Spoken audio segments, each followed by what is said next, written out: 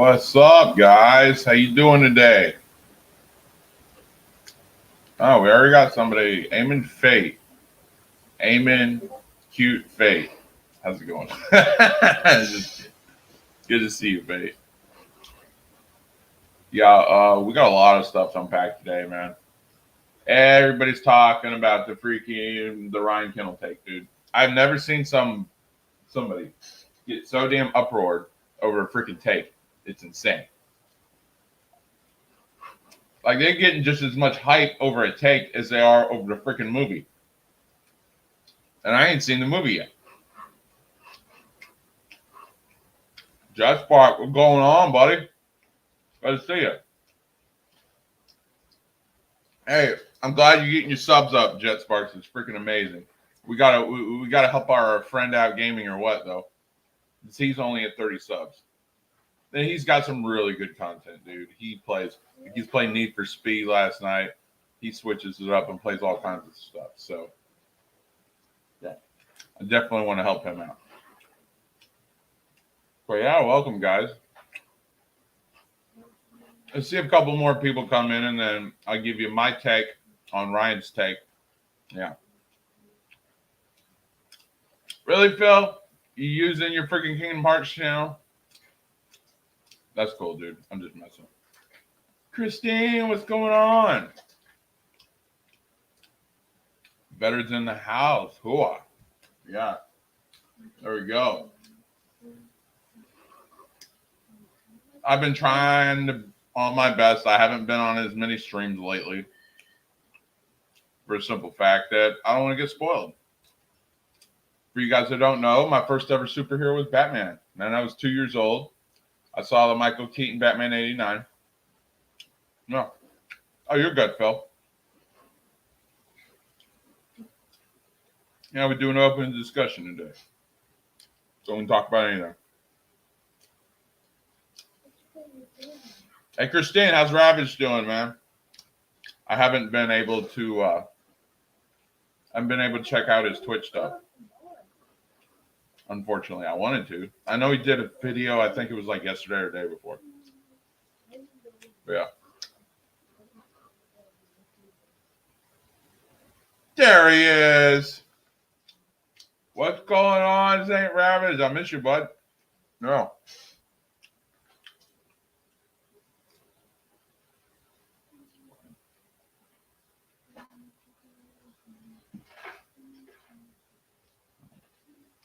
One second.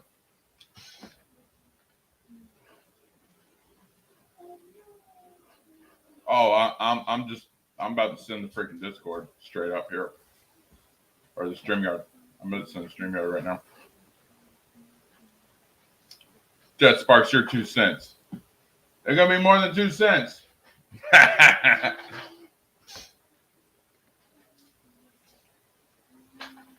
I think he had a typo. It's okay. Ravage, I'm not going to give you shit over a typo, dude. You're good, bro. Yeah, everybody coming on in.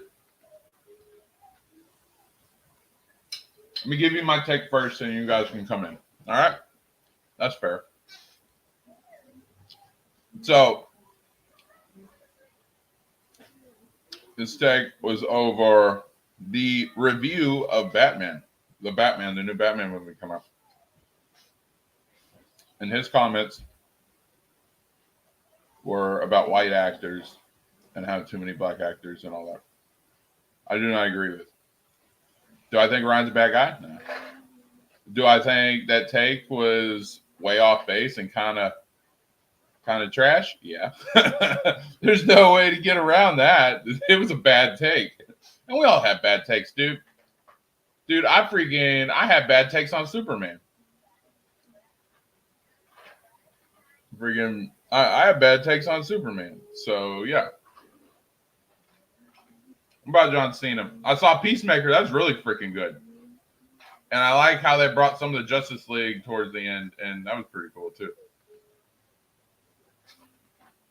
And Christine, if you haven't seen Peacemaker towards the end of the season, freaking Your boy Jason Momoa makes a cameo. It's actually really funny. Assen, what's up? Oh, here we go. Christian Phantom Geek. What's going on?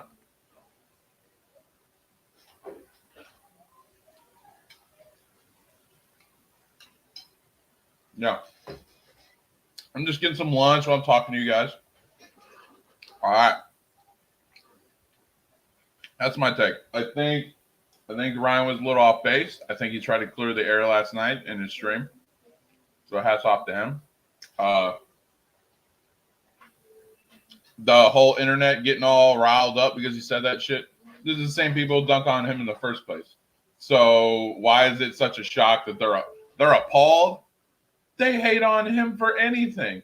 They hate on him because he's part of G&G, because he's buddies with Jeremy, because he's anti-SJW. They're going to hate on Ryan regardless.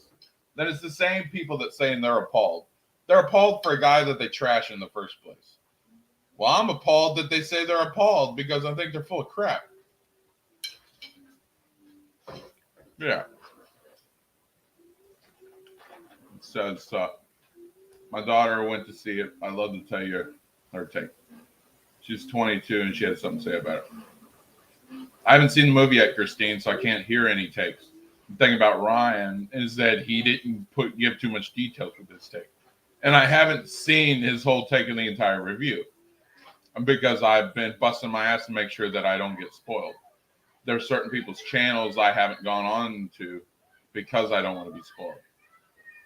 Phil hasn't done any spoiler reviews or talked about it that much. That's why I still go on to Phil's channel.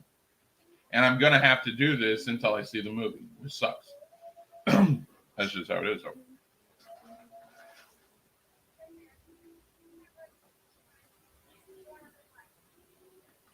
Yeah. Young Ripa takedown of that one channel over the Ryan Kendall thing was hilarious. I heard a little bit about that, but not much detail. That sounds freaking. And then people are like wishing death upon G&G. I'm like, yo, you guys are getting way too invested over a damn movie. I'm sorry. Just got to put it out there like that. It's like when people use the retarded take of saying, well, that movie ruined my childhood. Well, if a single movie can ruin your childhood, you really got to, as they said in Harry Potter, you really got to sort out your priorities. Don't worry. Well, when I get done with my take, I'm going to do the open link, and all you beautiful people can join if you want. But I do got to keep it limited to 6. Oh, I don't want to spoil it either. I don't want to spoil it either, but Christine's cool. She understands.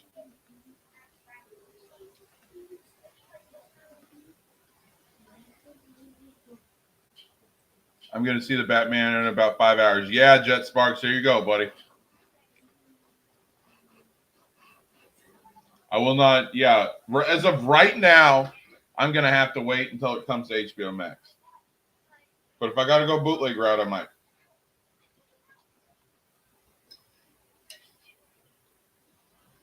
But I got to wait about a month for it to go to HBO Max, which kind of sucks.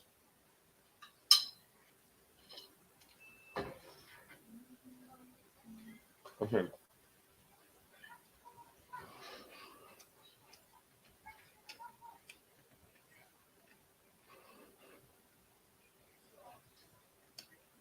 Let's go.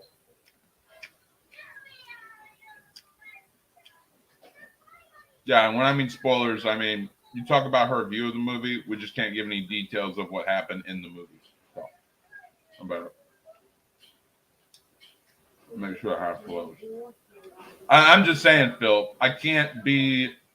It's not a personal thing. I can't be on any channels that give away spoilers because I will not be. It will not ruin. I don't want my experience to get ruined like it did with Spider-Man: No Way Home.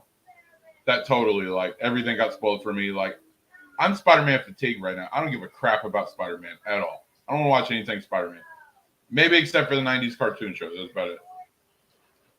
And I don't want Batman to do that for me because I'm a huge Batman fan.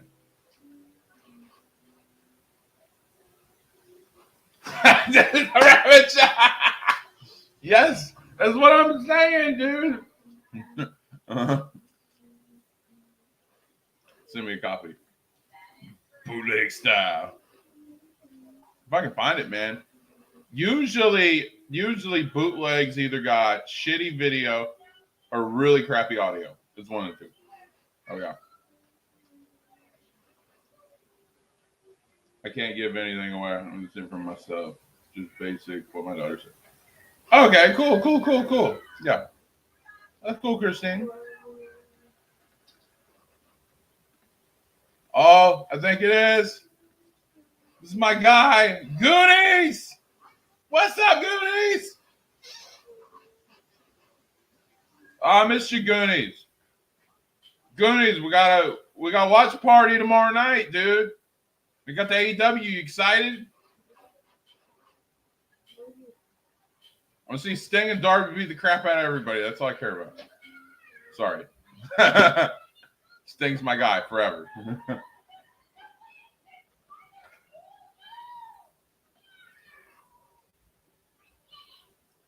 Of course you got a way to boot. Why does this not surprise me, Phyllis? Where's Jedi when you need him, where I could get a Phyllis sus chant in the chat?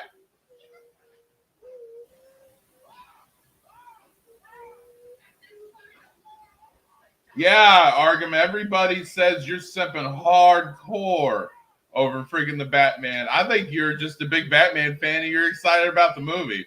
That's my take, dude. Good to see you, Arkham. And I am so happy that it turned out good. Good stuff, dude. I can't wait for it. Thank you. Don't spoil it, Arkham.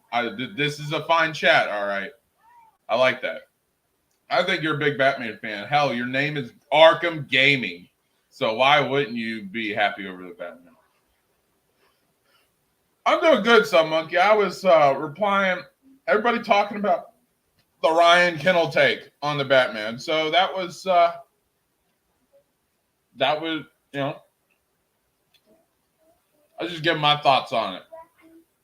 Do I think the take was bad? Yeah, it was a bad take, dude. There's no way around that. He's grasping at straws. Okay, so this group, G&G, or the Menace, is what they were associated with in the past. They try to call things woke. Sometimes they do it too much. Do I think the and I've seen the trailers of the Batman, so that's the content I'm going off of. It does not look woke. Those are great actors in those roles. They just happen to be African American or black. All right. They are great actors in their own right. That's not woke. All right. If it's a bad role, it's not woke. It's just trash acting. None of that feels woke whatsoever. That's my take.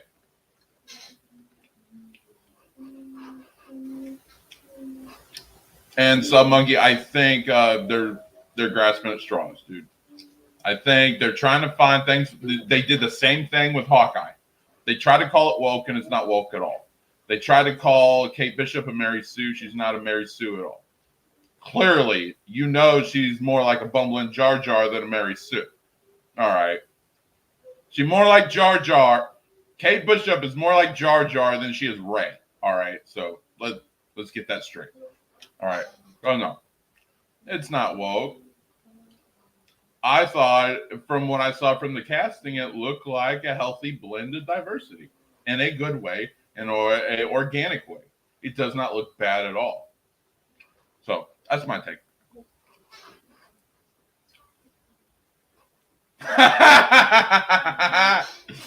Freaking Saint Ravage, dude. You guys call this guy grumpy old man, but he's freaking hilarious. You just got to get to know him. Saint Ravage says, okay, here comes the big spoiler for the Batman. He's actually Bruce Wayne. Dun, dun, dun. AW. Yeah, I cover both the pay-per-views. You know, people have been disliking my WWE videos because they think I'm a WWE shill. If you know me, you know, in my opinion, Sting is the GOAT.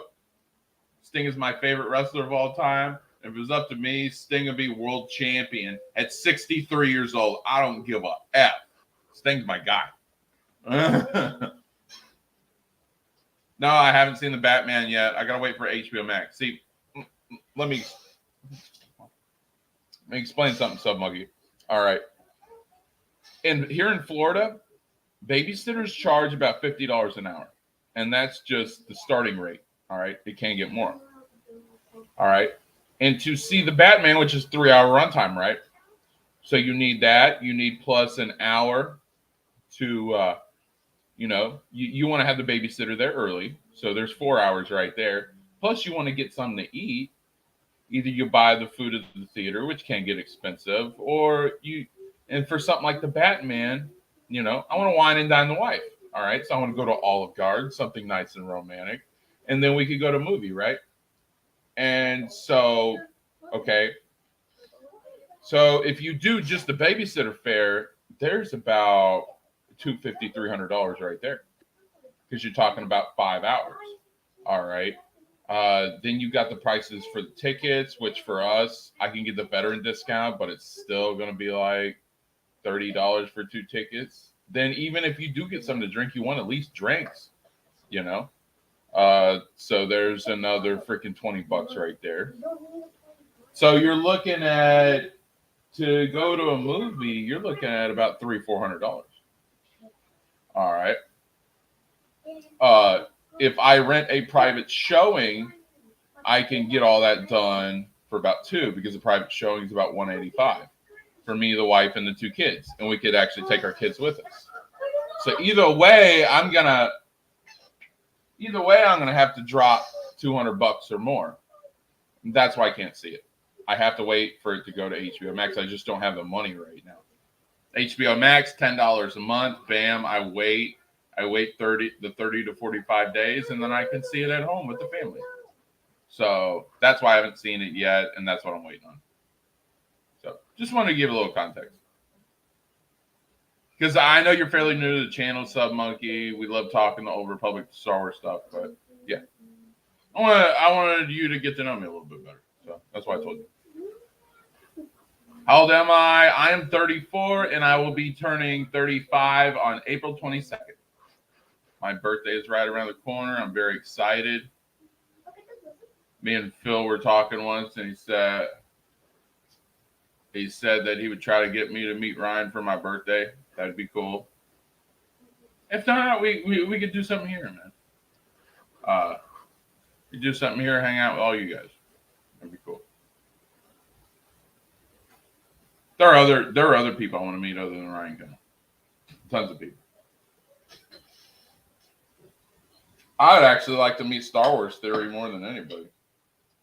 That dude's Star Wars knowledge is insane.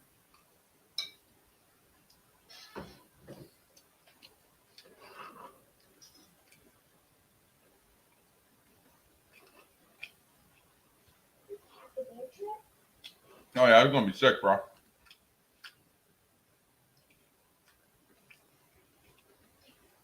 Yep. The Goonies, man. I told you, fellas. Goonies is Team Josh all day. I'm just kidding. Grew up on WCW Sting. Yeah, man. I became Sting fan when he won the title from Flair in 1990. I was about 3 years old, and yeah.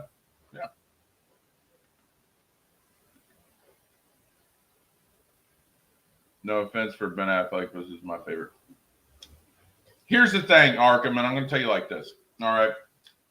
Ben Affleck to me felt like Matt Murdock trying to play Batman. And the thing about Batman is you got to nail both roles. You got to be a good Bruce Wayne. You got to be a good Batman. And it's tricky because you're playing two roles in one role.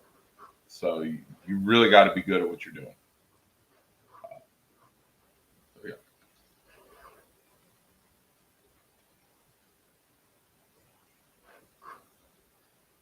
Oh, you in Scotland right now, bro? That's cool, dude. Here.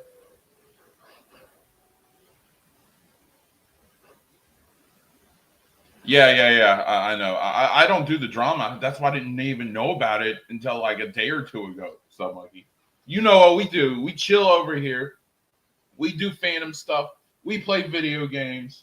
We freaking talk about Star Wars, which I know you guys love. We have fun over here. We do karaoke, like freaking. We this is a fun channel, all right. And you guys make it fun, all right. So that's what we do over here. We don't do that scooper drama shit, all right. That's not us, bro. Nah, we chill over here, so you know what it is.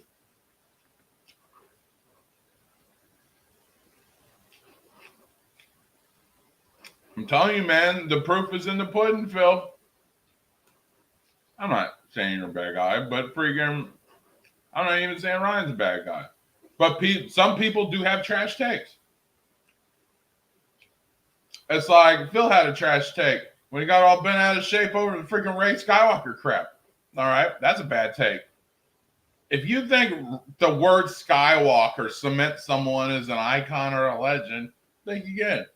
Skywalkers are so overrated, it's insane. I'm telling you. Not the greatest Star Wars family out there.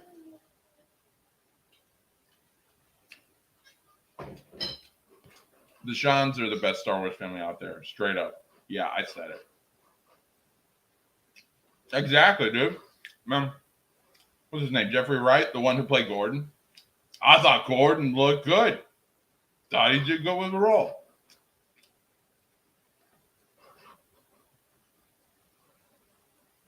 They try to make everything woke, dude. The problem is these people, they can't grasp, and it goes on both sides. They can't grasp the fact that we are moving along. We are progressing forward. We were moving on. All right. Things aren't as woke as they once were. These groups that are saying we're standing for justice against Hollywood, that's last year. That's the year before. Look at the NFL guys. They're not even going as woke as they once were. Look at the Super Bowl. That wasn't just rap fans and people of those communities that were getting into that. Everybody was into that music back in the day and now. Like, we're moving forward. I'm not going to say racism isn't a deal still, but it's not as big as it once was. We're learning to forgive and to work together and to move forward. We get along a whole lot more than what these groups try to claim that we do. And not everything is woke, okay? Hollywood is not black and white or any other organization. It's always areas of gray. You have good and bad and everything. So, yeah, that's my take on that. We are moving forward, and we're getting back to a better place. That's the facts. Some people don't want to accept it, but that's what's going on. Didn't understand the movie. They may. Yeah. Because they're the problem is these both sides are using racism to fight racism, and it never works when you do that. So, and I'm a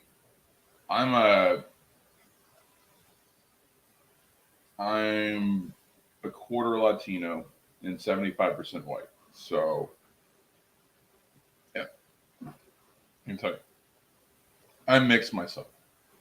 So yeah. And I'll give you a little history about me. I live in an apartment complex in Tampa, Florida. And there are only 10 white people living in the complex, right? Do I feel awkward? Do I feel out of place? Hell no. All these Latinos and African Americans here, they make me feel like family. They make me feel welcome. And there is no awkwardness whatsoever about it. They're super cool, super nice people. During the holidays, they'll come knock on my door and ask me how I'm doing. They're super friendly, super loving. Yeah, we are moving forward. That's as close to political take as I'm going to get. We are moving forward. Oh, yeah, right. Funny dude. Oh, and Arkham, I agree with you. I don't think you understand it either.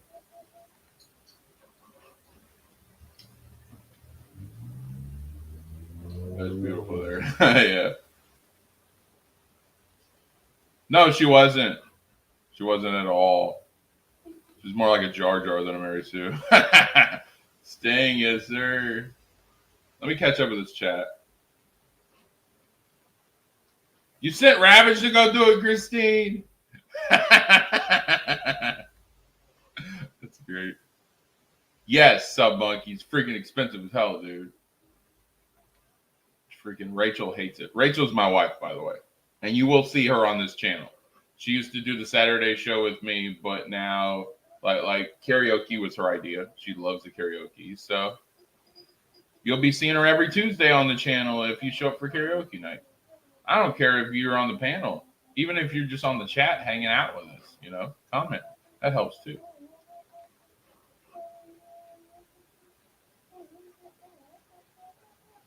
Oh, cool. I didn't know you were in England, Goonies. That's awesome, dude.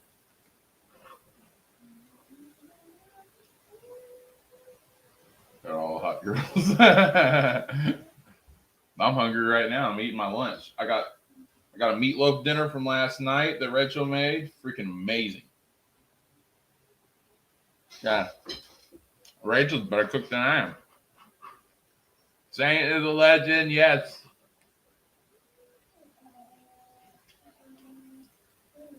Oh, nice. You got a deal, dude. That's awesome.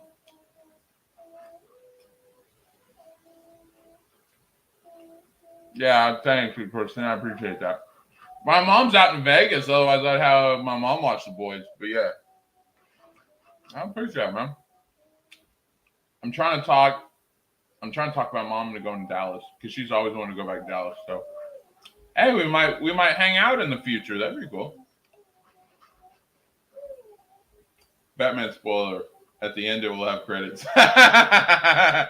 There you go.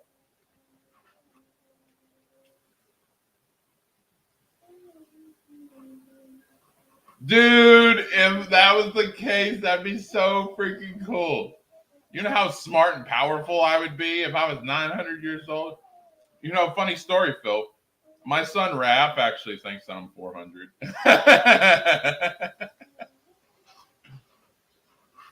Yeah, theory's cool, dude. Yeah, freaking Theory. He's just... That dude has so much Star Wars knowledge, and I would just like to be a sponge and just like pick his brain.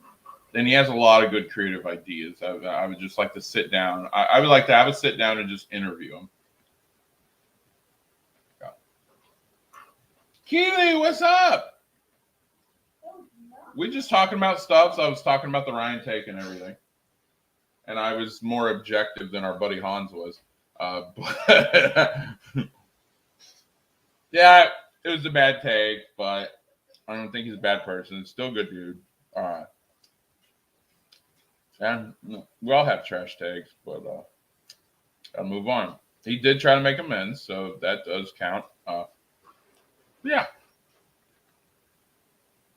Now we moved on. I don't think the Batman was woke. I thought it had a good amount of diversity and had a little bit of everybody in there.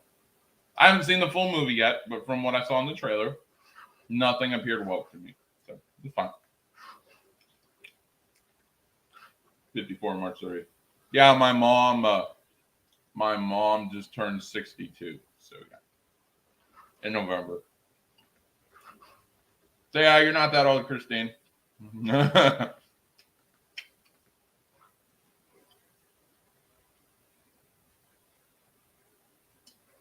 Hey Phil, I'm sorry that you are the one open my got claimed. What?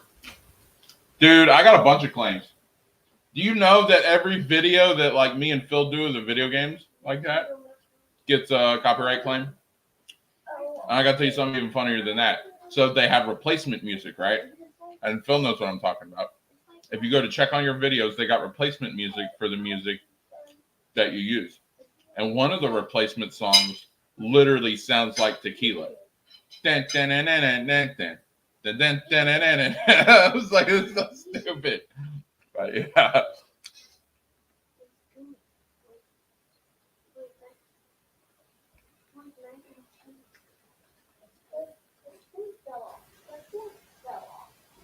DC versus Marvel stuff. I don't like team ups.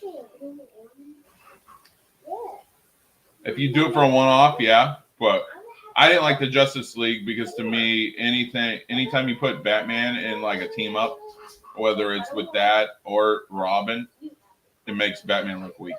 They never do Batman right in it.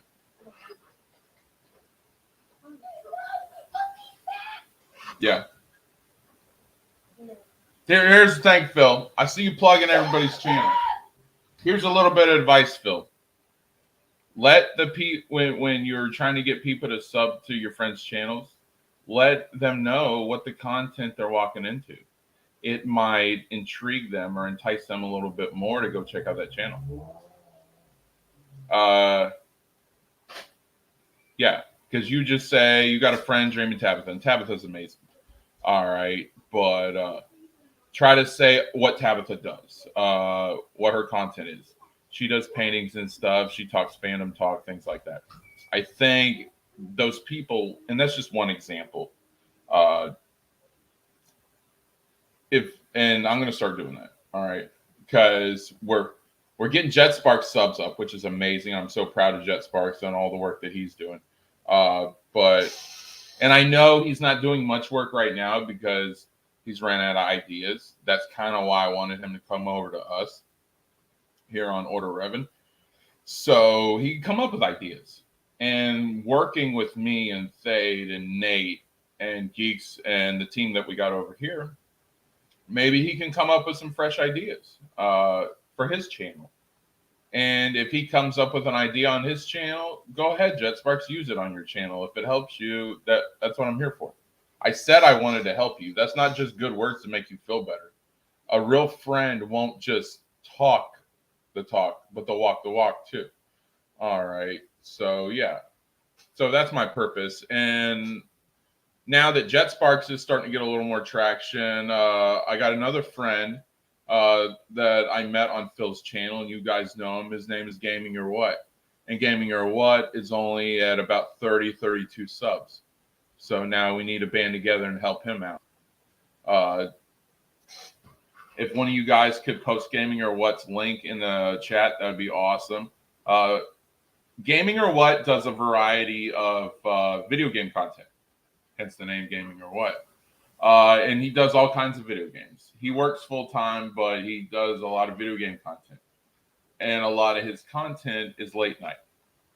So if you're up late, or just give it a check, or give him a sub. I know it doesn't cost anything. So yeah, definitely give him a sub. And he does all kinds of stuff. I've seen him do gargoyles on freaking Sega Genesis. He did Xbox 360 last night, Need for Speed Most Wanted. He does a variety. He does all kinds of games. So if you like racing games, he does that. If you like shooters, he does that. But he doesn't just do shooters. A lot of people just do shooters, but he does all kinds of stuff. So show him some love. Go check him out, and let's help get his subs up. So yeah, that's my plug for Gaming or What. And he's a good friend of this channel, and he does pop in when he can.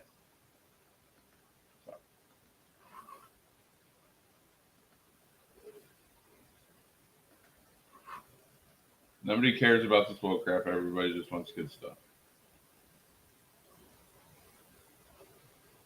Yeah, exactly, Jet Sparks. I agree with that. But G&G keeps going with it. It's like, dude, this is dying. Let it die. You want the woke stuff gone. Let it die. Quit bringing it up. Because when you bring it up, then it comes back. And it's like, dude, just let it die. On both sides. Just let the shit die so we can move forward. This is a phase, and it's in its last part.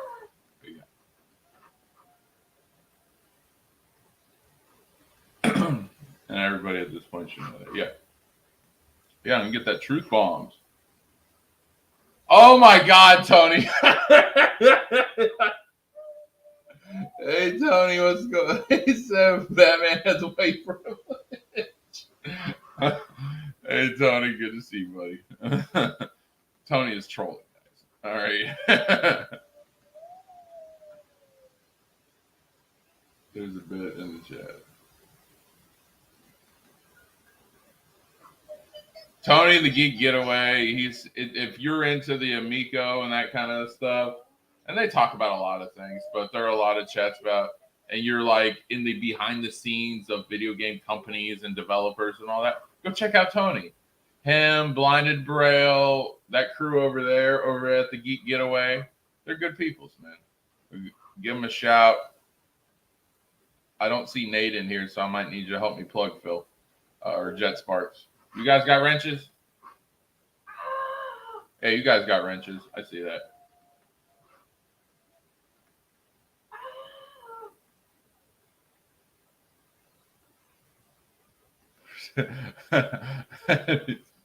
He's joking, Jet Sparks. Tony's awesome. You're making me hungry. Sorry, Sub Monkey.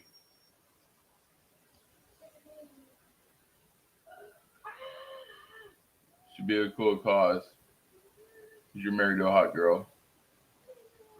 Oh, my lady's hot. Yes. Thank you, Phil. I appreciate the compliment, and I'll let Rachel know you said that. Oh, that's nice. I gotta tell you, Phil, my wife is beautiful, and I appreciate the compliment. So thank you. Patrick, what's going on, bro? Good to see you, man. Oh, yeah, it's Saturday. You only got school. That's what's up. How you doing, Patrick? Nope, I didn't spoil it. That's St. Patrick's Day. Out of them streams, buddy. They might have surprised you about it, though, so I'm wondering.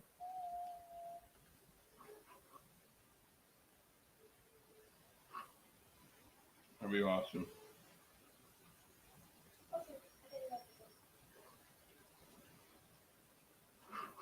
Oh, with Star Wars here, yeah, that ain't gonna happen. That dude is way too big.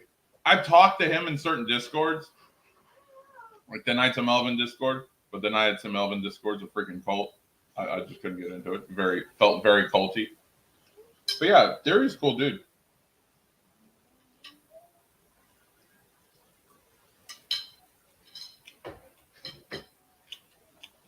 If I was better in with Jay, like old Phil is, I would try to talk to Theory. Because Jay and Theory are really good friends.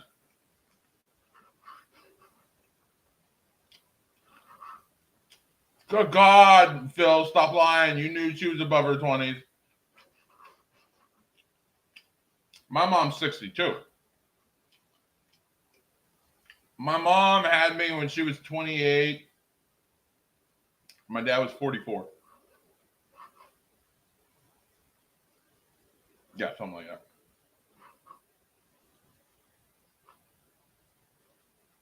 Exactly, Keely. Exactly. Thank you.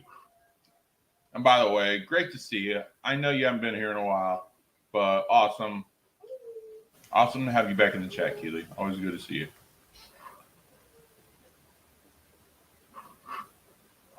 Yeah. But there's a difference between a copyright claim and a copyright strike. I don't mind copyright claims because they give me a chance to fix it. There was 9 minutes of music in the Batman stream from yesterday, so just trim out the 9 minutes and you're good.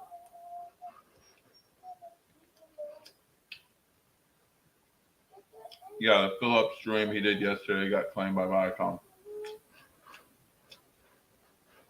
You can always trim it.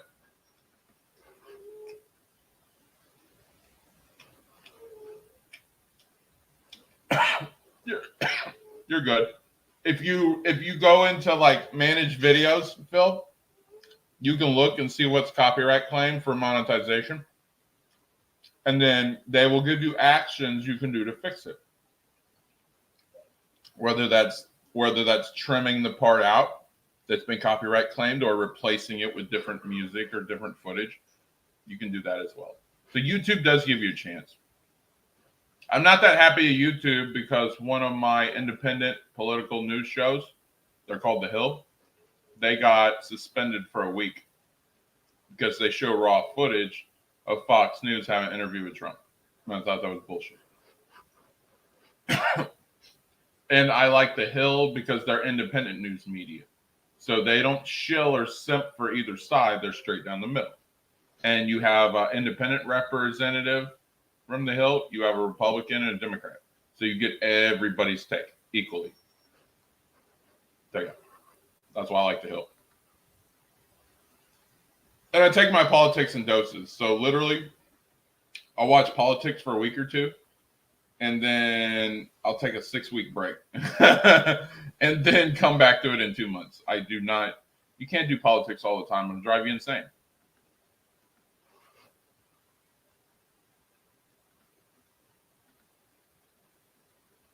Yeah, that's probably why.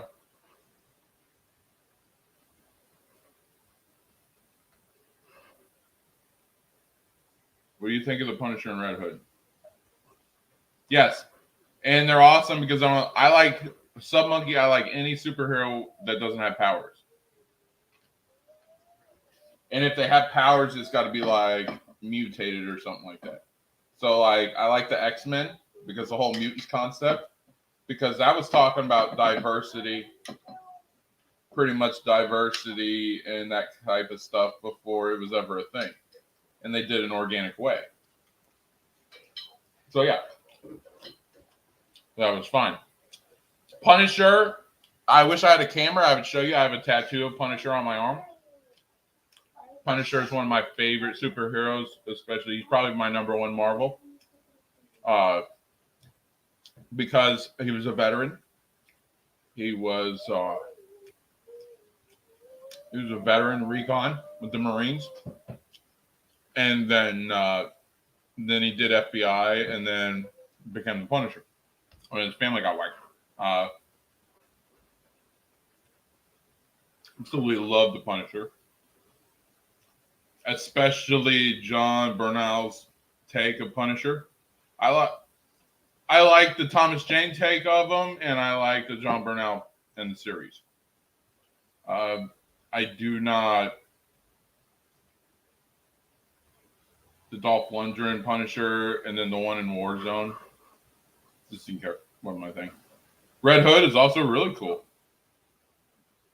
What they did with Jason Todd, because nobody liked him as freaking Robin, but then bringing him as Red Hood, stuff like that was cool.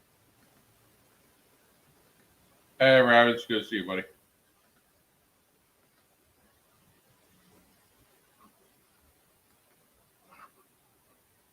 Has been covering good science fiction, fantasy, and horror since 2000.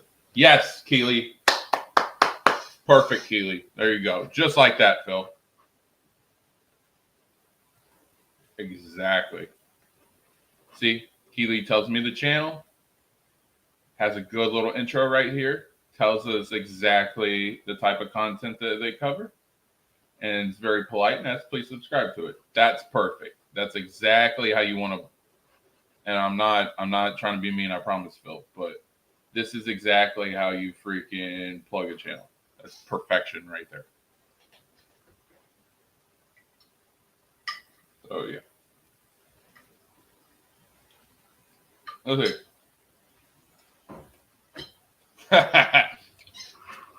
Why? Are you trying to get in go with Jade so he'll talk the theory for you? There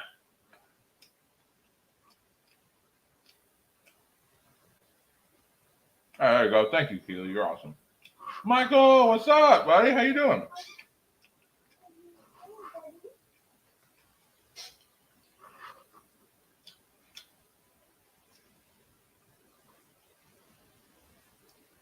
Gaming or what? Say it right. Okay, Saint, my bad.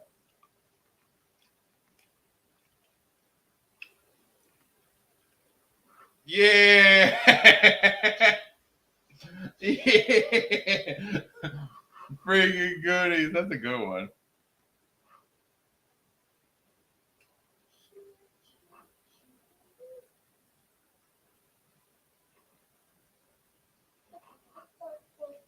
What's not just a phase? Oh, yeah, it is just a phase, dude. Trust me. I'm holding up. Nate! Hey. Awesome.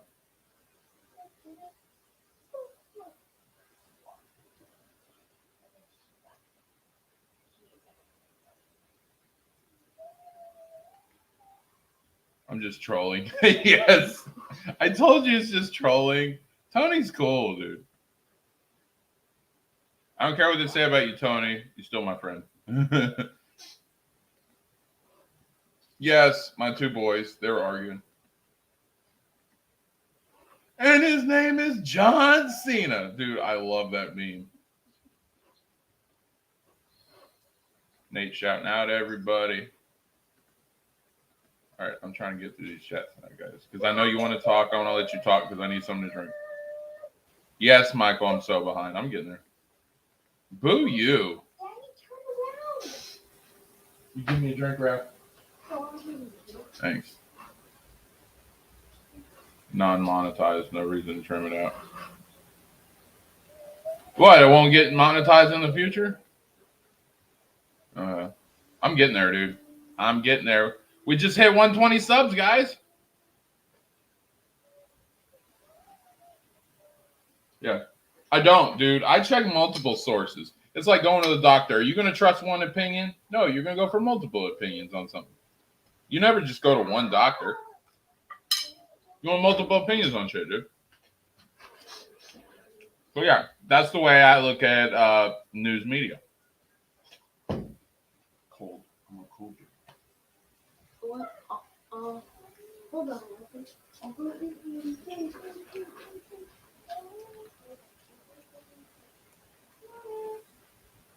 Oh, you gotta go? You gotta go, Goonies? It's cold. It's cold, Daddy. This is a cold one.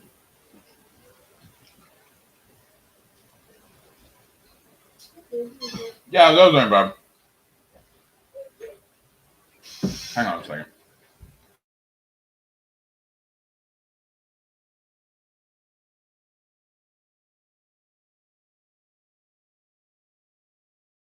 What are you talking about? Freaking Fox News is not left wing, Michael S.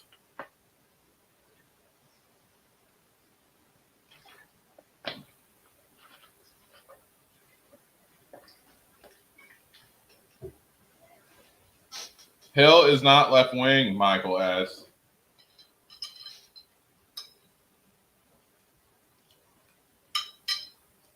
Part of it is, but they got a little bit of everything. I actually like it.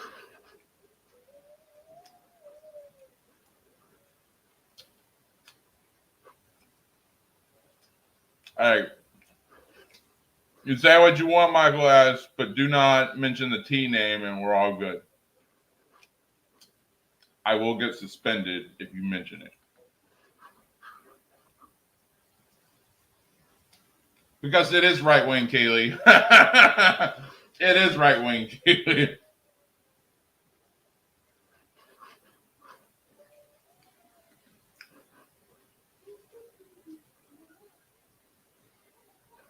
Yeah.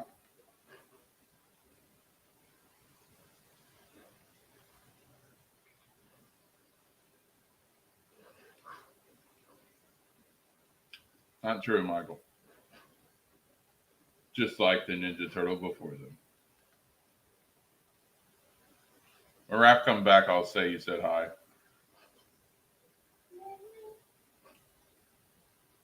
Yes, exactly. Why do you think I didn't talk about that, dude? I live in Florida, and here in Florida, we're about free choice, dude. You want a vax? Cool. You don't want a vax? Cool. Do what you want to do. Do what you feel is right in your heart. All right. That's what we're about over here. I'm an independent that leans right, but friggin' I'm an independent nonetheless. Where we at?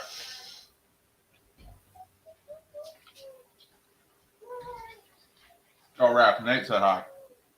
Hi, Nate. Yeah.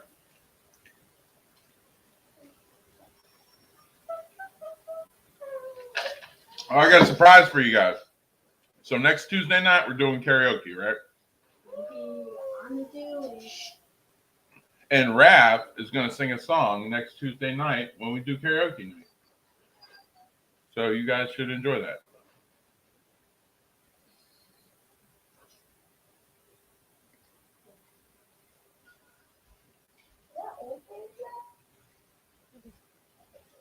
No, it's not.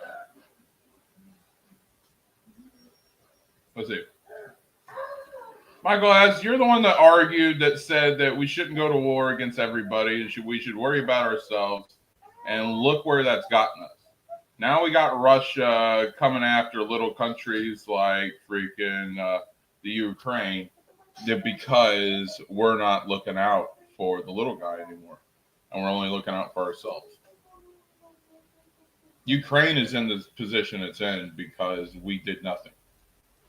This is what you're going to get. And you're going to get other little countries that are going to get bullied and stomped out because we're only worried about ourselves.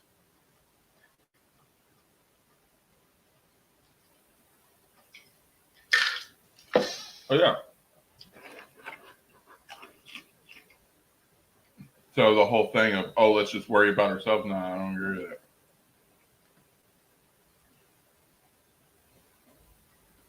Yeah, a lot of us are. I think Nate's independent too. He hates both sides equally. I vote for food. Chicken wings are very good, say Ravage.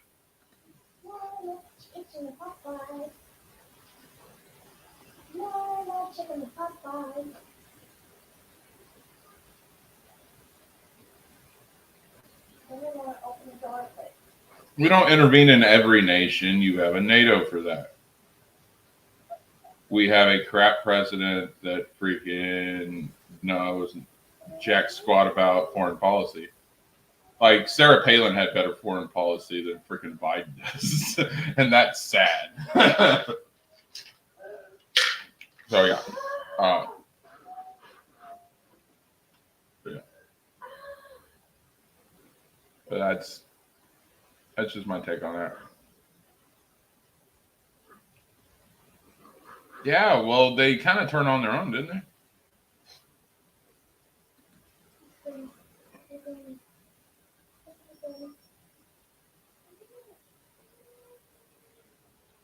Yeah, dude. Like, so my friend Enosh has the Poindexter's Lounge, right? And so, okay, I'm doing the Star Wars thing. What would be like a lounge type, laid back type field, right? Without saying the word lounge. Well, okay, we're doing Star Wars. My avatar is Revan. We got the Order of Revan. Okay. So if the Order of Revan had its own dynasty and was running the galaxy, and you kind of had like a showcase for entertainment, what would you call it? You would call it either the Order of Revens or Revan's Cantina. And I just thought that was a cool concept, and I liked the idea. So I started juggling the idea late night, and me and Nate were playing Dave Chappelle videos one time, and then that stream got taken down. So I'm like, okay, what can I do? And then my wife wanted to do karaoke one night, and we're going to go on to another channel, but they weren't playing that tonight. Something happened, and they had to cancel from it. So then I'm like, oh, let's do it. And I'm like, oh, let's do the Revan's Cantina, but we'll do like a karaoke episode. So we'll say karaoke night at Revan's Cantina, and that's where I came up with the idea.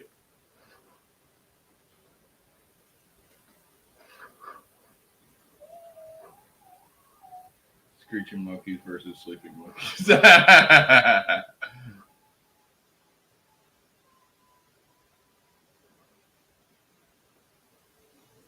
Yeah, but this is Michael S. If you continue to not help people, this is what's going to happen. They're going to get bullied. So I don't want to see sympathy for these other countries when they start getting bullied.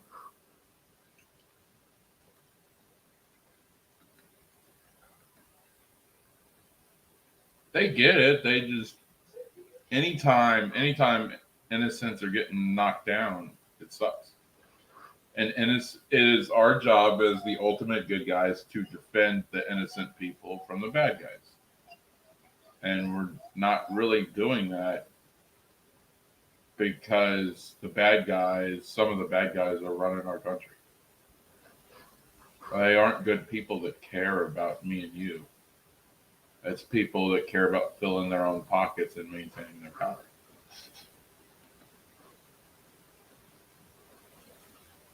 Yeah.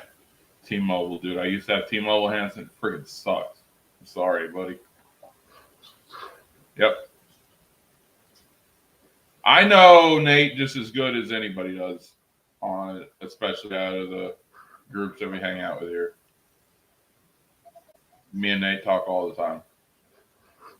Matter of fact, we were talking for a while last night. Nate, I'm sorry. After we got off the phone, I passed out, but I will be watching Justice League today. Animated series. Joe Poopy Pants has no foreign policy. Yeah.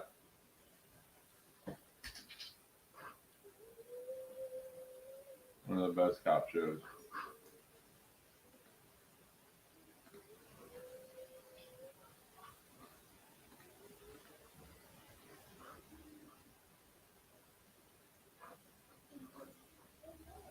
I don't care either way.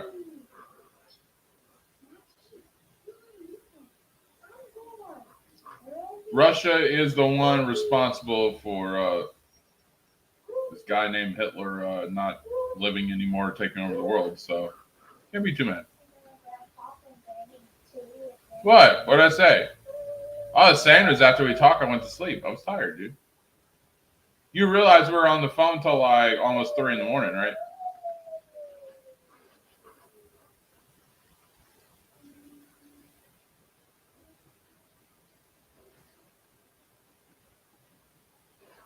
Yeah, of course. They're a communist country. If you speak out against the freaking government, you're going to get punished. See, me being a veteran, I know all about communist countries because I've served in quite a few of them. Yeah, this is like some countries you can't just say whatever the fuck you want and get away with it. There are consequences to your actions. Some countries just want you to show respect, and they're labeled as communist countries.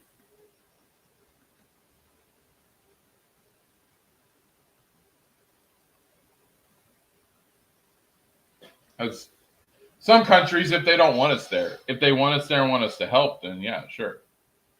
But if we're taking over countries, yeah, I agree with that. But we can't just let people suffer and die. That's inhumane as hell. And not every country can take care of themselves. Some countries need a big brother to help them out. So yeah.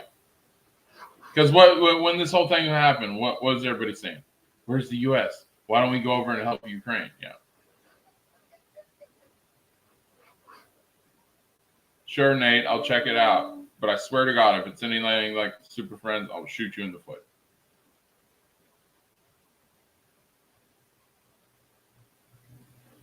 I can't mention it, Christine. They will suspend my channel.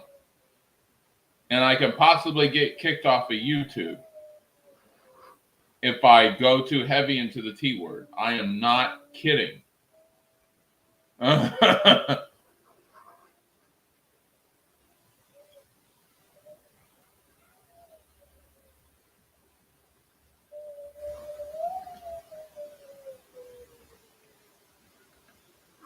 What show are you guys talking about? Did I miss something?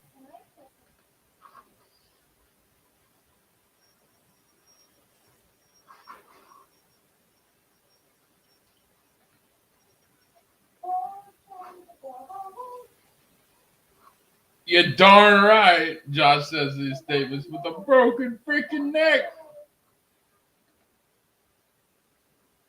Good God. It's chat. Boom, boom. Yeah, that much I know Russia is hiding behind its nuclear shield.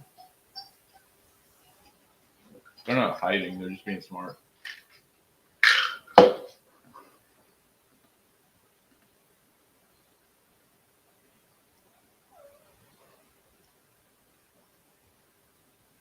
How is it childish? I'm 34. What are you, 17? I'm not saying be everyone's big brother, but some people we do need to be their big brother. And it's not childish. People are dying, getting picked off in certain countries. You're saying that we should just let them fend for themselves? That doesn't seem kind of fair to me. What up, Travis?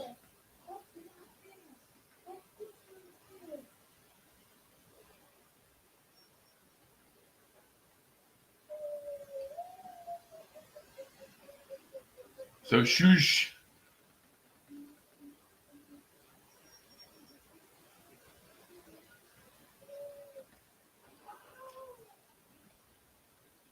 No, he would have been able to keep freaking Putin under control. I'll say that.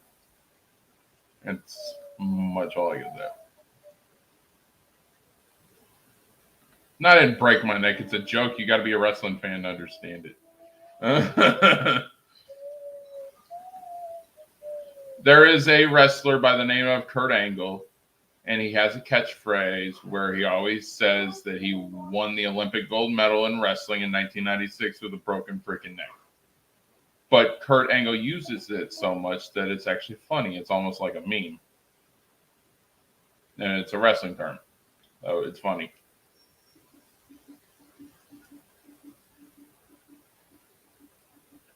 Oh, it's fine, Christine. I just can't talk much about it. Some of my friends at a YouTube channel called The Hill got their entire channel got suspended and taken down for 1 week because of the mere mention of our former president. So I don't want my channel getting taken down. They are not. Cancel culture train ain't joking.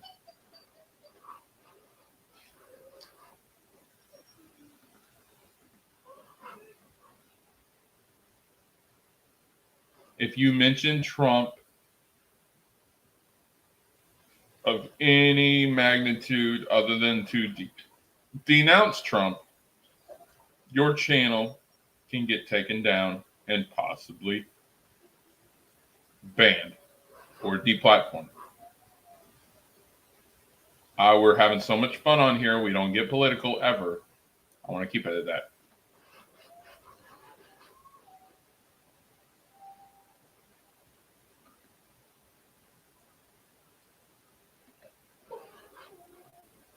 And see, I can't buy into that, dude.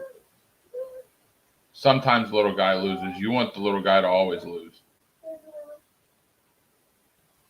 Our thing is we're not supposed to let the little guy lose. To let innocents just die and suffer. That's not the way, man.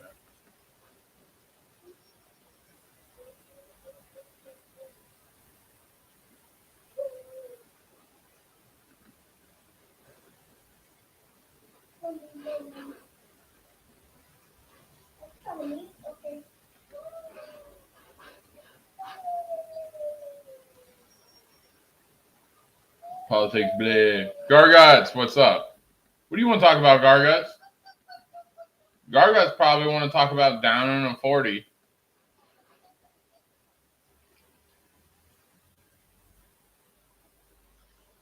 Salty sweet ice cream. About as salty as you are over Liv Morgan not winning that world title.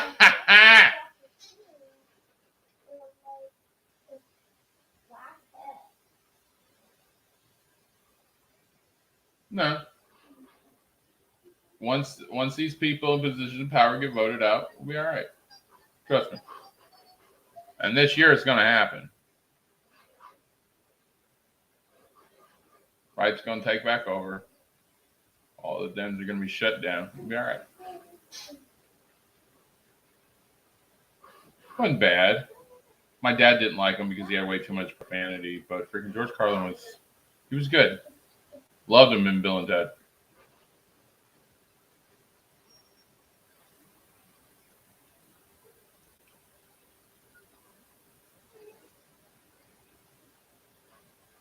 You can't mention you can't mention the election or stuff like that because YouTube has new freaking, and I didn't even know. They have new misinformation guidelines that we all have to adhere to. Yeah.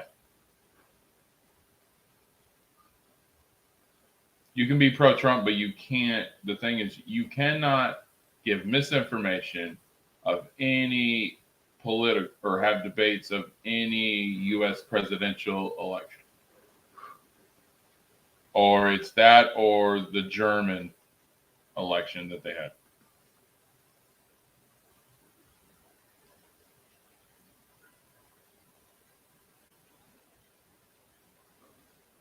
Or I could say the Cobra. Remember when he had The Apprentice? It's like, you fed. Yeah.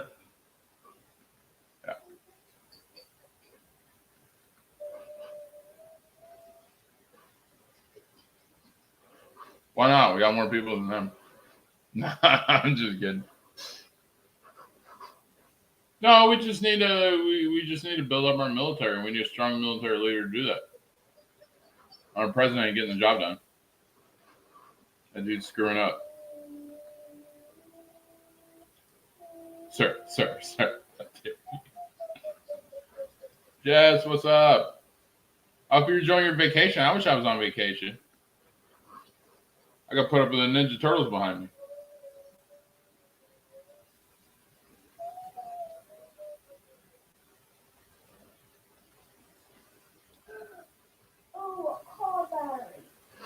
What are you talking about, dude?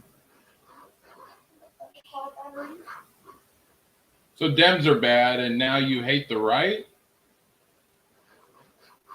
I get it, man.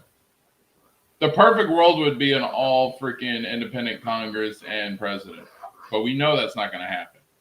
Me and Nate have talked about this many times.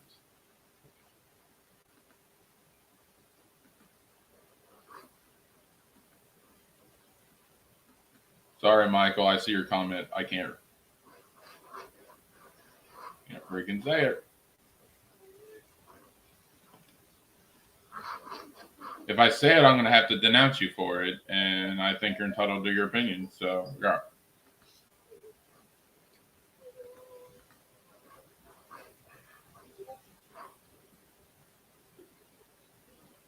No, Nate calls my kids Ninja Turtles because my son's names are Raphael and Michael. Get it? It's a joke. All right, here we go. Enough time stalled. There's the link for whoever might want to join the talk. I'll be right back. I'm going to get something to drink.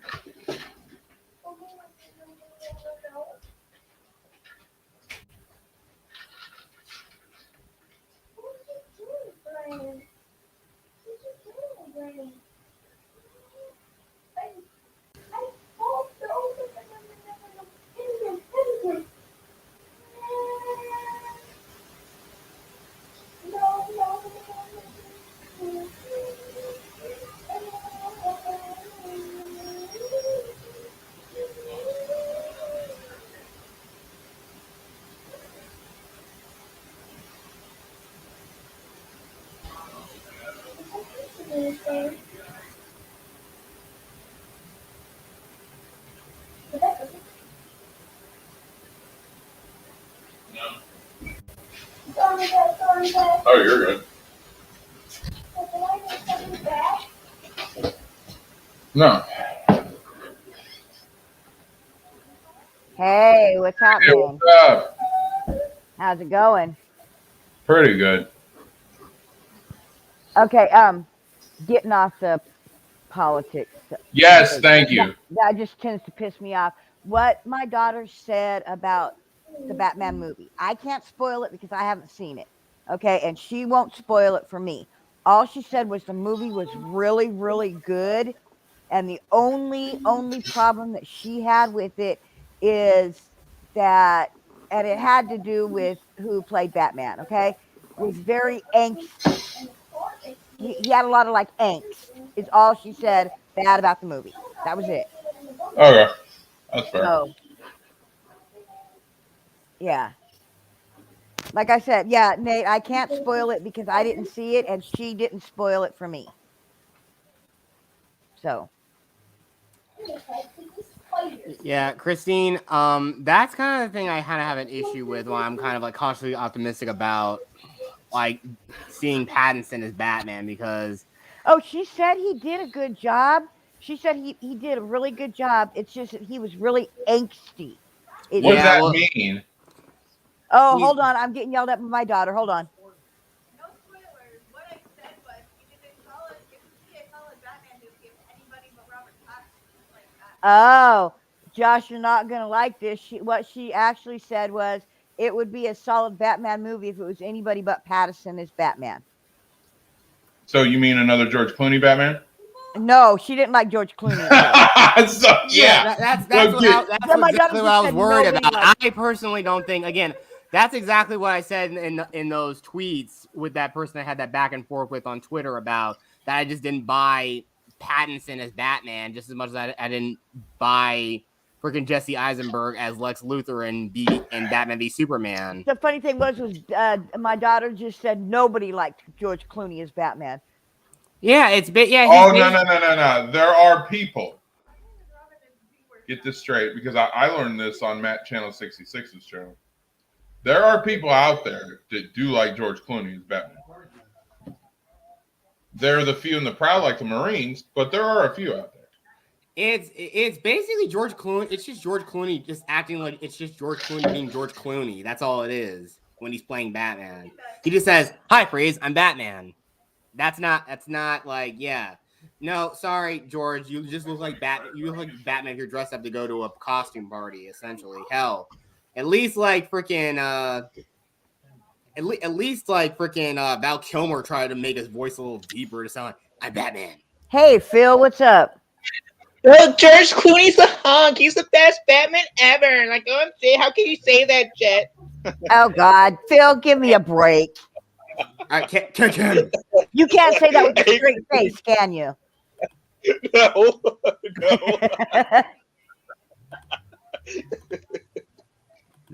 Why don't you let me lobotomize him, Jet Sparks? Let me lobotomize him. Michael, and everything will be much better. Like I said earlier, No, Vandenberg, we're not doing that. I'm not spoiling the movie because I haven't seen it. I was just telling you what my 22-year-old daughter said about the movie. That's all she said. Oh, you didn't spoil anything. I know, but Michael just says, please don't spoil it. Robin Pattinson hater. Hey, Nate, what's up? I hate to say that I told you so, Josh. I told you so. Oh, no, it's Nate. Robert Pattinson. I told you so. But back to my point. That's I know. I told you so. What do you think about Tom Hardy Venom? All right, let's go there. Oh, stop it! If she thinks Tom Hardy Venom is bad, then yeah, everybody has their own opinion, dude. Stop. But back to my point. I do understand anybody better than Robert Pattinson. I've just proved my point. Give him George Clooney. Give him the back credit card, huh? You like that, Nate? Oh God! How about we give him Seth Rogen? Would that be a better Batman? How about Jonah Hill? Josh. Now you're just being cruel. You're trying to destroy all of Batman fandom. I hate if Seth Rogen gets in there. I hate to say it, but to me personally, this is my personal opinion. I thought Keaton was the best Batman. Understandable. But that's just my opinion. That's facts. I mean, that's my opinion. But I think Keaton was the best Batman. I love Keaton as Batman. Keaton was the best Batman, and on this channel, don't mess let me show you what we are on this channel. See, here's the thing. Conray's the best Batman. Thank you.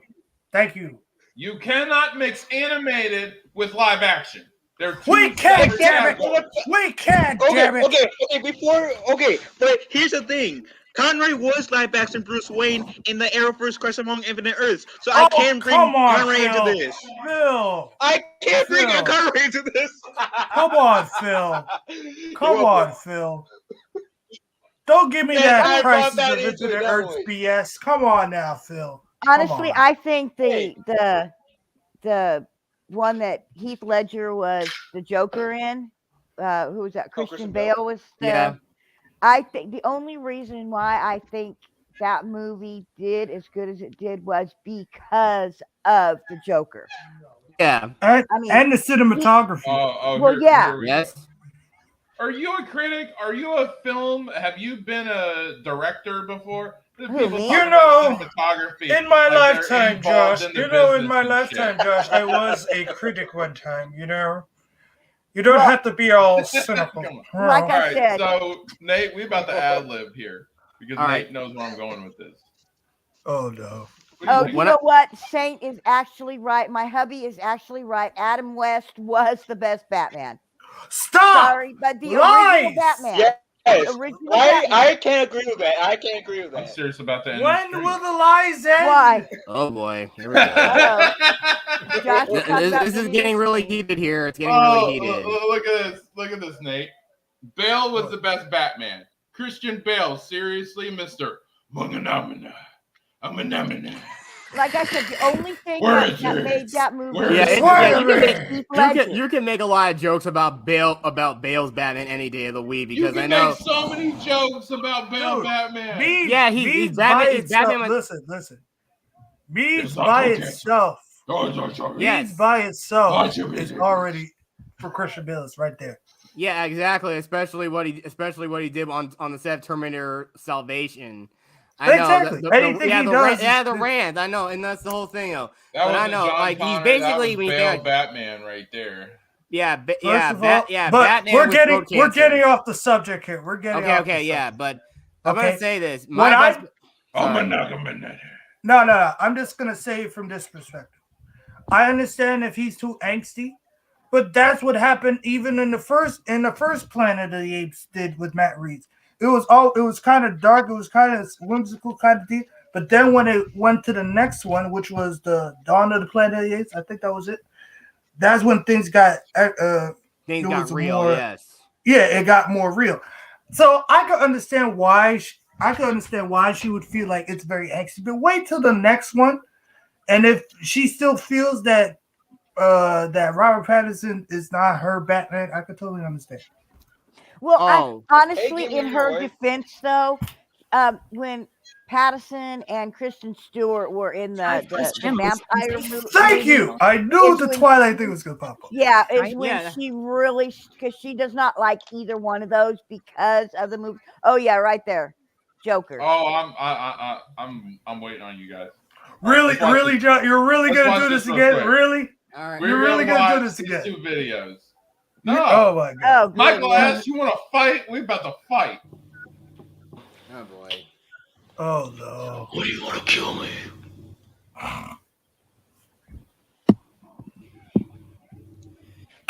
This is your precious Bale Batman. You mind saying that one more time? Why do you want to kill me? What? Why do you want to kill me? I said, why do you want to kill me? Look, we already gave how you can make jokes about it. I don't know if it's just me, but You fell for this, Josh. you understand what you're saying. I'm gonna yell at me, Joker. Nope. Still just guttural sounds to my ears. Don't let yell at me, Joker. Tell me where you are. Okay, we're obviously having some failure at communication. I'm not picking up words. Don't let yell at me, Joker. Okay, not gonna help the hitting. Where's Harry then? Look, I don't even know if that was a question or a declarative statement. What are you doing? I'm not joking. I really can't understand anything that you are saying. Nothing. Where is he?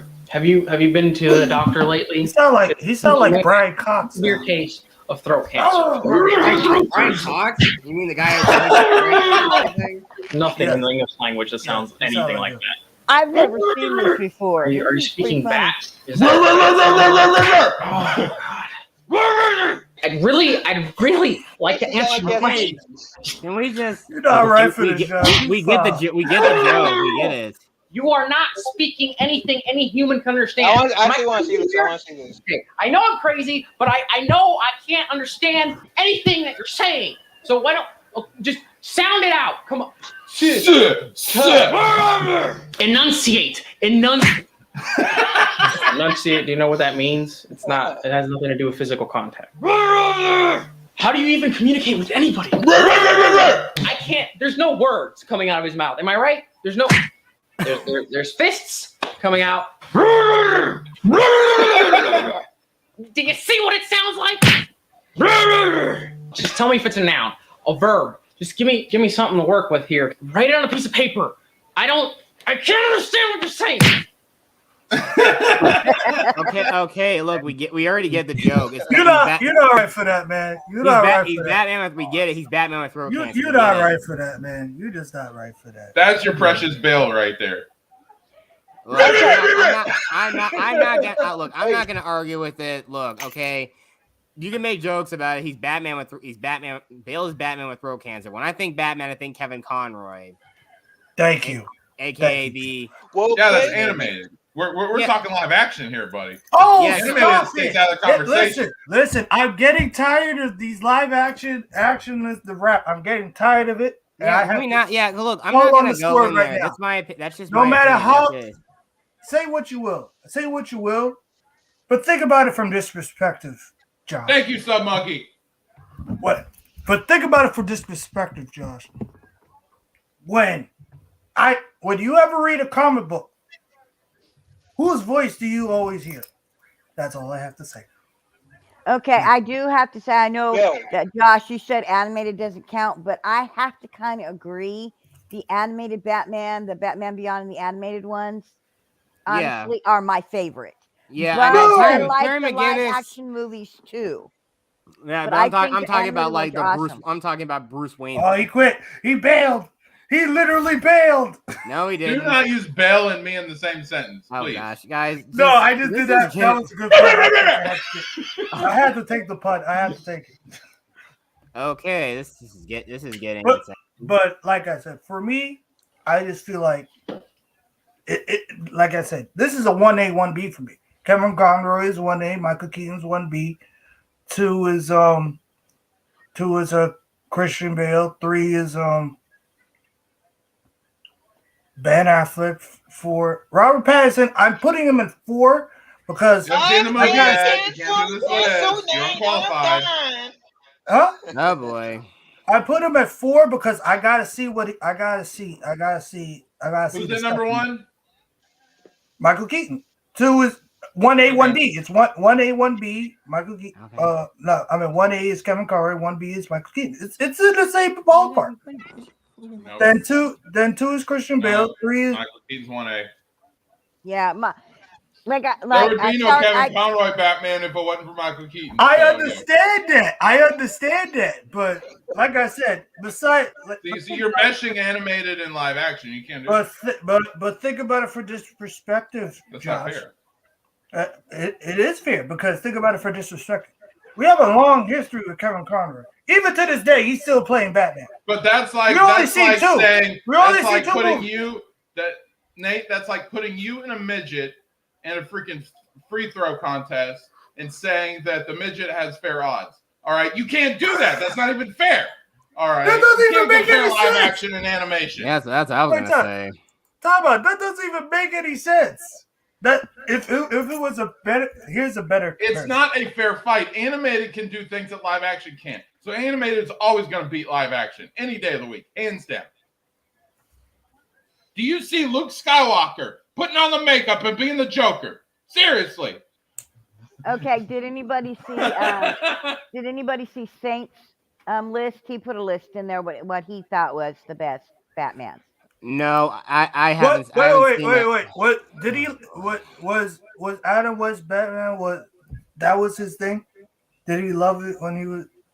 That Yeah, was Of course his. he because I was. mean- He's like 200 years old. Of course he likes that. Oh, Bro. honey. Oh, you know what? He's sitting right next to me. I'm fixing to tell on you, Josh. Ooh, you about to be in trouble. You are about to. You know what? I don't think I want to tell Man, him Christine, because. you're the instigator, dude. You know Yeah, me and Ravage are cool. I'm just Yeah, but see, I don't want to tell him because I'm in shoe throwing distance. Okay. No. Oh yeah, No, shoot no. or this If is he wants Adam West as number one, I can understand. But how the hell you gonna put Affleck ahead of Keaton? Come on. I mean, Affleck was good. You know but what? You know who he's buddy with, Josh? Matt Damon. Matt Damon. Matt Damon. I don't know what you're yelling about. Yeah. Oh, really? Yeah, and he put Bale. He put. I freaking love Matt Damon. In front of freaking Keaton. Come on. Listen, put Wilson listen. in front All of you Keaton, gotta too. do is one thing, Josh. Swear to him. That is all. Okay. The only person on his list that I don't know is who is Lowry. Oh, Yeah, who's Lowry? Who's Oh, Wilson? I know who. I know which one he's talking. I know which one he's talking. Yeah, I don't. And yeah, I don't know who. I don't. I guess I never saw Lowry or Wilson. It was Wilson. I think I know which Yeah, one. who's I think I Wilson? know. Yeah, there was a. Hold on, if I could find a thing. I knew Affleck, Keaton, Kilmer, Clooney, and Bale, and of course Adam West. But I don't know the Wilson and the Lowry, Hold on, let me. unless they were like Robert Lowry was the second live-action Batman. Wilson was the first. What live action? Yeah, there was a goofy one. Of course I guess there's I a never. goofy one. I That guess was I Adam never. West. I must have never seen those. Yeah. I mean, I Sorry, can't let Batman him. should never dance. Ever. Bruce Wayne can dance, but Batman should never dance. Batman dance. Yes. If you in the Adam West show, yes. Oh, Batman was dancing and doing But all the you 60s moves and everything. think about it though. The Adam West Batman on Yes, TV yes. was not like a serious one. I think that it was more having fun, and to me, that's what I took it as. Batman having fun. 'Cause I mean, think about it. They put the pow and the pop and the up on the TV screen. It's basically a Saturday morning cartoon. Yeah, I think that was just having fun. But I mean, Adam West did a great job. He really did. Oh, Lewis Wilson, 1943. Robert Lowry in 1949. Oh, okay. That's why. Okay. I Okay, never saw I'm sorry, those. Ravage. Not 200, 100. All I can say is that in this entire conversation, I have no idea what you all are yelling about, but I'm going to have to put an order for straightjackets. That is all. Nobody's yelling. I didn't even know they Also, had a did he live went? action Wait, talk about. story, Did the so guy shout went out to British Ravage on for me? that one. He went British on me, and I find it very offensive. It's a slap in the face. You find everything offensive. That's why your name's Hating Nate. All right. It's in the name. It's in the name.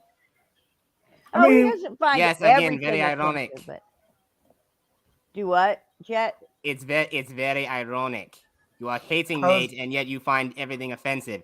That's kind of self-explanatory for you. You, sir, are you're becoming very deaf right now. The You funny sound thing very is, deaf right now. is now that Saint mentioned those two, the 1943 and the 1949, makes me kind of want to watch them because, you know, Josh, you keep calling Saint 100 years old. I'm 2 years older than him, so what does that make me? 102. Oh, okay. Or There did you he go. Or did There he you go. just tell you he was the age that you wanted to hear? Oh, is that what it is? Okay. This dude could be Yoda, for all we know. That is why you fail. Well, see, I'm not gonna go. Saint is the Yoda of their group because he's the old man of the group, you know. So that makes Christine, me on the go- other hand, she's like our Megan Fox of the group, and I'm just going to leave it at that. Yeah, Phil, yeah. Phil, Josh, can you hear me? Beanie, she's the attractive. Yeah. Hold Phil. on, Don't guys. kiss up. Don't kiss up, dude. I like you anyway. You don't have to kiss up. Phil, don't, come on. Travis, what's going on, man? I'm just glad that everyone agreed the greatest Batman is Batman Beyond, the animated series. Yes. So we got that out of the way. Best Batman. Technically, yeah. Terry McGinnis is basically the son of Batman. He's basically, but he's not like Damian Wayne though. He's not. He's better. Not really. He's better than Damian Wayne. Yeah, exactly. He's just angsty. Like I was raised up by the League of Shadows. I mean, yeah, he's the child. Yeah, Damian Wayne is the child he had with Talia al Ghul. Yeah. And of course, can we all agree that Damian Wayne sucks? Yeah, it's hard. I like Dick Grayson taking up the mantle of Batman. I can't put one over the other. I'll take Tim Drake over Damian Wayne. Exactly. I will say that also. That's bad. Yeah, there seems to be not a love for Damian. He's boring. Yeah, he's just boring. I also heard from like the older crowd, the older audience who went to go see the new Batman, didn't like it because of who the villain was, like who played the villain. Who did? And like there was also small other things, like somewhere in the movie, like they mentioned white privilege. Yeah, and it's just like. Heck, they mentioned white privilege a little bit in freaking Free Guy. Like the whole thing about the reason why the guy Keys is like he's like one of the guys who there's always going to be that one. There's always going to be a joke that just stretch it somewhere. That stretches it. My daughter said she really enjoyed it. Like I said, the only thing she didn't like was the angst that Robert Pattinson kind of did through the whole movie. He was really angsty, like an emo kid. Yeah, her baby. It's Batman. He's supposed to be dark, you know. It's like saying Batman was having fun. Batman isn't supposed to have fun. Yeah, but I think what her parents problem got slaughtered and he was raised by his damn butler. I think what her problem was that no matter what was happening in the movie, he was like down about it. I guess that was kind of the take I got on it. But she said the movie itself, the villains in the movie itself, was really good. She really enjoyed it. Really, the thing I can say about Batman is that he's not emo. He's just very, very serious is what he is. Like also, what Ledger's Joker said. Why so serious? Yeah. But also, parents got slaughtered. That's why it's so serious. But it also parents, that's not something you ever really get over. You carry it for the rest of your life. Well, as Batman puts it, look, okay, we're beating the whole Bale is Batman with throat cancer joke into the ground. It's a dead horse. But can I say one thing? The reason why it's like that because I could tell from Matt Reeves, he took two properties. He took the Telltale Batman as if she played the game, it was the Telltale Batman and the Arkham series. So it was very dark. That's actually what she said. That in this movie, I don't want to give spoilers, but they kind of used parts of the Arkham Asylum game and some of the animated series, and added it into the movie. Like I said, I can't say one way or the other because I haven't seen it. I want to see it, but Josh, I'm kind of like you. I'm waiting for it to come out on Disney Plus or HBO Max. But that's what she kind of said too. That they kind of took parts from both of those and added it to this movie. Yeah, and like I said though, for me, sorry to interrupt you, Nate, but I need to get this out there, and I know Phil knows about this, and I know I've sent you the DMs on that on Twitter. Is that there was I actually replied to that tweet thread on Twitter about the whole thing, saying I couldn't really buy, even when they announced it, I just couldn't buy like. Bruce never wanted the billionaire. He never wanted the money. He never wanted the mansion. No, but he took a page out of the Lego Batman. It was the Lego Batman. Can I continue, please? Funny. Sorry. Continue. Yeah, the whole thing is okay, I'm just kind of annoyed a little bit. Just let me get my bearings a little bit. Take your time. Yeah, the whole thing was that I replied to it, and Josh, I sent you the DMs about all of that. Well, I know there's one Batman we didn't talk about. Was Batman from the Justice League series back in the day? That's still Kevin Conroy. Or even, okay. I didn't know. Thank I didn't you. know. I'm not big on DC like I am Marvel. yeah. Listen, but back to listen. Also, I'm sorry to cut you off, but Josh, I forgot to give you one thing. You know who? I just tell you, there's one good thing in the Justice League animated series. It has Michael Jai White in there. That's all I have to say. Because didn't he also was the Batman in the Teen Titans, like the cameos, also in Static Shock, because Batman had to show up and help the Static Shock had to help the Justice League. Yes. yeah, He was in all. He was in all. I mean, am I wrong? yeah. It's Yeah, he was in Someone there. back me up here. Give me an amen here. Amen. I watched Teen Titans and I don't remember Batman being in it unless I missed it. No, There was a camp. There was a small cameo. Never in Teen Titans. But it was a there was a reference in like the show. Yeah. Are you talking about the animated show or the live action Titan show? No, it was. Yeah. Yeah, I That's think where you you're gotta talking get about some context. the animated show. And Yeah, No, 'cause- he only made I think there's only like a couple references to Bat. There's only Couple references. Yeah, Okay, one yeah, in like the episode The Apprentice where Slade says you should start calling me a father, and he just says I already had a father, and bats fly away. So Batman. again, he's referencing Batman right there. Yeah, I remember that now. And Jet, I was gonna tell you, your opinion is just as important as everybody else's, and please don't let people get you aggravated over your opinion. I love hearing your opinion. I love hearing different opinions. Yeah. Oh, but yeah. I just So don't don't ever let anybody tell you your opinion's wrong or get down on you for your opinion. It's not the fact that I don't think my opinion is wrong. I just don't like being interrupted sometimes when I'm in the thick of it. Just Yeah. saying. I got you. In the thick of it. Yeah, and I didn't mean to interrupt you just then. I wanted to let you know, Jet, that your opinion does matter, and I love hearing everybody's opinion. Yes. Facts. Yeah, but like I said though, I know I replied to that, and I said I couldn't really buy Pattinson as. I'm gonna get him. Yeah. Yeah, I couldn't buy Pattinson as freaking Batman just as much as I couldn't buy Jesse Eisenberg as Lex Luthor. He just comes off as too weird as Lex Luthor. I don't know. I kind of liked him as Lex Luthor. Maybe I was the only one in the world, but I mean, I was with you, Jet, at first. I thought, no, Jesse Eisenberg. I couldn't see him as Lex Luthor, okay? But he kind of grew on me. And, the Superman that actually everybody's forgetting, I don't know if anybody else watched it. What about Smallville? Yeah, I mean, his the guy who played him, the guy who played Lex Luthor in Smallville, he probably is perfect to play him. They should have just got him. Yeah, he was the Flash. He was the Flash in the Justice League. Rosenbaum's the goat. Rosenbaum. I was talking about Michael Rosenbaum. Yeah. Yeah, I was talking about Superman. What's his name that played Superman in? That dude. I can't remember. Tom Willington, I think that was. Tom Welling. Yeah. Welling. I liked Smallville. I still watch it to this day. Everybody likes Smallville. Even people who don't like Superman, like myself, like Smallville. And honestly, I tried to watch because I'd never seen it, and people were talking about it. Is I tried to watch that Lois and Clark, the series that came out, and I watched that first episode, and I was like, this really isn't good.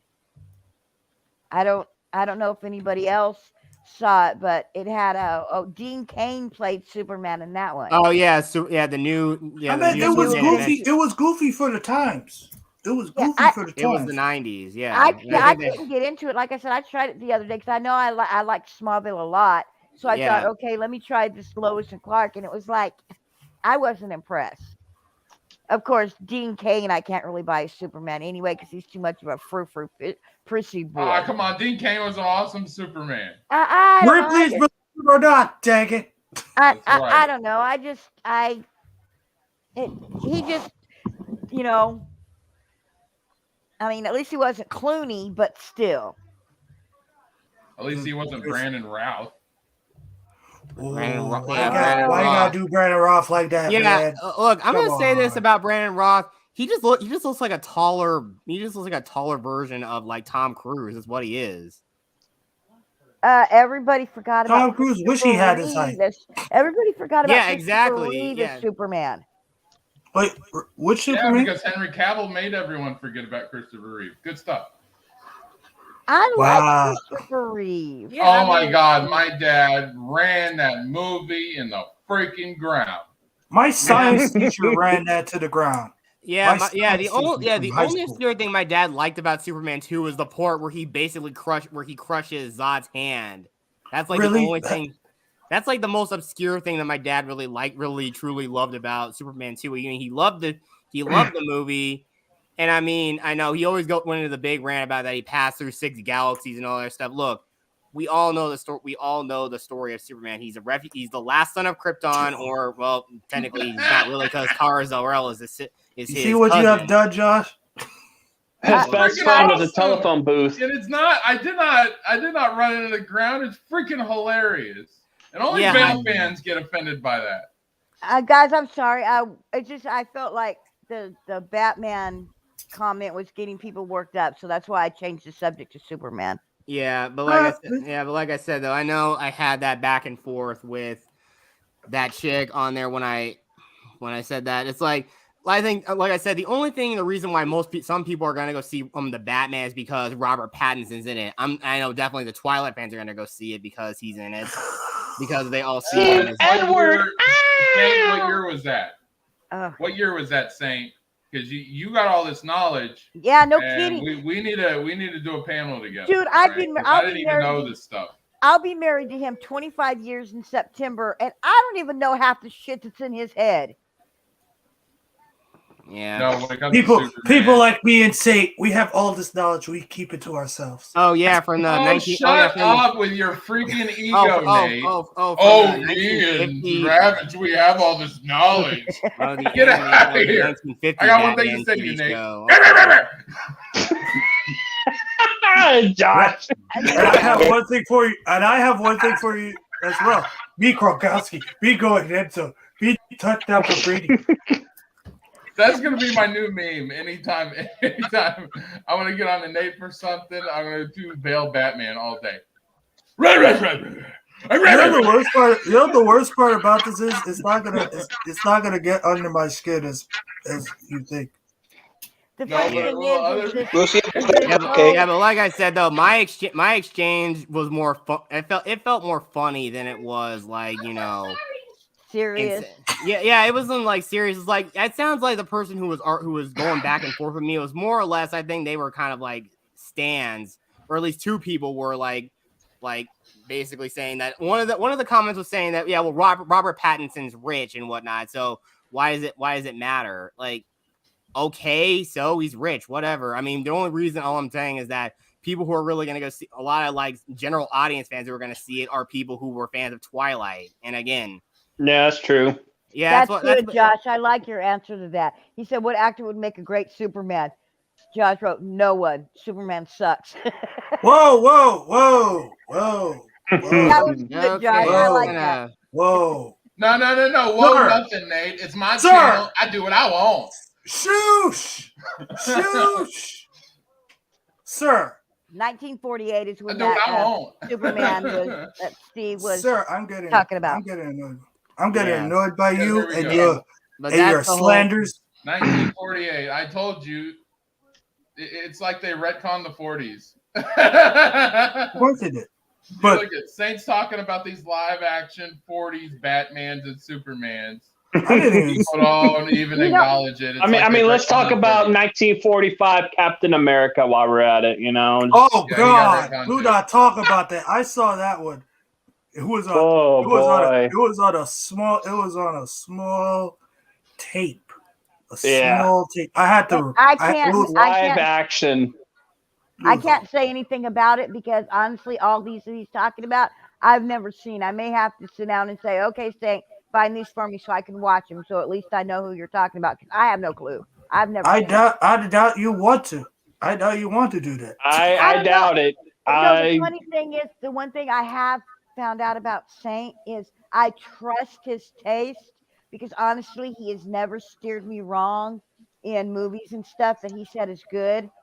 Honestly, he never has. So if Saint says it's good, it's probably good. Seriously. If you never had your spouse help you with your homework, like, come on, you could do these panels easy, Christine. Just the night before. I recommend watching the old. I'm doing these panels. Yeah. freaking, this is what I got to know. And then he could fill your head with information or take notes. And then Yeah, I freaking can you're good to go. Yeah, I can write it down in a big notebook and say, okay, this, that. Yeah, and I'm You know what telling they you. say? My big notebook in front of me. You know what they say? It's fun to learn because knowledge is power. Yeah. Well, you Sure, got you powerful last night because we educated you on the Star Wars stream, Nate. Oh, Of course. Yeah. I didn't know most of these things. Man. I didn't know most of these goddamn. So whatever. It's okay, Nate. As one of your favorite wrestlers says, that's what I do. Exactly. Oh yeah, Deadpool. Oh yeah, George Reeves was there. Yeah. I remember George Reeves, but anything before Yeah. that, I don't remember. It says Superman and the Mole Men in 1951 introduced George Reeves as Superman. See, another one I knew nothing about. I got to sit down and just have a movie marathon with my husband, I guess, so he can introduce me to all these. These are so many. Like I said, for me, I feel make sure you have your sources of energy. Whether no that's kidding. freaking trail mix, energy drinks, or whatever, or Get that G keep you Fuel. awake. Gosh, come Because on, some man. of these things were boring as hell. That's why people They were boring as Well, hell. I mean, like I said, I do got to say the one thing about Saint. I mean, he knows his movies. I mean, you could do movie trivia all day long with Saint, and I guarantee you play a movie trivia game and he'll win.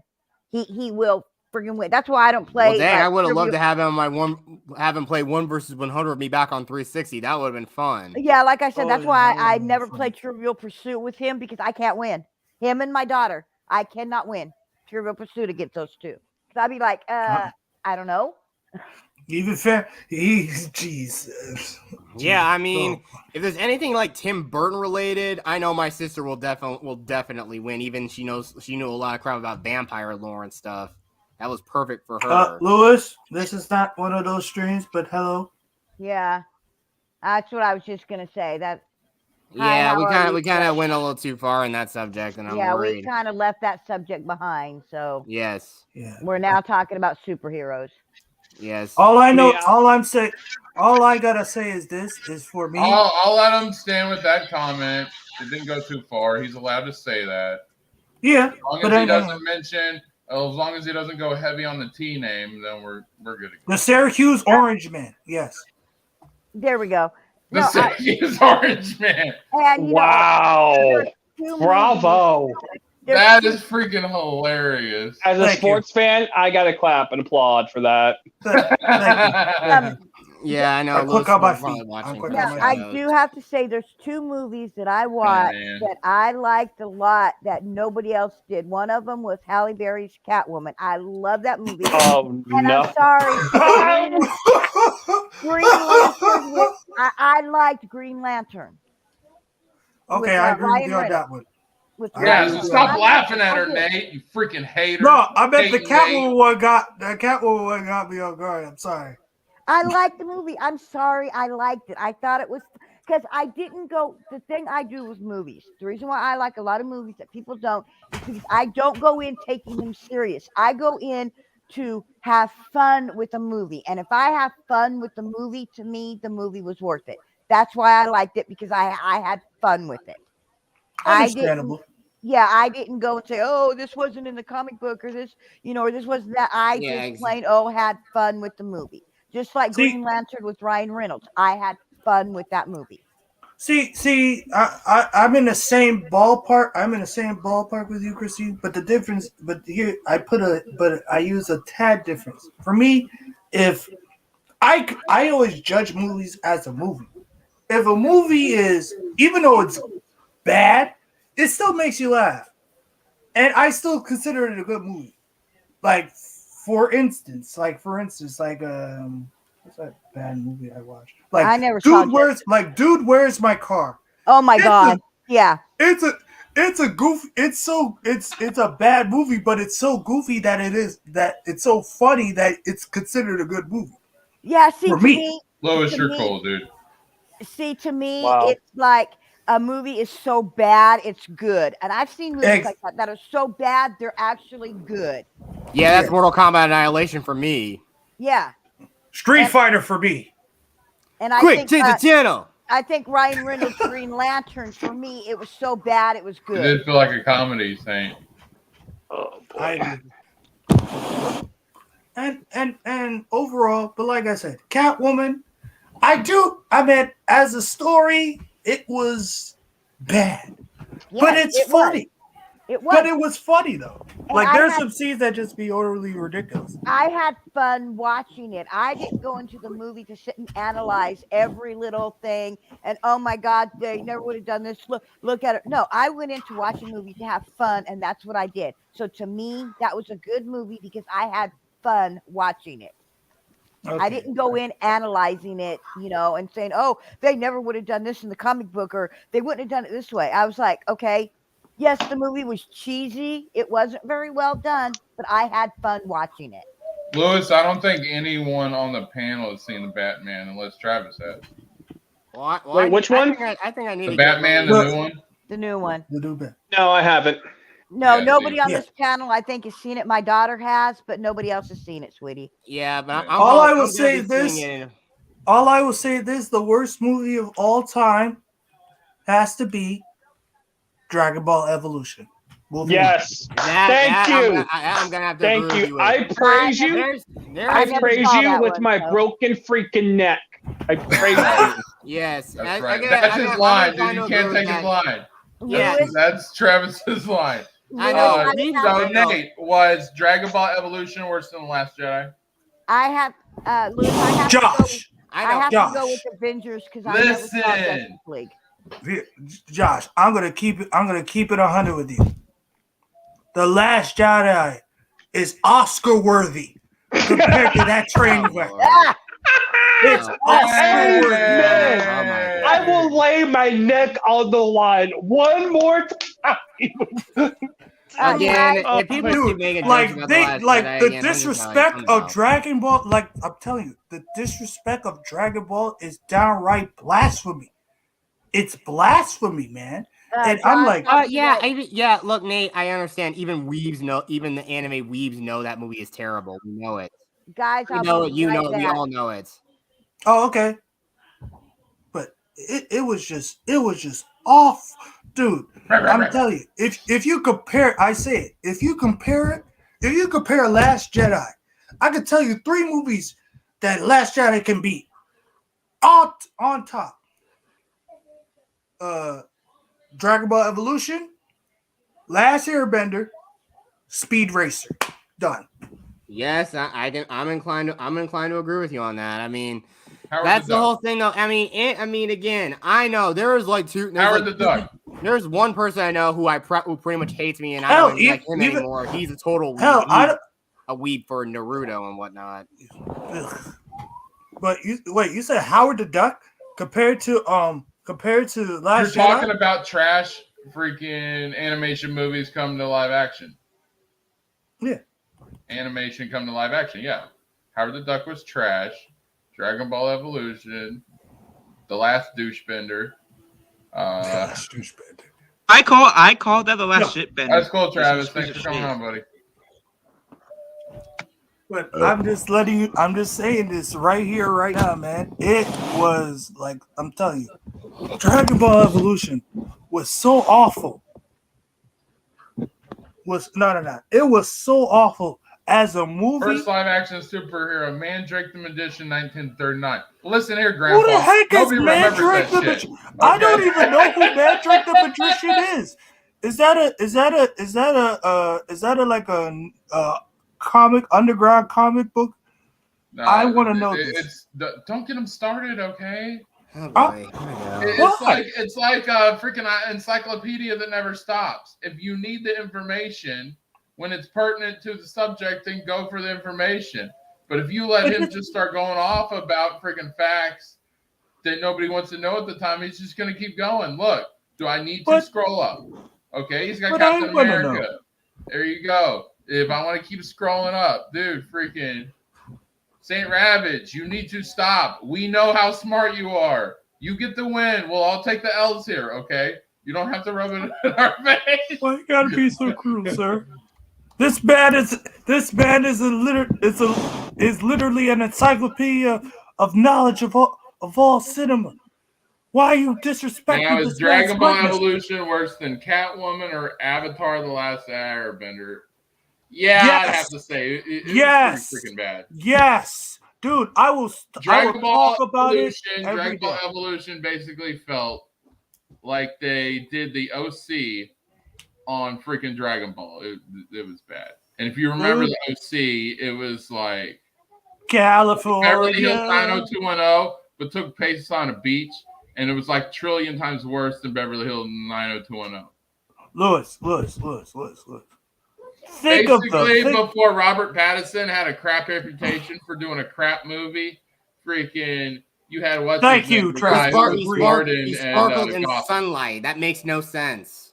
Vampire should be It's better turned than to the ash. crap that they did in freaking Dragon Ball Evolution. Yeah, that was garbage, dude. You know what's worse than Dragon Ball Evolution? The Last Shitbender. Dude. I could at least he had a little bit. Last At least he Jedi had a Better. little bit of Avatar. The Last Jedi stuff. was a movie, I guess. like I said, they had a little bit of Avatar: The Last Airbender. Whoa! What part? Nah. You could be hating There's a on lot my of parts Electra. in it. There's a little part in it. There's a little bit. No, they had there's the nation. no truth they to had that the. whatsoever. But Electra was a you're good telling movie. me you're. All but that I is would say Electra was a good movie. I will retire. what Chris Electra? Gunn. I would say Chris Gunray did a better job playing Goku in the epic rap battle than whoever the guy they got to play freaking play Goku. I mean, the guy who played Goku isn't even. Well, is it a good idea that I'm dissing on her while she's on break? Oh, you fell for that. You're all right for that. Catwoman was the worst superhero movie I've ever seen. And Lewis! worse than Batman and Yes, Robin. yes, it Facts, Lewis. Lewis. Facts. Lewis. Facts. What Lewis. we need to do is take Lewis to see Captain Marvel. Then his whole demeanor No, will change. Lewis. Lewis, have you seen There Captain is Marvel? nothing. That's fine. I repeat, Lewis. I am telling you this Just right ask here, right Lewis. now. Lewis is one of the There first is people, nothing along that with is Nate, worse. Lewis is one of the first people that I have met on YouTube, and dude's pretty cool.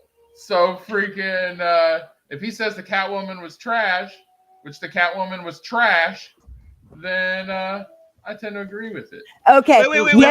What makes you back? Yes, she will know because you guys have to understand. I'm listening to it with Saint where I'm at, so don't be dissing my 90210 now. I told you. Okay, I told you, 91210 is so bad. I've never even seen the show. I was addicted Dude, to that that made show. no I- Luke freaking Perry. You haven't seen Luke Perry. Come on, man. There was a Oh, lot of Perry's people in there. amazing. Man, Great I'll actors. tell you what. Amazing. When he died, I'm not God, dissing 90210. I'm just saying to compare certain shows that people haven't heard of. Everybody okay. knows about 90210. You It want to was a huge hit back in the 90s. Yes, It and was I a was pop one of them culture that liked it. phenomenon of that time. I was not dissing 90210. I was I know you comparing weren't. other I was shows just to mess- it. I was just messing with you, Josh. Yeah. I know you weren't. I heard what you said about it. I was just, throwing my I got Yeah, behind. and then freaking, oh, Christine, gonna be pissed at you dissing 90210. Well, Saint has to get into his 2 cents in there. Wait, Jet says that he has to Captain Marvel vote. was okay. Jet said that he has to vote. Yeah, I'm gonna be leaving soon. I need to get ready. I think the showing for the Batman is gonna start at 3:00. But yeah, like I said, the other thing about what? No, continue. I was gonna say, I guess it's too late for me to go on my Seamus the Hot Dog cosplay, man. No. No. We don't We need don't that. need that. wanna We see don't. that. We don't need that. No. Yeah, we don't need to see it. Oh, Phil. you guys want to see it? Okay, here you No. go. No. Oh my God. Why? We No. said Well, I like seeing the cat. The cat's okay. Cats are look. Okay, the you cat guys is ready to see fine. it? You guys ready to see it? I see your cat. Yeah, we see your cat. Just saying. Oh, I'm sorry. Hi, Phil. I know, It's a wild guys. Phil. Okay, you get no. That's a joke. You can get some mileage Good out trolling, of. Phil. Good trolling. I got a That's a joke. That's a good joke you can get mileage out of, I think. But yeah, the only thing ironic about Luke Perry is that he voiced Sub-Zero in that animated Mortal Kombat TV series. Oh Defenders of the yeah. Realm. My I life never is a saw that. complex pastiche. Luke Perry. And also, I think he played He's done himself in tons that of one good episode of Johnny roles. Bravo. That was He's actually pretty funny freaking- too. Luke Perry's son is an accomplished wrestler now over in AEW. He's doing good stuff. Like freaking Luke Perry really created a legacy before he passed. I grew up with Luke Perry, and I'm sorry, he's one of the posters I had hanging in my room. So Luke Perry is like. What are you laughing at, Nate? I'm laughing at Lewis' comment. He said, I saw Captain Marvel and it was okay. No, I the think one he's down, talking the about one down. one. The very bottom one.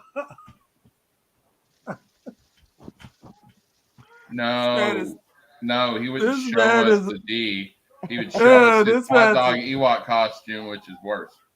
Yeah, Oh, God, I think this we'd man's rather a see punk. the cat. All right, Jet, you know what? We'll see you later. And when you go see the movie, without giving spoilers, let us know what you thought of it. Yeah, but like I said, Also, though, I still Matt really Reeves don't. for the win. That's all I gotta say. Yeah, I know. Matt Reeves is a good director, but again, like I said, I'm not too sure about how Robert Pattinson. I just still see him as Edward Cullen, and unfortunately, again, his performance It's in not the Twilight only is movie he's bad. ever done. Yeah, that's the only notable thing. That's probably like what most people know him from, especially people who are Twilight. I even said that to those people on Twitter. That person I was going at it back and forth with on Twitter. They literally, most people only know him from Twilight. I don't keep up with all the movies he's done since Me then. I neither. don't really keep up with him. Yeah, He was because in people Tenet. don't even try to freaking research anything. Exactly the point. And I know one person already said, "Well, yeah, he's rich, so yeah, who the hell are you to judge about who who he can be or something?" It's just like, no, dude, I don't freaking care if he's rich. I just don't like when you have a role that you're most well known for. It's gonna be hard to break away from that. The damn Twilight fans are not gonna let that go, and of course, people who really did not like the movie aren't gonna really let that go. See, And I personally, Well, don't it's care. yeah. I really don't care about the guy. I mean, And again, haters are gonna hate, and there's nothing you Time can out. do to change their mind. And see, it's like I can't really judge him on that because I never saw the Twilight movies. So I don't. Good. Don't. That's what I'm saying. I never saw it because it's not really my cup of tea. I'm not into exactly that the whole. point. I mean, I had to slog through at least a few minutes of it with my sister because again, I think she was a big fan of it back then. But the thing is even worse. I mean, the one dumbest thing about those movies is that whole battle scene didn't actually happen. It was all some weird dream vision. It almost was a dream. It was all a dream. Yeah, it was really just ridiculous. So there was that whole thing, and the final movie was pointless. So, but again, like I said, though, guys, Josh, thanks for having me on. I'm gonna get ready, and I think I might put out a video later on to gauge my thoughts on it. And I know I kind of went into spoiler territory a little bit, but I even put that when I did my Ghostbusters review. But thanks again, guys. I'll talk to you later. Peace out. All right, Jet. Have fun.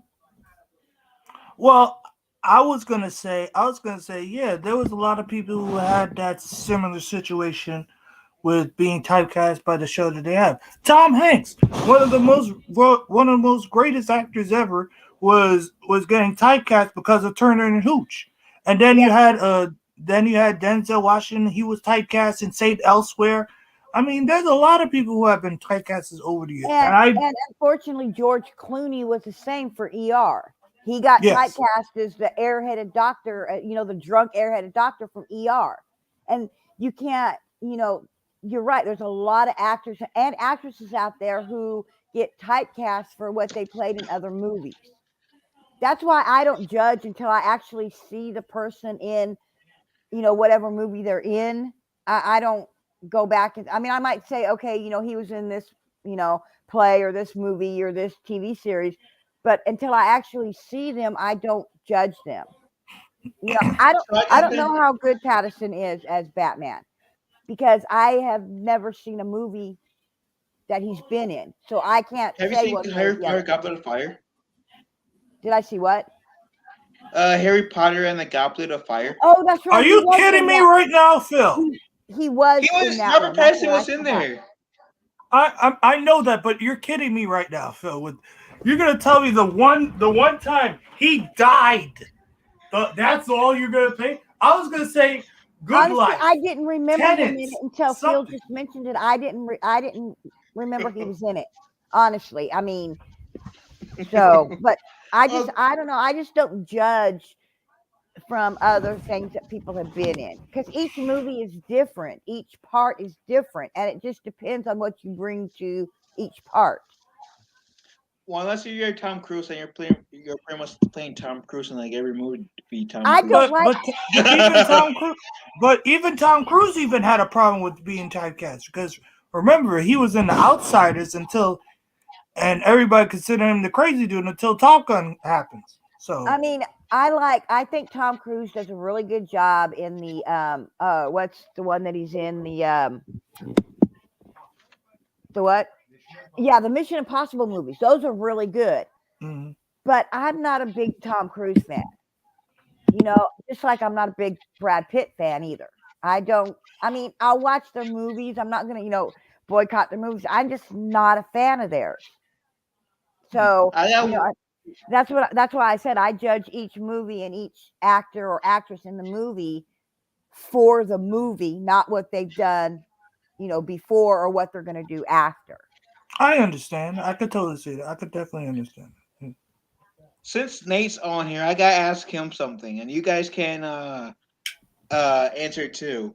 Who would you rather play as the Batman, Robert Pattinson's version? Pattinson or Seamus the Hot Dog? Well, for that moment, I'm going to no. No, I can't. I plead the fifth in case I might incriminate myself. Oh, you plead the fifth. 5, 1, 2, 3, 4, 5. That I plead. Hey, don't act like you don't like this. I didn't say I didn't like it, Phil. I just plead the fifth because see, I bet you guys. I bet. Okay. Seamus Hot Dog will make a good Aquaman, better than Jason Momoa. Oh no! No! I got something better. No! I got something better for this. I got something over Jason Momoa now. Don't be dissing my Jason Momoa. Josh, Phil, I'm gonna say one thing. You know, Seamus the Hot Dog. He'll be a great sidekick to one of the worst Batman villains of all time, the Condiment King. That's all I gotta say about that. I have no idea who that is. Oh, I never heard of that one. I bet Saint has. Saint's heard of it, but I've never heard of it. The Condiment King? He's one of the worst Batman villains of all time. That hot dog would be perfect for the Condiment King. Yeah, Nate was saying it was the worst villain ever. Yes, Saint heard of him. I've never heard of him. Yeah. I got one thing to say to all you single ladies that are watching this. I am Seamus the Hot Dog. I'm single. I'm ready to mingle, and I even light up as soon as I can find it. Phil, I'm gonna ask you ask you very, very nicely. I'm gonna ask you very nicely to get rid of that goddamn hot dog right now. Take the Ewok. Take the Ewok out. Take the Ewok out right now. No, I mean, please. I don't want to see. Yeah, I'm I'm pleading the fifth. I'm not. Me too. I'm pleading the fifth right here. Let's just say this. Seamus the Hot Dog will make a better Aquaman, a better Bat Flag, a better Patton Flag. Patton Flag? Who's that? Yeah, Robert Pattinson. Patton Flag, or whatever Pat Flag. There we go, Pat Flag. I'm Pat Lewis, find out next time on Dragon Ball Z. Oh, do you think, Nate, if I came up to Saki? Oh no, is he hijacking my show? Yes, Josh. Hey, Josh. I was scared. Like, Josh, hurry up, man, please. Yeah. Josh. That's Phil, Raph. Say hi. Answer this real quick. Hi, Ninja Turtle. Do you think if I came up to Jackie Mellon's store, she would ridiculous? No. Stop. No. Just remove the camera down, please. Thanks for coming by, Sub Monkey. Appreciate you. Stop, please. Always great having you on the channel, buddy. Please. Oh, thank God. And Josh, Phil down here was dissing my Jason Momoa, by the way. Dude, and everybody's dissing my freaking Robert Pattinson. Twilight was not the worst movie in the world. Kristen Stewart is awful, so having her as a love interest to Robert Pattinson was not the best thing in the world. I'm not going to condemn Robert Pattinson for he did good for his role, but yeah. You gotta see Good Life. Good Life was a good movie. Like I said, I'm not dissing him because, like I said, I never saw the movie. And until Phil, like I said earlier, until Phil mentioned it, honestly, I didn't know Pattinson was in Harry Potter. I had forgotten he was in Harry Potter, but I'm not dissing him because I don't know how he's going to do because I haven't seen him in anything. So I can't diss somebody that I've never seen in anything. I gotta say, I do like Lewis's question. Will Phil make it better Batman than Nate? Batman. Like I want to be Batman. I am Batman fatigue. It's annoying. I would not even want to be Batman. I'll take any other role besides Batman. Okay. I'm Batman. Then you're Robin. I'll be freaking Clock King before I became your Robin. You're my Tim Drake's Robin. You know, I think Josh should be Batman, and Phil should be Robin, and Nate should be Superman. Oh no! Here's the thing. I doubt that. Here's the thing. Josh will be Batman. I knew you were gonna do that. I knew it. I was like, here we go. I got a funny story to tell you guys. So freaking, my wife's on the medicinal marijuana. She does the vape thing because it helps with her back and everything, and it helps her sleep. And so freaking one night before bed, she takes a couple tokes before bed, so she's high as fuck. And so I decide that freaking, and she was getting bored with the Monday Night Wrestling, and freaking, so I decided to play the Dark Knight parodies while she was high, and this woman laughed her way all the way to sleep, and I thought it was the funniest shit on the planet. And she's laughing, and all you hear is only you. It was so funny. Only you. But all I'm saying is this. For me, I'm waiting till the first one is only a taste. It's only a taste of what it's gonna happen. I'm telling you, the next one, especially if my person is gonna play Two-Face, and I'm crossing my fingers for my actor, it's gonna be very interesting. You can take Batman's money, Saint, and you can take that Tumbler because I think that's the worst Batmobile ever. Hey.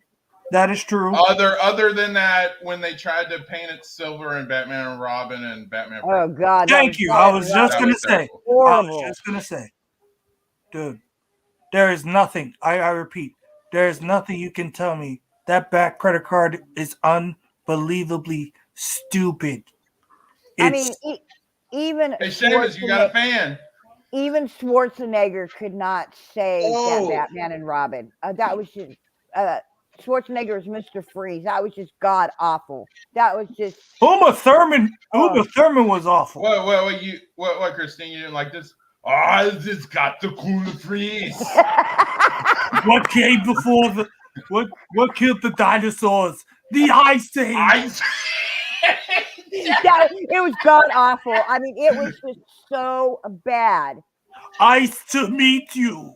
It is so cold. I have walked out of 2 movies in my life. And Phil, you'll probably hate me when I say this. Me and my daughter walked out of that the TMNT. That was just the name of the movie. TMNT. That was god awful. We walked out of that movie, and I think Batman and Robin was the Yeah, other it was one. cringe. It was very cringe. It was What cringe. was cringe? The 2007 TMNT one, yeah, that was cringe. Yeah, that. What the animated? Yeah, that was it cringe, was dude. the It was movie cringe. they tried to make, and me and my Have daughter. you- okay, have you it was horrible. Have you seen Next Mutation, Ninja Turtles Next Mutation, No, and the rest of the Teenage Mutant Ninja Turtle shows? no. Oh god, I did. That was bad. You want to talk about Oh, Grease? Wait, time out. Oh, okay. Watch those two shows, I totally and then watch understand the that. If it 2007 was Ninja Turtle movie, then you would enjoy it. time out, I was looking at Saints. I was looking at Saints comedy. Like you walked out of Lethal Weapon. I was like, which Lethal Weapon? No, And Lethal said Weapon Lethal 4. Weapon 4. Okay, it's understandable because that was Yeah. the worst Lethal Weapon of all time. I mean, That when was the they one with start- Chris Rock and Joe Pesci in it, right? I think I don't know. I walked out of it, but what got me was they're in a police station. They're supposed to be in a police station, and the very first thing you see in the opening of that movie is a big poster behind them that says, "Everyone should turn in their weapons. Nobody should have a weapon. You're in a police station." That was just dumb. Whoever did that was just dumb. Like I said, it was four is too much. I always say that when you have four four is garbage. Lethal Yeah, Weapon 4 4 is absolute garbage. The first 3 I liked. The first one was awesome. I love the first Lethal Weapon. It was awesome. The other 2 were good, but 4, oh no. No. We don't talk. Somebody need to tell these people. Yeah, exactly. Really? you gotta beat it to death now. Now that Jet Sparks is in here, I can say it because I think he got a little offended with the freaking Yeah, Bill I did too. That's why I was. Listen, Christian, listen. I already knew when you put that out. I was like, Josh, why did you do that? You were not right. Well, I could have brought out his Jet's alter ego by gestured on my camera like Oh this. God. You know, Hey, Christine, hey, girl. Hey, Josh. Remember Batman the animated series? Remember Condiment King? That's it. Do you remember the Condiment King? Yeah. Don't the Ewok would be perfect for him? He would be a perfect sidekick. Yes. See, Nate is just Shelly because he can't rock all of this as well as me and my cat can. I don't think I want to rock it. I don't want to rock it, but I salute you. I salute you, Phil, for being proud of rocking a Ewok. Good Lord. Ewok for life. You know what? The problem is. The problem is I just don't know what to say. Guys, I need to run. I've got to go do some stuff. So I've got to run. But it's been really fun. Thank you for having me, Josh.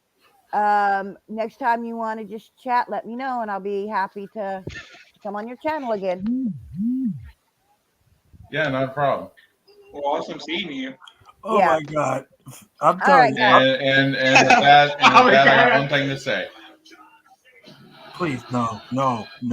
What's don't that? Don't you even do it. No. What? You mean this? No. Don't. I already know. All right, guys. I will talk to you later. All right, have a good one, Christine. See you, Christine. You are too much. I so love Saints reacts like the last comment. They says, Phil, you're getting me all hot and bothered over here, so I'm getting you hot over there. Okay. What the hell? Hey, I'm creeping into guys now. I'm getting all the guys hot now. Yeah. I feel disturbed. Okay. See, now my next goal is you, Nate. Now, in terms of the guys, my next goal is you, and then Josh. Dude, Phil. I would rather watch The Last Jedi as torture. Okay. Wait, here's my question to you guys. Who do you rather choose? Seamus the hot dog or Sasha, the puppet Sasha?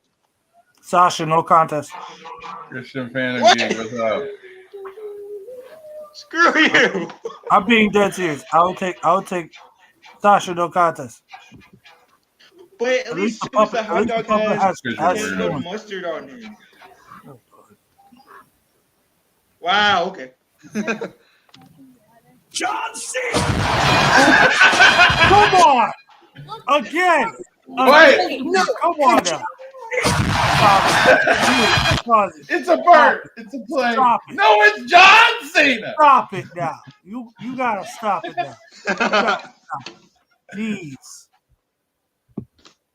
Come Yeah, on, stop come with on, this John Nate. Cena Why are you nonsense. always hating all the time? This Because is all I it's in hear the day, coming from dang Nate. it.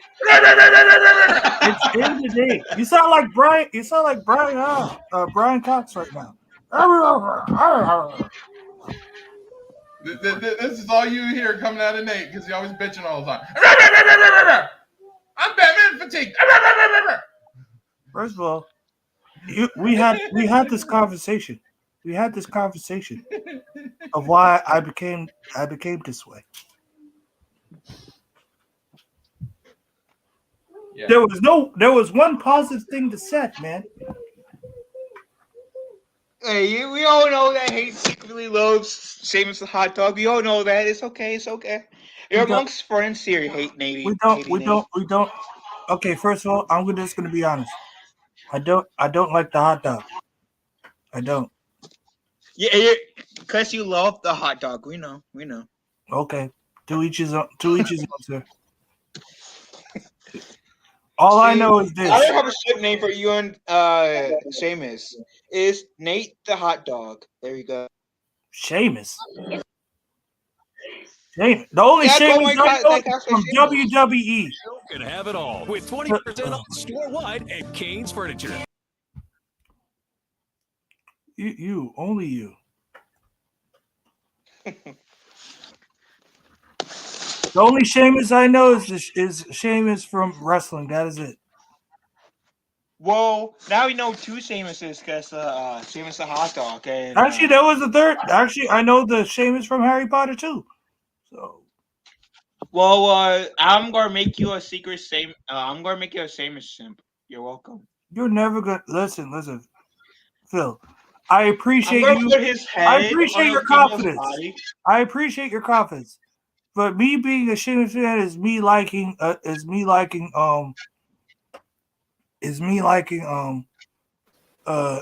Cora Jade. That ain't gonna happen. I'm sorry. Freaking! I found out a new No idea who superhero Cora from Jade Nate that is. he could really get into. Oh boy. Let's see. Look, it's a bird. It's a plane. No, it's John Cena. I'm gonna hurt you. I'm going to hurt you. I'm going to hurt you right here, right now, man. For that John Cena thing is not. It's freaking hilarious, and you know Oh it. my god! I'm trying to hold it in. Man, because, jeez. Where's Garguts? I know Garguts could get the humor in that. Oh, I got the humor in it, but it's between that and the Ewok over here. I don't know. I like Batman the Animated Series. The hot dog. He brings all the girls to the yard and all the boys too. Yeah, I want that for Batman the Animated Series, Lewis Cox. Like how they're doing Batman. But the thing about it is, here's the problem though. Most of the villains are retired or kick the bucket. Who? Yeah, Michael Cera played Mr. Freeze. He's gone. What's his face is gone. Who played the Riddler? Gone. Retired. The other guy who played It's okay. We got Michael Rosenbaum. He can do anything. But then you even got what's his face who played Two-Face. He's Whoa, Saint. Phil, show us your big juicy hot dog. Oh, so what's your big juicy hot dog? Oh, snap! Yeah, see, I told you. Sheamus brings all the girls and boys to the yard. Honestly, No. I'd rather just see No. John Cena. I'm gonna find something. What the John Cena? Fine. I'm telling you this right here, right now. Oh no, not this movie. No, no, not this movie. This is Laura's account. Dude. Hack into a Oh no. Come on now. Come on now. Just go ahead. Just do it already. Do it already. Hang on. Who's doing this? And his name is John C. Oh shit. Okay. Come on, that was funny. No, well, I did not say that part. Saint. Because there's parts that become ridiculous. Like they become ridiculous. Like like for instance, like for one instance, He did not say retarded. He said retired. Retired. But they're something that you don't know about Saint Ravage because we all can't work till we're 500. Okay. No, but they're also dumb. It's dumb though. It's like how these villains just be like, oh, you monologue nonstop, telling them the plan instead of just killing them right then and there. I don't understand it. Oh, I'm gonna tell you all about my plan before I destroy you. While you doing that plan, you're taking a long time so that they could escape.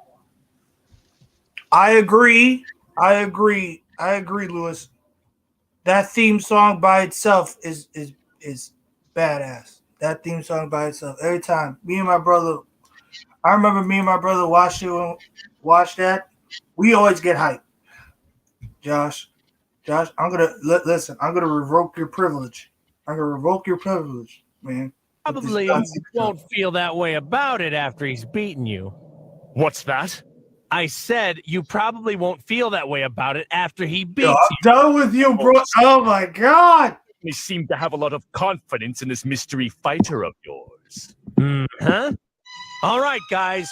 I'm afraid that I can't win this fight. I need someone to take over. And his name is John C.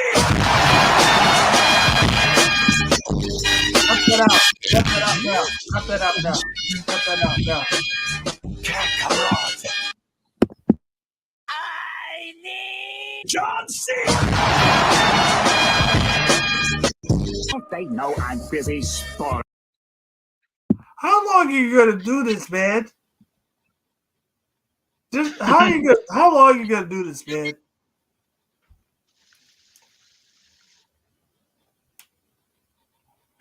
I'm liking this. I got my caramel, salted caramel. Victory screech! John C. Making me claustrophobic. What does claustrophobic mean? It means he's afraid of John C.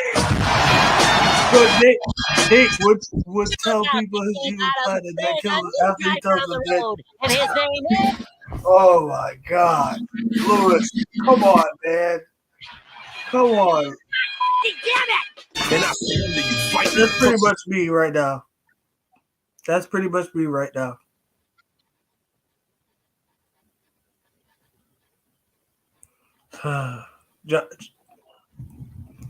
You see what you did?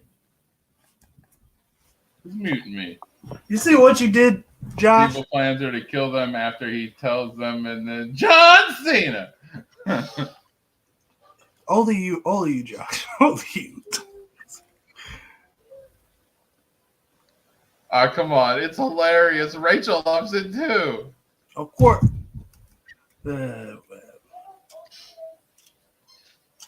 I would take the Wilhelm screen over this. The Wilhelm screen is funny as hell. But whatever. I would play the Chappelle stuff, but then they'll freaking take down my freaking. It's all good. It's all good. All I'm saying is this, man. For me, I said this from day one that I believe in Matt Reeves, and he has proven me right yet again. Yep. But like I said, it's only one movie. I wasn't even trying to get in a full Batman discussion. I was just freaking wanting to talk about everybody complaining about one freaking G&G dude's freaking take. Even though it wasn't the best take in the world, people are blowing this crap away. It's all right. It's all right, Louis. It's fine. I don't blame you. I blame Josh. Or what? What'd I do? Really? If I say it, what? Because I did the John Cena vines. That was funny. Yes. There are certain times when you just gotta ease it through. You know, you gotta ease it. What are you talking about? You didn't Overall, even tell me. Like I said, I just feel. Don't listen to Nate. He's a crazy man. He's a crazy man. Not always. It's not always, Josh. It's 55%. Okay. It's not always Josh. It's just 99.99% of. No, it's 55%. Because you don't like John Cena and I'm having fun. It's 55%. It's 55%, Josh. 40% me, 5% other. Phil is the other. Like, what's the problem here? John Cena's funny. I know. John Cena's funny. But you go over the top sometimes, man. But I'm not going over the top with it. Yeah, you are. The video was only 2.5. Look, the video's not even 4 minutes. I'm messing with you. I'm not being serial. He's not being serial, Josh. He's not being serial. He is, of course. That's right. I am funny. Of course he's funny. Why do you think I'm partnering with him? How much did he pay you? How much did he pay you to say that? So, you know. I don't pay Louis anything. All I know is this. I'm just telling you this here. Second movie, and I hope that my actor is gonna play Two-Face, I hope he's there. So I'm crossing my fingers. That's good. That's what we want, Louis. We want everyone here to have a good time. Yeah. Everybody was getting all serious in the Batman. I had to break the ice. Too serial. Yeah, they were way too super serial. And stop being serial. Stop being serial. Yeah, and I was trying to have fun with it.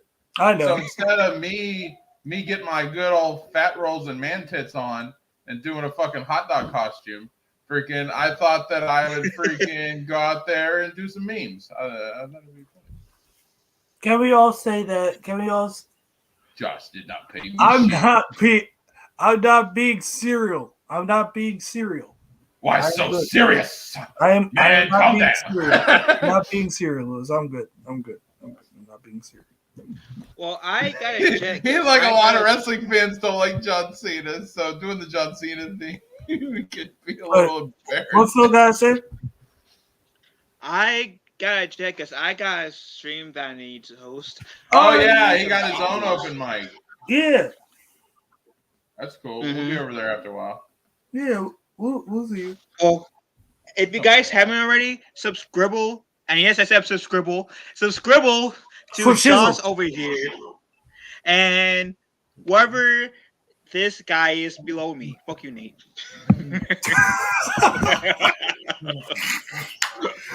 I was waiting for you, man. RJ's here. What's up, RJ? Hey, RJ, what's up? Hey, RJ. So we were talking about the Ryan Kennel take, which I think is a little overboard, but I don't think it's woke at all. I'm still talking about how it just everybody. I was telling everyone about how you make a good Batman. Yeah, everybody has trash takes. So yeah. Everyone has that one take that they freaking are just. It's not a good take. Everyone, I've had that take. Like when I used to call Superman overrated and trash. Okay, that's not the best take in the world, but that was my opinion at the time. So yeah. Until you watch Justice League, the animated series. Yeah, I still don't like. Yeah. But I'll catch you guys later. All right, Phil. Thanks for coming on, buddy. I'll see you. I know exactly what I would say to John Cena. Oh yeah, we're doing great. Yeah. We got a lot of success. We just hit 120 subs this morning, guys. Yeah. So we're doing awesome, RJ. Thank you for asking. I appreciate it. We're doing great. Yeah. I heard everybody giving their take on the Ryan take, and I just thought I'd give my take on it. So, yeah. But then everybody started getting super serious with the Batman talk. Yeah, very I had to serious. break that up. Yeah, I understand. Oh, I know exactly what I would say to. I know exactly what I would say to John Cena. I'll say, why did you have to put over the Wyatt family? What Nate says to John Cena, dude, you know Nate would fanboy the fuck out. I don't care if he hates the person. I don't hate him. You don't hate John Cena I'll be at asking all. him so many questions. I was like, why didn't you turn heel? Why did you have to destroy? Why do you ask people questions which you already know the answers to, Nate? You know why he couldn't turn heel because the office wouldn't let him. Okay, Magneto. Magneto. Because that's what he said from the X-Men. The first X-Men. No, you don't get that one? No? No, I don't get that one because it wasn't in the first X-Men. Yeah, it was. It was on Fox. It was the Fox. John Cena was not in the first X-Men. It was in the John first Cena X-Men. was not in the first X-Men. Yes, it was. Oh, because the first answer. I get it now. Yeah. Sorry, my ADD was kicking in. Later. Thank you. He is not trash. It's just that they just haven't given him the grit, like the best rock. Dude, they have given Superman the keys to the freaking kingdom. And How he many times? get more over than Batman Josh, is. how many times ever since Batman '89? How many more Batman movies? Superman got more movies than Batman. He got you see my point here. You see my point. There is no point. But you see my point. As good as Batman Think about how Batman many, gets more movies think about because how many movies has Superman has done, and they were trash. Yeah, because how many Batman movies? How many Batman movies were? The Superman movies were freaking gold. If you're into Superman 1 through 5 were absolutely flawless. Every single one of them. Those freaking, if you compare the first 5 they did in the 70s and 80s to Christopher Reeve and all the Supermans he did compared to the Batman. No, he's not. The Superman character was better as a whole. I can't believe I fall right for that. God, Lewis, you got me. Yes. No, see, I didn't understand either. I do not have a hot dog. And I will not do. We do not miss him. We do not miss him. Say. I will not embarrass myself for cheap laughs. Okay. That's not me. Seamus the hot dog. Hey, it gets over, and all the girls think he's cute, like a little brother, kind of cute, but cute nonetheless. Freaking Phil, you're my buddy, but you ain't ever getting out of the friend zone with that Seamus hot dog outfit. I'm just saying. You ain't lying. That's permanent friend zone right there. You ain't lying. That's permanent friend zone right there. No, it was the line that I said. Unless if he finds the line that I said about John Cena. As in, why do you ask questions which you already know the answers to? That's what he was talking about. All I know is this. For me, if I'm John Cena, I would stay. I know Ravage is trolling now. I would stay in DC. That would be me. I would stay in DC. Who? Because you'll have better freedom. Yeah, it's just like you can look at these certain DC characters and properties, and some are in more demand than others. Mm-hmm. My dislike for Superman comes from the fact that I think that the story arc and the character is just flat out boring. All right, that's just my own opinion. There's not much intrigue to it. Okay, he was born a god, sent to Earth. He was raised by humans, and he has to hold back. And then he does to a point, and he's a god that's the defender. It just never resonated with me. It's standpoint because back in the thing when they were doing it, they had these two can't remember the names. Yeah, they wrote Superman as a symbol of hope. They use it as a symbol of hope. and whatever the other guy's name was.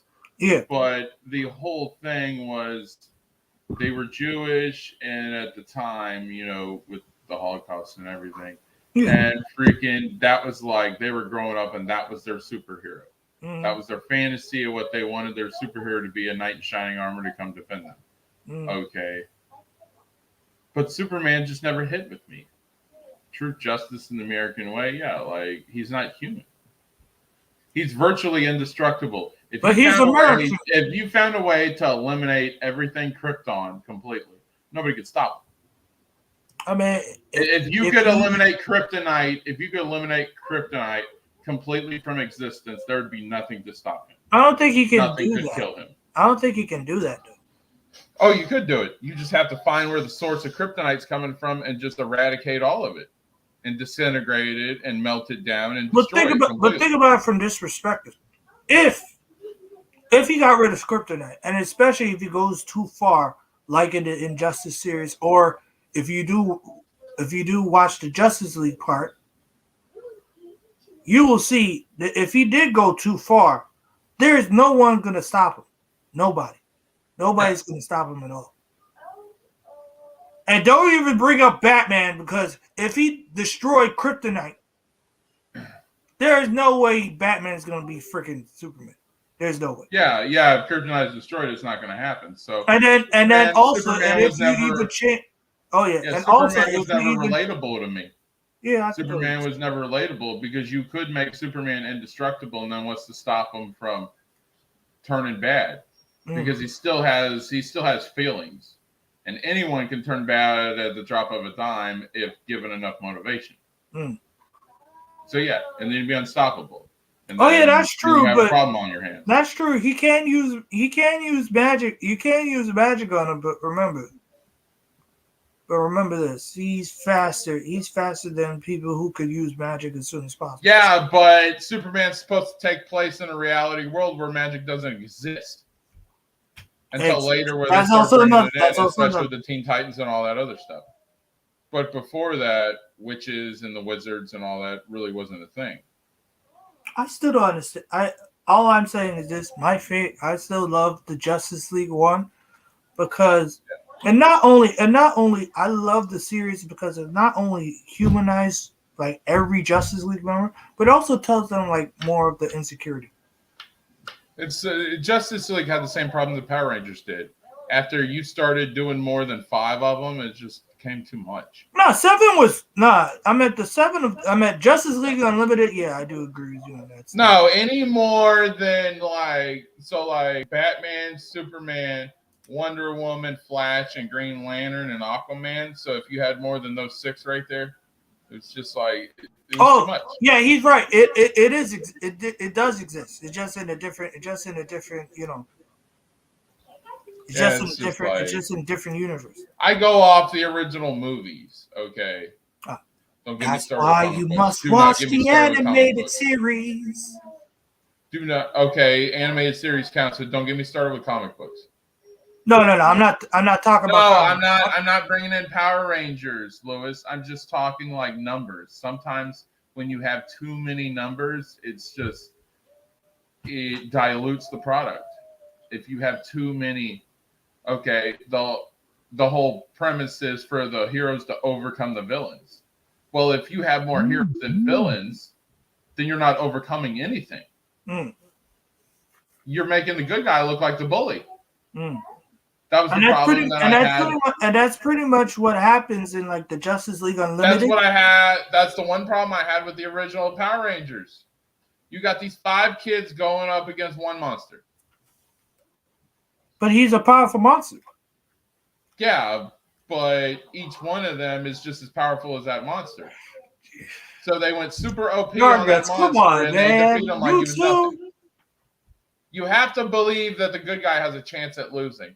And when they had the final boss fight at the end of every episode of Power Rangers, I never once believed that. But that's what happened. But that's what happened when Lord Zed arrived in the. Lord Zed was amazing in those first. And then you had, and then in space you had the Psycho Rangers. I mean, I could go down the list, don't you? Yeah, well, that's a group. Okay, I'm talking about Solo. Oh, and not Lord Zed, because that dude was OP as heck, which was great.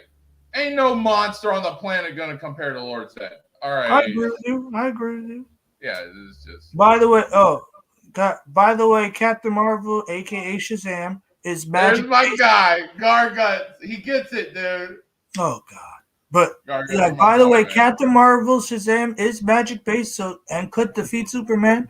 But Billy Batson is a child, and he loves Superman, so he wouldn't hurt him. Actually, Saint, if you watch the Justice League Unlimited one, where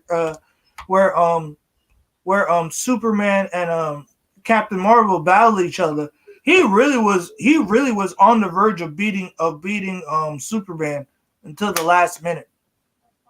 Like Superman switched up, which is like I said, I'm a huge fan of Captain Marvel, and I feel like I really hope that he does get better thing. He just need a better actor because I don't like Zachary Levi. He seems kind of what's the word, lame.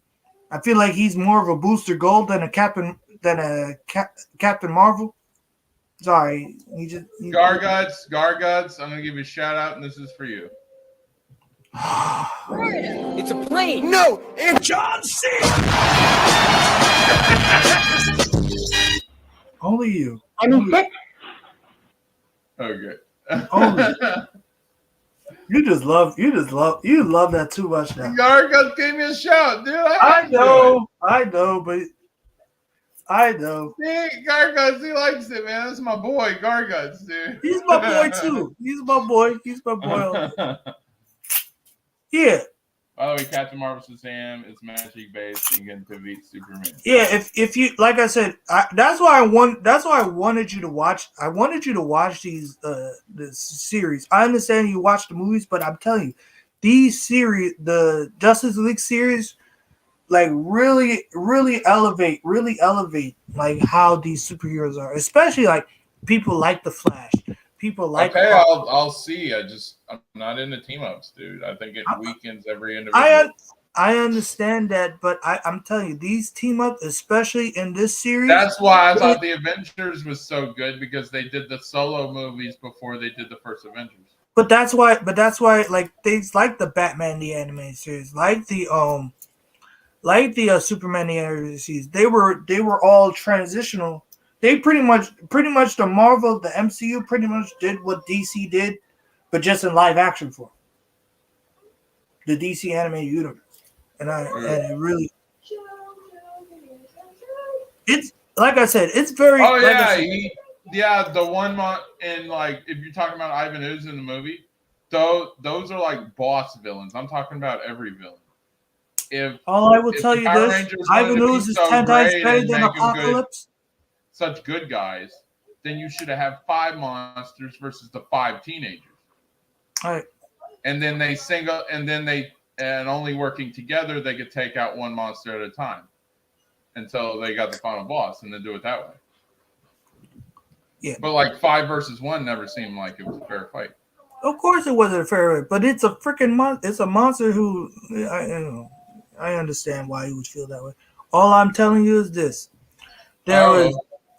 Like I said, it was hard to get past Batman Beyond and Batman the Animated Series, because then they started having Batman and Superman team up, and that music at the time was god awful. And then they had the Batman and Superman adventures. It was just like we don't talk to the about original Batman the Animated Series theme. It just wasn't the same. But I'm telling you this. This Batman, like, this is the Batman that you enjoyed. The Batman, the animated series Batman, and he's a solo guy in Justice League. He does help from time to time, but he still do his thing solo. He doesn't even join the team until later in the thing, because you have. Oh, Kaden! Yo, say Kaden link.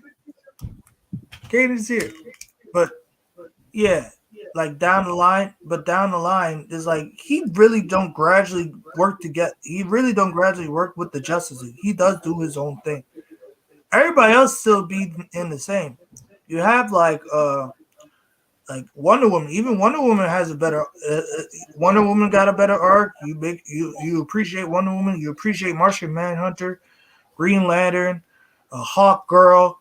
I mean, the Hawk Girl and Green Lantern dynamic was, oh man, it was very emotional, especially the last one. The last Don't get me on Superman. You guys start bullying me about Superman, I'll freaking retire. Dude, I'm not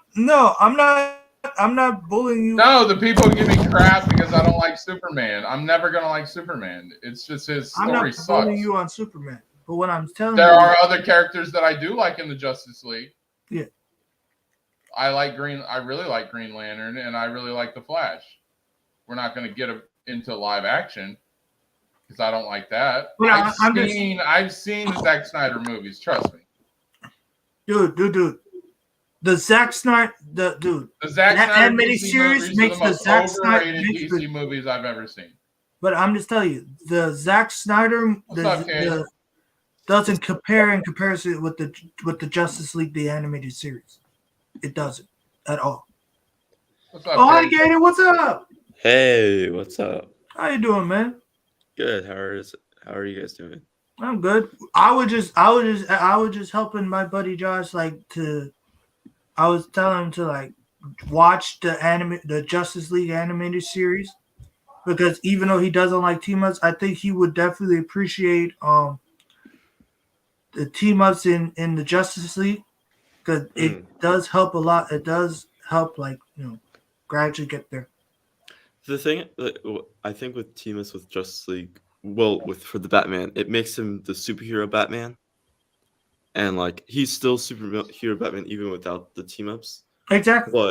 But I think what they should really go into comics, animated stuff, that they've kind of delved into in some comics, is the detective side when he's working with the Justice League. But that's the reason why the Batman. That's the reason why. Yeah. The Batman is so good is because they're diving into the detective side. Yeah, which I really like. I really like the Batman. But I'm not spoiled. But I haven't watched it, but I definitely agree with Caden when he says more detective style type stuff. Yes, Yeah. I totally agree with that. Yeah, and I mean, love he's the world's greatest detective. What I always get very upset with Nate. Can you talk for a little bit, buddy?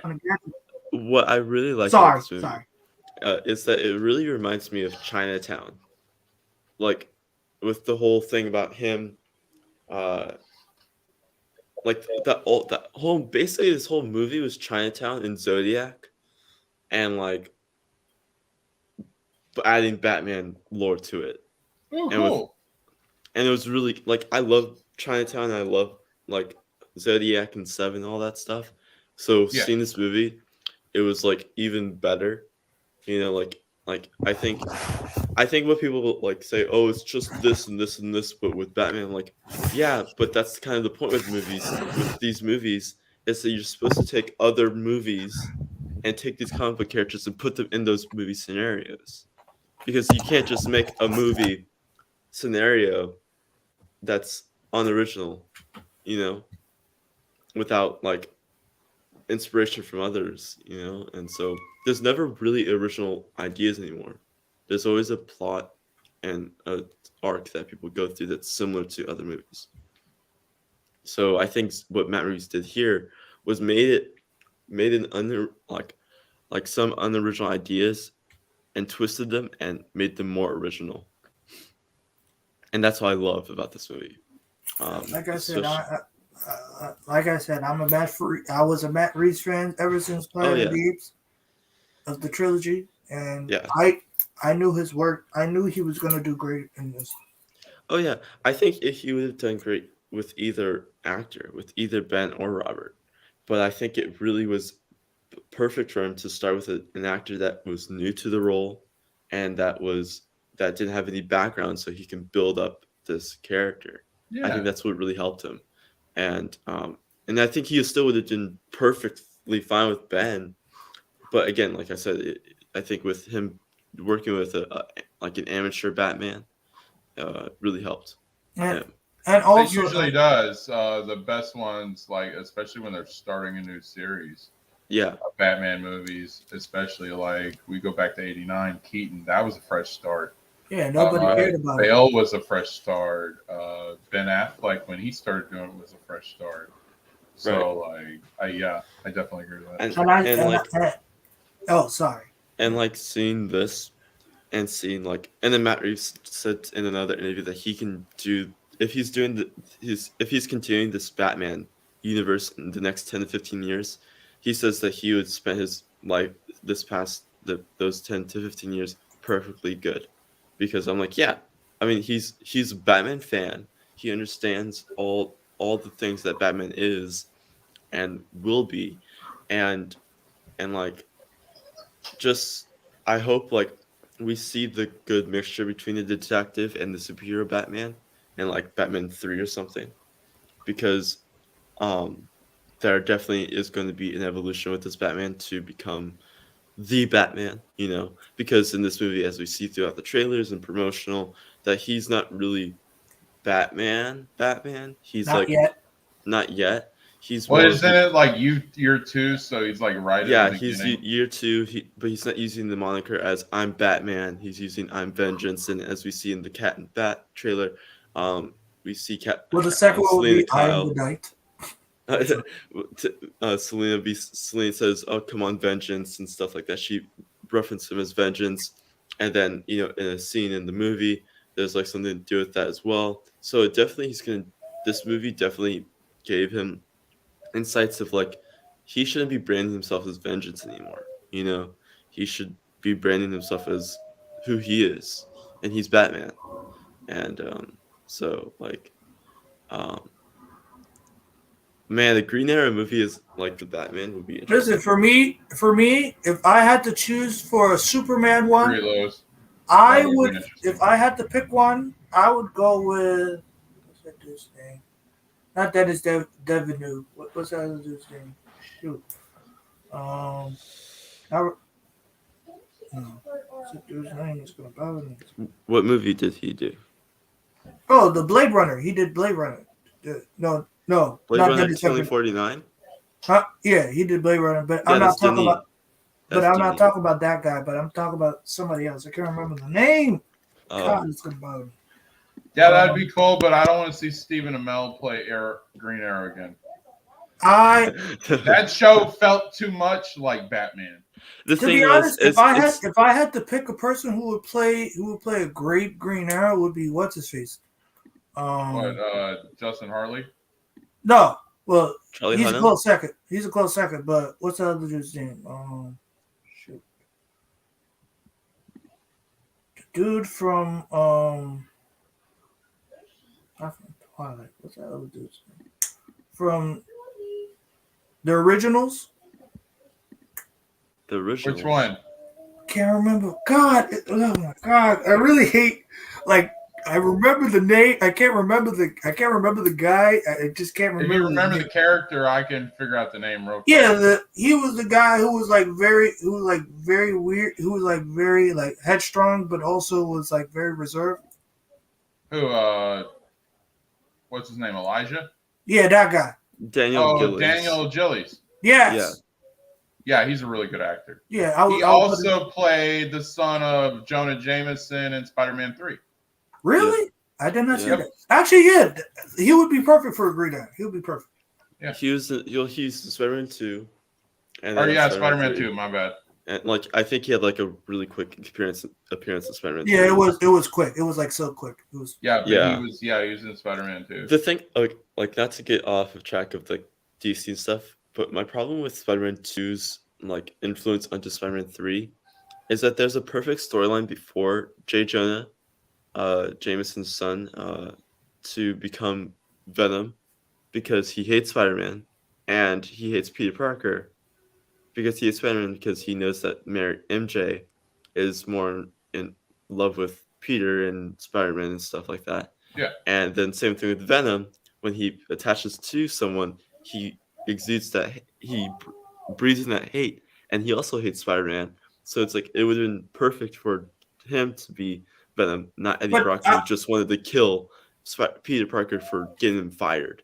But here's the problem: the studio did not want that. They wanted actual they wanted, and Right. which was Well, because dumb. Eddie Brock was Venom, so yeah, Yeah. those make sense in that aspect. But yeah, I see where you're coming from. Kate. Topher Yeah, Grace that would sucks. have been a little more compelling. Topher Grace was, I think, He the same sucks. thing with. Yeah, he was wasted, and he's the thing that he grew as an actor, and he's a good actor now. But yeah, he wasn't. If I had good. to, if Well, I had wasn't to, he just coming off of that '70s show at that time? yeah. Yeah. No, it was another one. I can't remember the name, but I can't Wasn't remember. he coming off of 70 show, or was he coming off of something else? Yeah, it was another movie. I just can't remember the name. Well, right it now. was a movie, but people weren't talking about that. Yeah. Yeah. That '70s show was so freaking over at that time. It was But very if I had to popular and choose a like a lot of people Topher Grace, watched it, like but yeah. yeah, but if I had to choose like a person who he would play perfectly, I would pick Miles Warren. I'll pick Miles Warren for him. He would be a better fit. He says it'd be funny. It's good, dude. I don't do the acting thing. My dad wanted me to He do was the in acting. Ocean's 12, and then but he wasn't Right? in that movie. Yes, I I'm remember that. Yeah. Lewis. I'm more into the freaking behind the scenes producing, writing type stuff than I ever would be as an actor. Dude, I gotta be honest with you. You know, you would be perfect as a Punisher or a Deadshot. I don't freaking act, dude. I guess. But you could be yourself. I like That's coming what up I with mean. ideas and producing and writing and that type stuff. That's why me and Kaden always hit it off, because we were both producers for the channels we worked for last Oh year. yeah, yo, you So, doing yeah. very good. You're doing very good for that. For the big bad people. Yeah, we had one today. Yeah, I love that. that. I just came from that. Yeah. That's what I was like, I pushed my K hour to today, because I had to go pick up my my siblings from school. So it was like, and so I went to go pick up them up. So it wasn't the time. It wasn't right to do that. No. It might not be bad. I mean, okay. The thing I'm interested in, like Topher Grace, he has grown as an actor, as an action star especially. But the thing also is that he has, A good one, right? he was Jack Reacher recently, like in this new show, Jack Reacher. And the thing about that also is that I don't think he wants to go back to DC, is because he was completely wasted in Titans and also completely wasted in Smallville as well. Facts. And also his whole pilot was scrapped. Facts. So it's like that whole thing where I think he's just like Ben Affleck has bad blood with DC right now. He's like, nah, I'm good with you guys now. That was just a favor I was gonna do. You owed me a favor because you all scrapped my Aquaman stuff. And even though I was gonna play Aquaman, I was still gonna get some credits for that. But you scrapped it. You owe me a favor, so put me in the show, Titans. But then that fell through as well because he was completely wasted in that show. So I think he's done with DC. He's like, I'm done. I'm moving on to other action IPs. And it would not surprise me if he goes to Marvel or like Star Wars or something, other action stuff. So that's just me.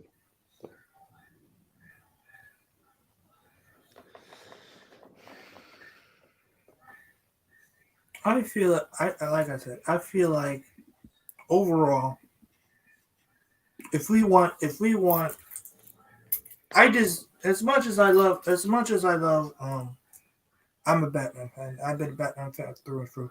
I just feel like for DC, the best thing for them is to get off of Batman for a while, just for a bit until the next. That's why I think the mainstream Batman is Robert Pattinson, while the main DCU Bat person will become Barbara Gordon. And that's the thing that people are like, oh, this is like so weird. But I'm like, if you really think about it, that was Zack's plan as well, where he was after Batfleck sacrificed himself for the next 15, 20 years was getting Batgirl. And that was after Flash reset the timeline where Slade wasn't the person that basically chopped off her legs. Or whatever. So, like, I think having Barbara and really delving deep into the Bat family in the DCEU while making a new Batman in another universe is perfectly fine. Because then you have a new Batman where people can connect to, and then you can have a Bat family that people can connect to. Which helps. Yeah, which helps. And you can even grow the Bat family in this other Batman universe slower, because then you have already have an established Bat family in one universe. You don't have to go full fledged in the other universe. Yeah. And now thanks to the Flashpoint situation, they're gonna just get rid of everything. You're gonna start from scratch. I still want, like I said, I like what they're trying to do. They're bringing out like the Blue Beetles and stuff. But I mean, there's more people they could go with.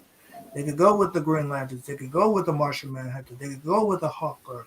I mean, all these other stuff. They can build this universe into better things. And I just feel like they just been so used to like keeping people like a Batman or a Superman up there for just for now. Yeah, I think they're trying to build their own type of young superhero group in the DCU. Especially with Blue Beetle, Static Shock, and possibly other younger superheroes I coming can't in. wait for that. That's gonna be fun. Yeah, so it's gonna be cool to see what they do with the DCU, and I really think, especially with Andy Muschietti doing this movie, I don't think he's not gonna do. I think he's going to do the Justice League movie, and I think that he's going to be a main. It's going to be Andy Muschietti and James Gunn and Christina Hodson are going to be like the main three trio that are mainstays in the DCEU. With I think Patty Jenkins might be done after Wonder Woman 3, and then as J1 said, he's done after Aquaman 2. So they're going to find a new Aquaman 3 director, and then Patty Jenkins, she's done after Wonder Woman 3 and the Amazon show. But all on, listen, I don't listen. I like James Gunn. Very indifferent. I like James Gunn. James Gunn is a good. I think he's a very good director. I don't know much about the other guy. He seems good if the WB trust him. But I don't trust Christina Hudson. I'm sorry. Birds of Prey and Bumblebee has really given a bad taste in my mouth. What's wrong with Bumblebee?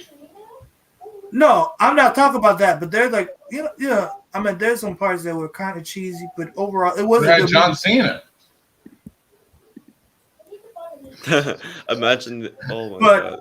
Imagine a movie that has John Cena in it with James Gunn directing and Christina Hodson writing.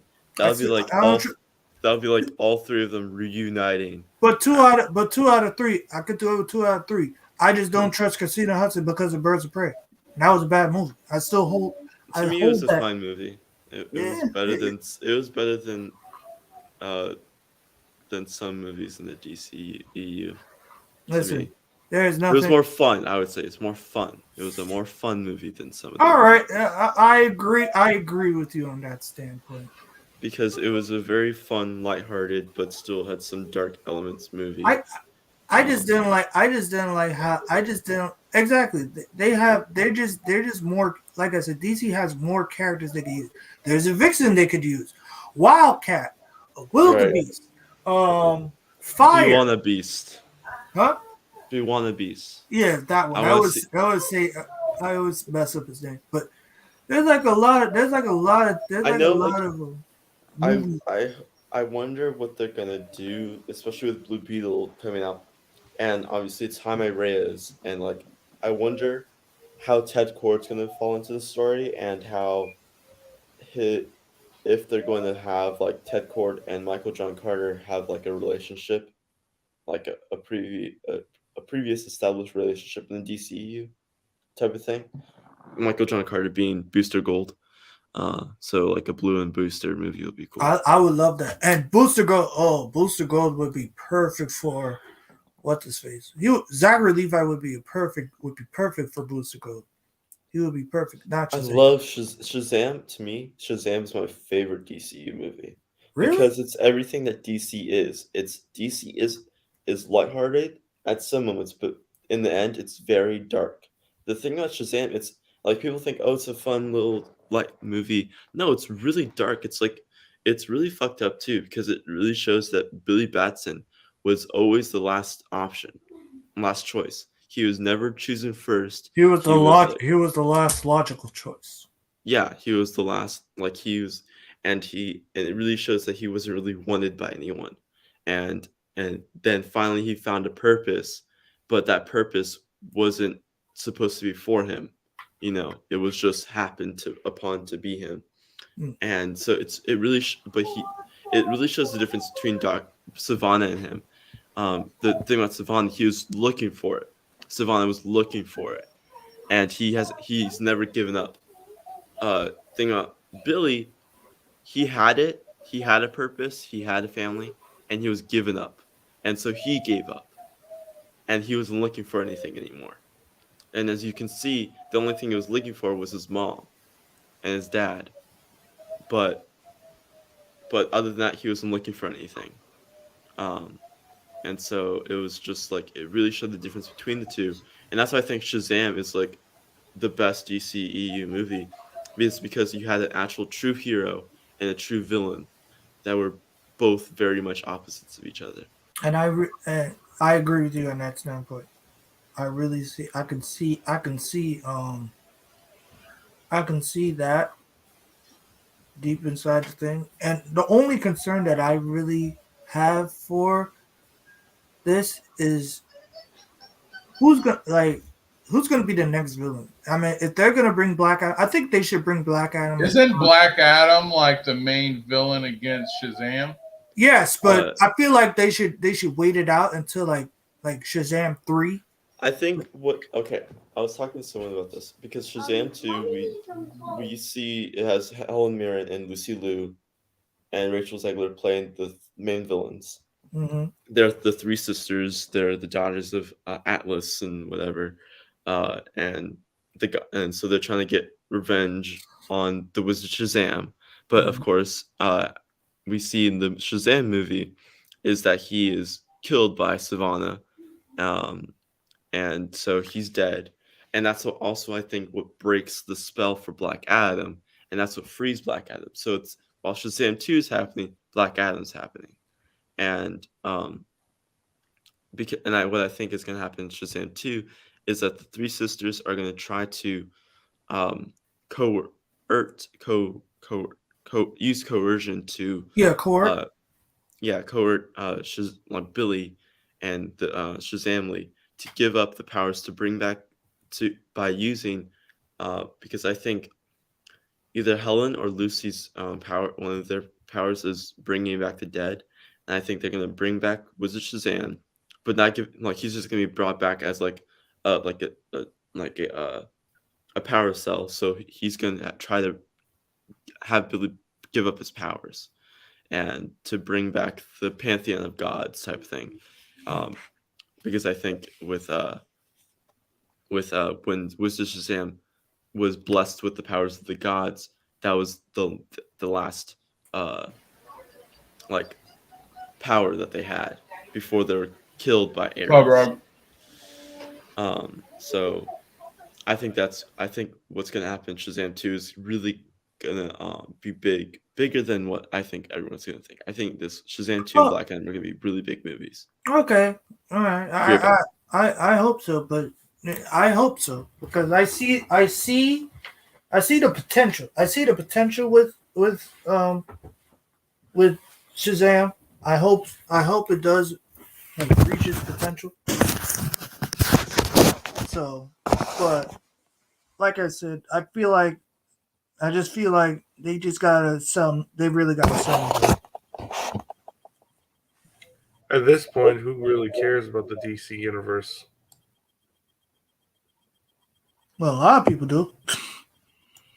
I don't. after after the failure of what they've shown themselves, and I mean releasing the Snyder Cut, just going out of their way to just take away everything that Zack built and just completely reconstruct the entire universe in a Frankenstein even more. I'm sorry, it's not the same universe. When I mean universe, I mean tones, shifts, directions. Everything is just all over the place. And personally, for me, I think it's just in a way gonna lands on its feet, meaning crash and burn. And just like the X-Men Fox movies, when they crashed and burned, when they ended their universe, it will happen the same. Now, I don't like saying that. I really don't. I hate doing that. I don't have no enjoyment factor, but I personally believe, I mean, for me, after Shazam, after Wonder Woman, maybe Black Adam, if they really want to push it, but I honestly feel like Black Adam's going to be a one movie deal. Then after that, once he faces Shazam, he's going to get taken out. The rest is history from there. They end their stories. Everyone has their beginning, middle, and end, and pretty much it's going to end on a whimper. And there really isn't anyone that could change my opinion. They failed as a cinematic universe. They're trying to make Batman to be the main cinematic universe because that's their money. Which honestly, to be fair, that's your moneymaker. And that's the only thing that sells in your eyes. If you want to have the most... Go on. No, continue. No, I honestly kind of feel like for me, after watching The Batman, I'm more interested on Matt Reeves' universe than I am with the DC Cinematic Universe. Even if we got Zack Snyder, he would have to get rid of everything that's built. And that is just says a lot. And yeah. I mean, like, for me, Zack can't fix this universe. They would have to just cut their losses and completely disregard everything they built in the DC Cinematic Universe. You can't fix something that's broken. You got to leave it to its deathbed, bury it, rebuild another one. That's just how it is. Sorry, that's just how I feel. Well, I hear what you're saying, and I agree with like pieces of it, of each of your statements. I hear pieces of it. For me, that's the quote I always say, that is the problem, because it is a problem. I know Batman is your money maker, your money machine. That has always been a set. But the biggest problem here with the DC thing is that you have all these superheroes in your vault, and you're just using two to three superheroes and say make them. The reason, just to interrupt 1 minute over there, I think the reason why they have so many characters and they don't utilize them is A, they are too afraid on taking a risk on something, and B, if they do, they're afraid they're going to fail. And a lot of them are not succeeding. Granted, maybe the Rock will help Black Adam, but that's one movie. Birds of Prey, failure. They released The Suicide Squad, which is actually a better film than the previous film. I know that for a fact because I'm a fan of The Suicide Squad. The problem is, many years ago, they were afraid of doing these characters. Now they realize, wait a minute, maybe we can. And now they realize back, well, we tried, we failed, let's go back to square one. It's all out how your company works. If people don't care about DC except Batman, maybe an exception Superman if it's particular area, because Superman is more an nostalgia brand, not a brand of something that people really looking forward to seeing. Not an opinion, it's a fact, because why would you have the backlash on Man of Steel?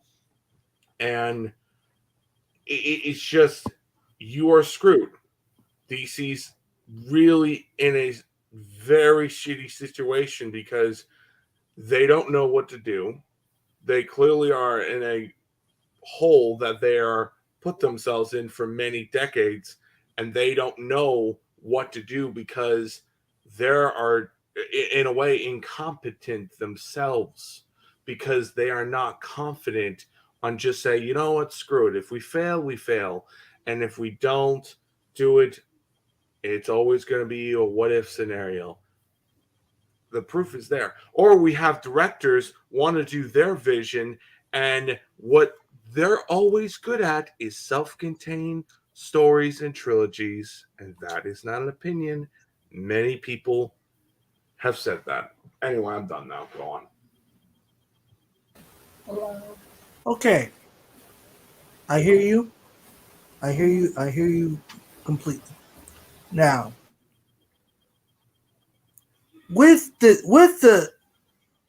I agree with you that they're always going to be people who want to do their visions their way, and the Warner Brothers always counteract that by doing their own. And also, and the reason why this DCEU has become a bigger problem than it already is because of the CW situation. The CW universe has become even a bigger problem. See, from a perspective, they have made it into a Arrow, you had the Arrowverse, very good. You had that Flash, Black Lightning, all that type of stuff, and Supergirl, and all those others. You made them into very interesting parts of that situation, and then you scrapped it.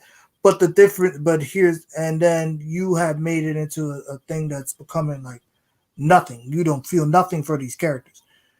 And I feel like with the DC, what they're trying to reformat, trying to fix everything, they're using Batman as a catalyst.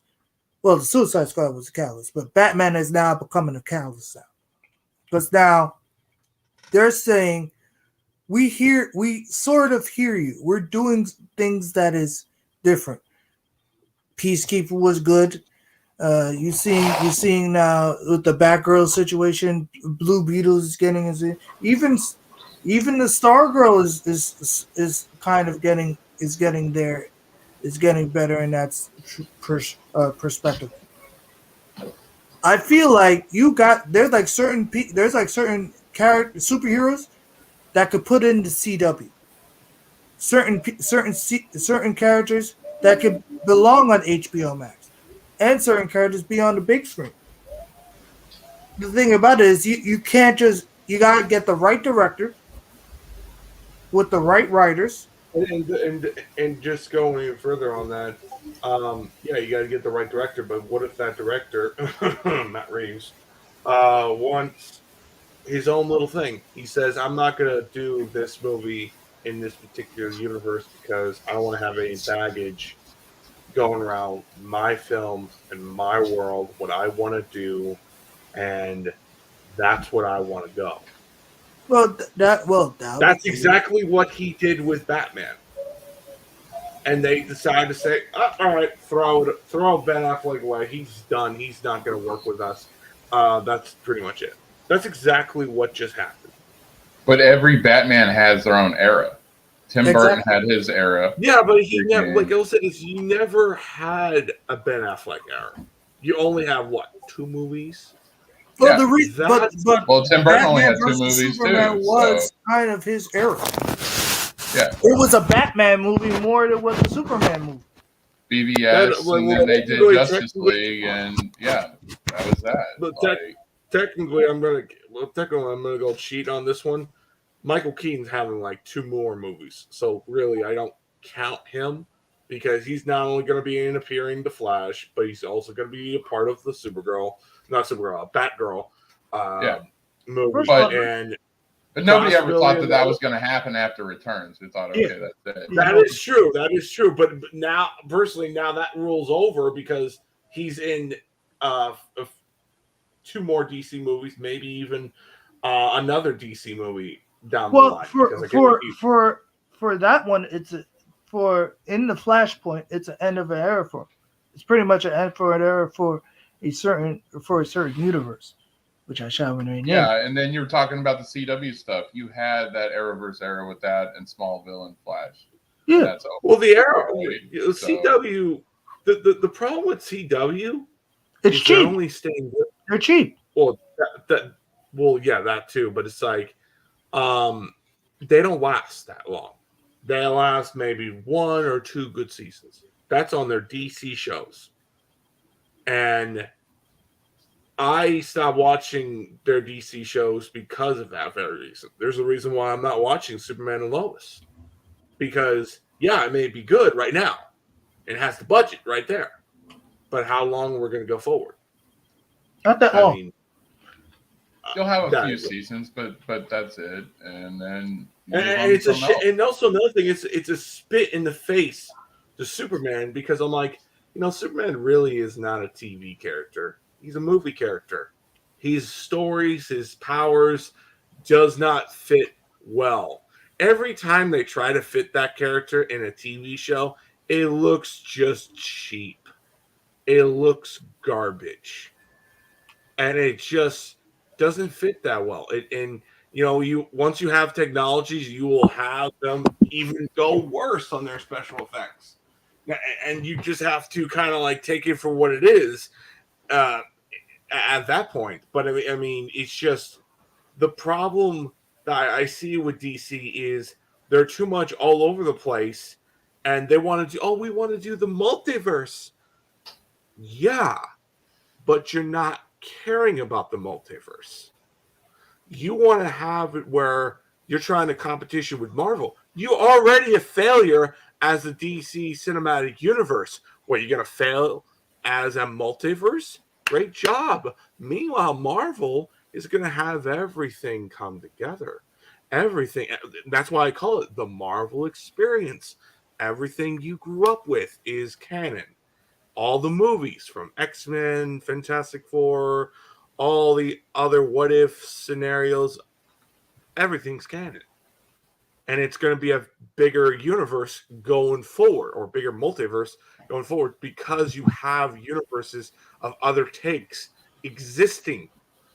And you have this whole war factor, this civil war of Zack Snyder and CW and Warner Media and Warner Armada going at each other of which character we're using, which character we're not using.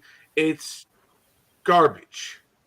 In my view, we should have this situation, but we are. I'll say this right now. The last good The Batman, the last good DC movie was the Dark Knight trilogy. That had a beginning, middle, and end. Yeah, I agree with that.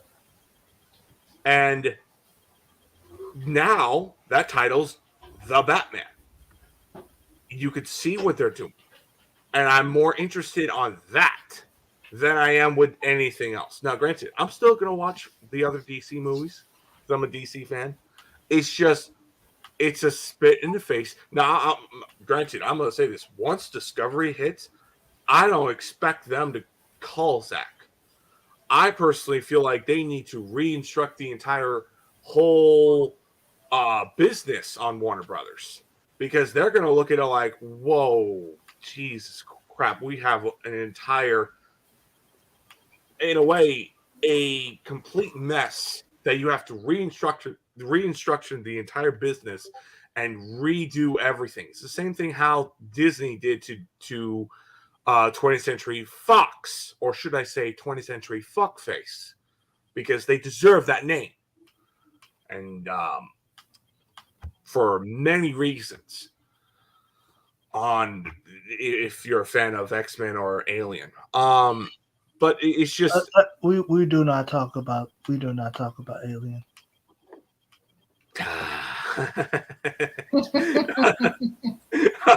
we just don't. After that, we don't. We just don't. That's all I gotta say. But for me, I'm sorry to cut, but I have to say it. I do feel you for what 20th Century Fox did hinder and gratify the X-Men. And I do believe that with Disney buying 20th Century Fox was a good thing. But I think DC has a bigger opportunity from this standpoint. They see the mistakes that they did with Snyder. They see the mistakes that they did by not taking.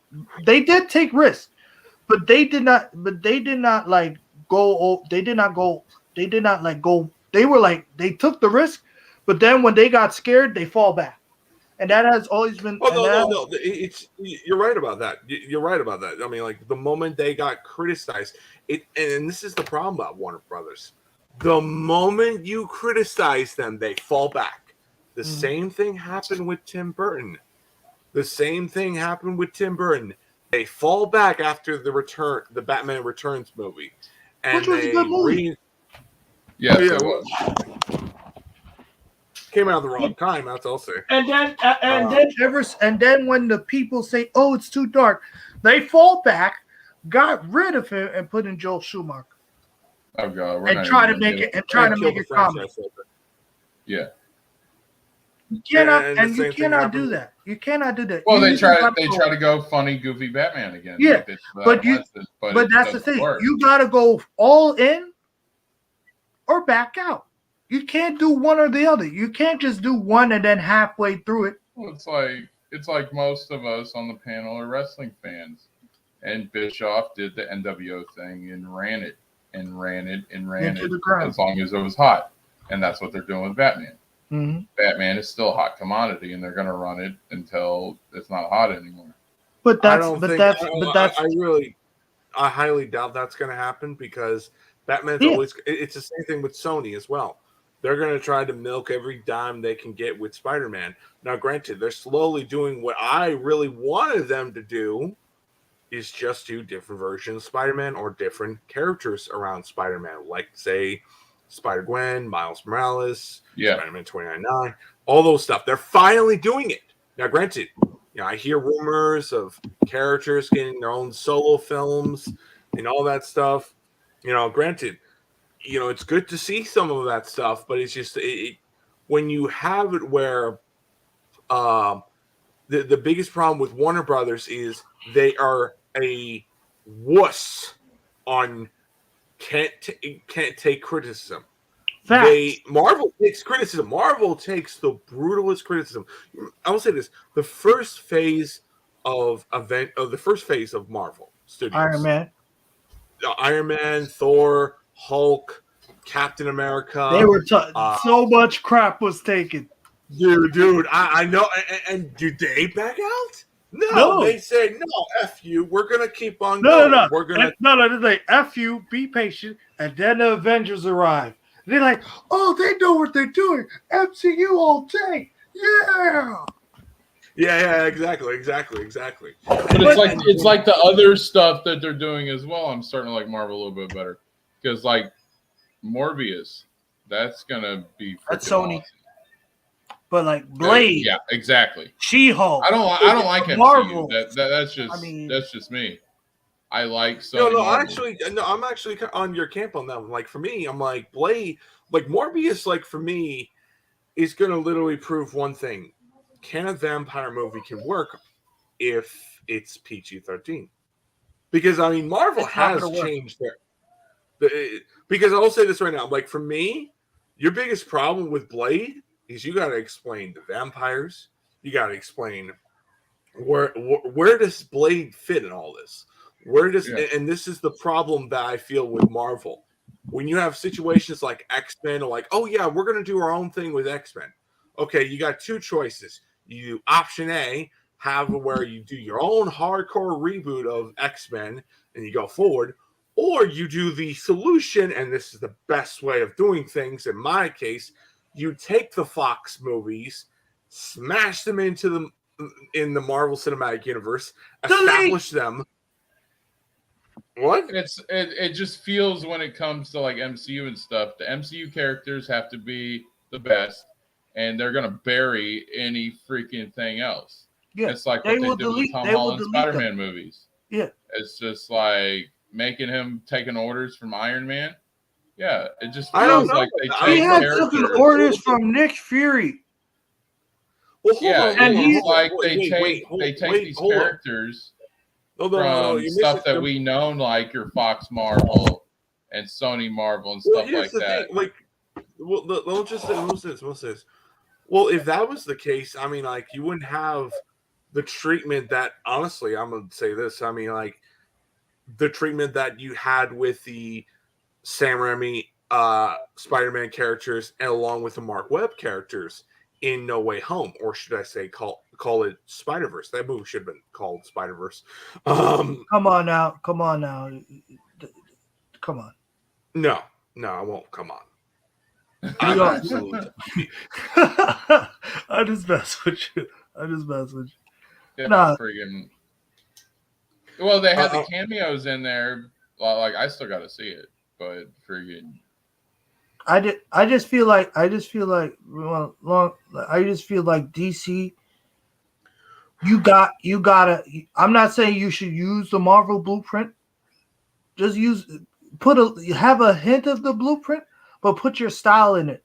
No, it's not. They have to put the Marvel blueprint. It's more like, no. The Marvel blueprint is more like a structure of, like, in a way of establishing a universe. It's a template of what you need to do if you're making a cinematic universe on any film, like the whole, and I mean older Godzilla movies where you had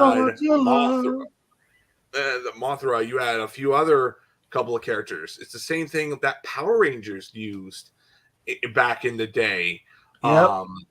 And technically they're still using that because we had Shattered Grid in the comics. But I mean, the facts are, I mean, it's very easy. The problem is you have a studio that is not fit to have a property like DC. And you also have a company that has so many people saying so many ideas, and they can't be all together for one idea. Oh yeah, they use the Marvel blueprint and backfires every single time. So yeah, so freaking they did it for Justice League. But they trashed on that. Then they used it. Then they're using it for the Flash. That was different. I mean, like, people are hating on it before it starts there. No. That was the Justice League thing was completely different. You had Justice League get fucking butchered because a studio wanted to get a good paycheck. You had a studio that was a business practice, nothing else but that, and that really killed everything. That was the death of not only that universe, but that was the downfall of everything going forward, because you have where Ben Affleck's out, Henry Cavill's out, and personally, honestly, look, I love Henry Cavill as Superman. He never got the shine that he truly deserved. I wish he had the Andrew Garfield. I wish he had the Andrew Garfield treatment. No. What I mean is the Andrew Garfield treatment on No Way Home. I wish he had that chance to where he at least played that character what he needed to be. But yeah, I agree. He did have the Andrew Garfield treatment. Good actor, great everything what you need. Shitty people to work with, besides Zach, and that's it. Yeah. And he wants. Well, like the Flash thing should be good, but like people are hating on it before it even comes out. Because the Flash movie is going to get hated on because it's going to be the catalyst of everything. They're using the Flash as a restart.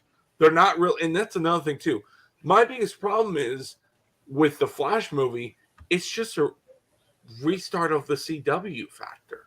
What I mean is they're just doing season 1, but just do it in their version. I'm like, couldn't they just use a different Flash? Couldn't they just use a different Flash and going forward? I mean, it's going to be a very like, who did it better, CW or the Warner Brothers? And well, to me, the Flash feels like it's just like No Way Home. You got the one hero that nobody gives two shits about, and then you're bringing back two heroes that freaking people like. That is true. That granted, I will say this. I mean, I do like Tom Holland's Spider-Man. But the problem with Tom Holland's Spider-Man is he never has characters that you need. Look, I don't care about the Uncle Ben situation. To me, that's a I don't care about that either. It's more like turning him into Iron Boy Jr. that pisses me off. Agree. That makes sense to a degree because, and I'll explain why. I think that makes sense because you have Peter Parker looking up to someone. Same thing would happen to if it's Dr. Connors or Dr. Octavius, and it's like it's no different. It's just it's the way you handled it. The problem is with Marvel is they hated what Sony was going for. They wanted to just do their own take, and it's the same thing with how Matt Reeves is doing the Batman. He wanted to do his own version, his own take, and that's exactly what happened. Now, granted, we may like or dislike how we feel about their takes. I personally feel like Tom Holland's version of Spider-Man is fine. The only problem is I would like to see not only characters that we haven't done or villains that we haven't done. Like for me, I want to see the Kingpin in a Spider-Man film. That's what I really want. It's like in Batman movies, I've said this, but I felt this way for a long time. I want to see Victor Zsasz in a Batman movie because we haven't seen him. Oh, yeah, that'd be cool. That would be really, in a way, that would be really great. Yeah. Stuff like that, or the ventriloquist, or actual black mask outside of freaking Birds of Prey. Yeah. That's the type of stuff I'd like to see in a Batman movie. We've seen Riddler before. Love it or hate it, we've seen it. We've seen Penguin before.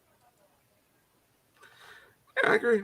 But yeah, I mean, granted, we haven't seen Penguin in a long ass time, so I'm like, I feel like we needed to have a retake on that character. Yeah. But I mean, I guess everyone kind of left. They've been here for a while, Elite. So. Because we're going on almost 4 hours. So Jesus. So we've been here for a while. All right. Well, but yeah, like I totally agree with you when you say you like to see fresh villains. Yeah, I definitely agree. The villains I want to see is, of course, Kingpin, but also Kraven the Hunter, and that's my biggest problem with Sony is like, why are we doing a movie about him that we could just literally throw his ass in the Spider-Man film and you could really go forward from there? I mean, you could have where Kingpin's hiring villains to take down Spider-Man, and you can go forward from there.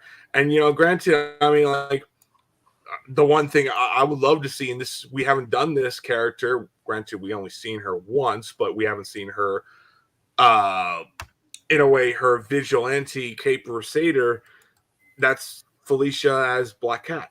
We haven't seen that. Yeah. We haven't seen that whole love story in a way, because that would be a really interesting take of what would this version of Spider-Man would do with Black Cat. I mean, like how would she feel with that? And there's so many things that in a way opens that door, and also it's like, who knows? Maybe Peter would be better off with her than Mary Jane and keep her safe. You get what I'm saying? Like, that's just I've always wanted to see the Maxim Carnage storyline, and I think Black Cat was in that. So yeah. Oh yeah, along with Venom. I'm like, no, dude, do you feel like Venom is a missed opportunity? He's not in the cinematic universe of Marvel, because I'm like, like the moment they put him in, but they take him out at the same time. Like, why put him in the very beginning? Why are we putting him in? I like Tom Hardy Venom,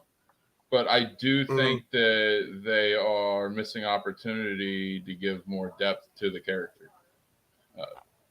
What do you mean on that? Can you explain?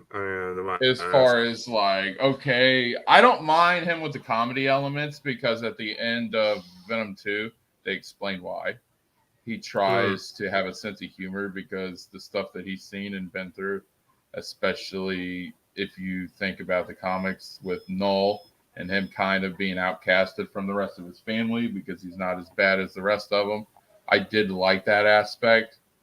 But you could go much more deeper than that. You could give a little more backstory into the actual Venom symbiote. And like show scenes of Null being the king and freaking kind of like giving him a really hard time. And you could show like back when they were all in other universes, like as a family, and show the backstory on why he's considered like the black sheep of his family and stuff like that. Oh, okay. Oh, how did you feel about they did Venom? Oh, no, not Venom. Carnage. Correct myself. I was fine with it except for when they killed him. I don't think they should have killed. I think they should have left at least a drop of the symbiote so he could always come back. I did not like them killing off Carnage, but like that movie, The Experience, it was the first time that me, my wife, and my kids went to a movie theater, and we went to a private showing. So it was really special, and for the most part, I enjoyed the movie. I had my main worries is they were going to give him a personality, and Carnage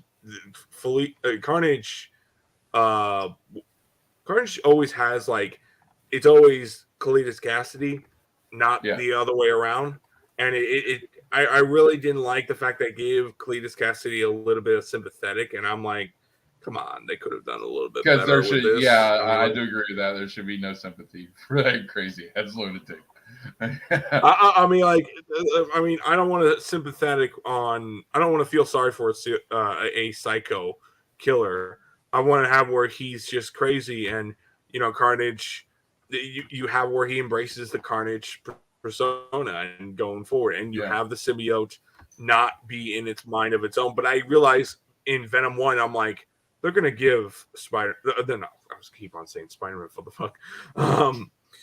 They're gonna give Carnage a personality, and that's gonna be the only thing that's gonna suck about it. And granted, I was right, and I do hate when I'm right because I'm like, I wish that I was severely wrong on that. Because I mean, when I think about all this stuff, I'm just literally. I would like to see Sony prove me wrong in a lot of degrees, but right now, I mean, with them, they're doing the stuff that I really want them to go. No, the only thing I would love them to do is let's do Spider-Man 1, let's do Spider-Man 4 from the Sam Raimi universe, and let's do Spider-Man 3 along with the MCU with the Spider-Verse film. How would you feel? I feel like you would give more takes on anything if you get what I'm saying. Yeah, I definitely agree with that. And then they teased at the end of Venom 2 that they're probably going to be doing a Venom versus Spider-Man, which I'm excited for because I hated Spider-Man 3. So this would be, I'm interested. Yeah, they've been itching for it. They've been trying to go do this, but I mean, like, which Spider-Man would it fit? Now, granted, a lot of people say, "Why don't we do Andrew Garfield's?" Which I'm definitely down for that. I think I'm a big advocate for giving Amazing Spider-Man 3. He's the only one that hasn't had a third Spider-Man movie, and love it or hate it, I think it would be good to just check it out and see how it goes. I wouldn't mind. I didn't hate Andrew Garfield's Spider-Man. I like that they actually showed his parents in the first one. They hardly ever mention his parents in any of the movies. But freaking in the Amazing Spider-Man, they mention his actual parents. So I thought that was cool. Yeah, I agree. Yeah. So I'm definitely, if they had Tom Hardy Venom versus Andrew Garfield Spider-Man, I'd be cool with that. I mean, I'm definitely looking hopefully cross our fingers if they ever do. Because I mean, like something like that. I mean, like it just why would they not do that? You're doing the multiverse of Marvel. I mean, and plus Marvel should consider doing like if we're going to continue a particular franchise. Why don't we go forward with this take and why don't we bring these two characters in, but let's continue their universe and make something good. But yet again, I don't know if that's the thing. I don't know if they want to do it. I mean, like they got so much on their plate. They got everything practically. The only thing they don't have is Spider-Man fully. And I will say this right now: that will happen. They will get him back, and once that happens in a couple of decades, because I do believe Sony's going to get bought by somebody. If it's Apple or somebody else, I mean, like, I don't know if, like, granted, I mean, like, I can only hope that they could work together with Disney and Marvel, but it's just, we'll see. The only thing I'm worried is they're gonna look at Warner Brothers with the Batman, and they're gonna think about rebooting Spider-Man. And that's going to be not too good. Not too good. Yeah, I definitely see that because like Spider-Man and Batman are on the same trajectory when it comes to the way they format it. Mm-hmm. We've gotten a lot of Spider-Man movies. We've gotten a lot of Batman movies. Yeah. Did you like the Snyder Cut? No, just asking. Oh yeah, I've seen the Snyder Cut. I had to watch it a few times because it's so long. I kept falling asleep. I stayed up almost all night, and I'm like, I was watching Batman vs Superman, and I was gonna go watch Man of Steel, and then I'm like, saw a website that has it. I'm like, oh, I know Man of Steel already. Let's go already. Fully on. It had a little bit of everything. I didn't mind it. I love Jeremy Irons as Alfred. Thought he was awesome. I think the movie or the music in the movie for Wonder Woman is fucking hilarious. Yeah. They go the I think it's so damn funny. For me, I mean, like. I liked how they portray on some of their characters. Like I love the way they've done Superman a lot because in a way that it's a very realistic on what if a person finds out, oh yeah, you're an alien from a planet and you got superpowers and you gotta pretty much hide who you are because you don't know how the world will react. And once you reveal yourself to the world, how can the world accept you? And you get, in a way, critically blasted.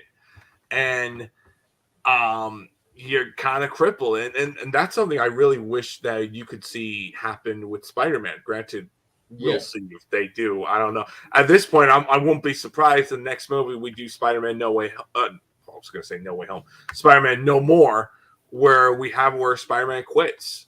And because he's technically lost everybody.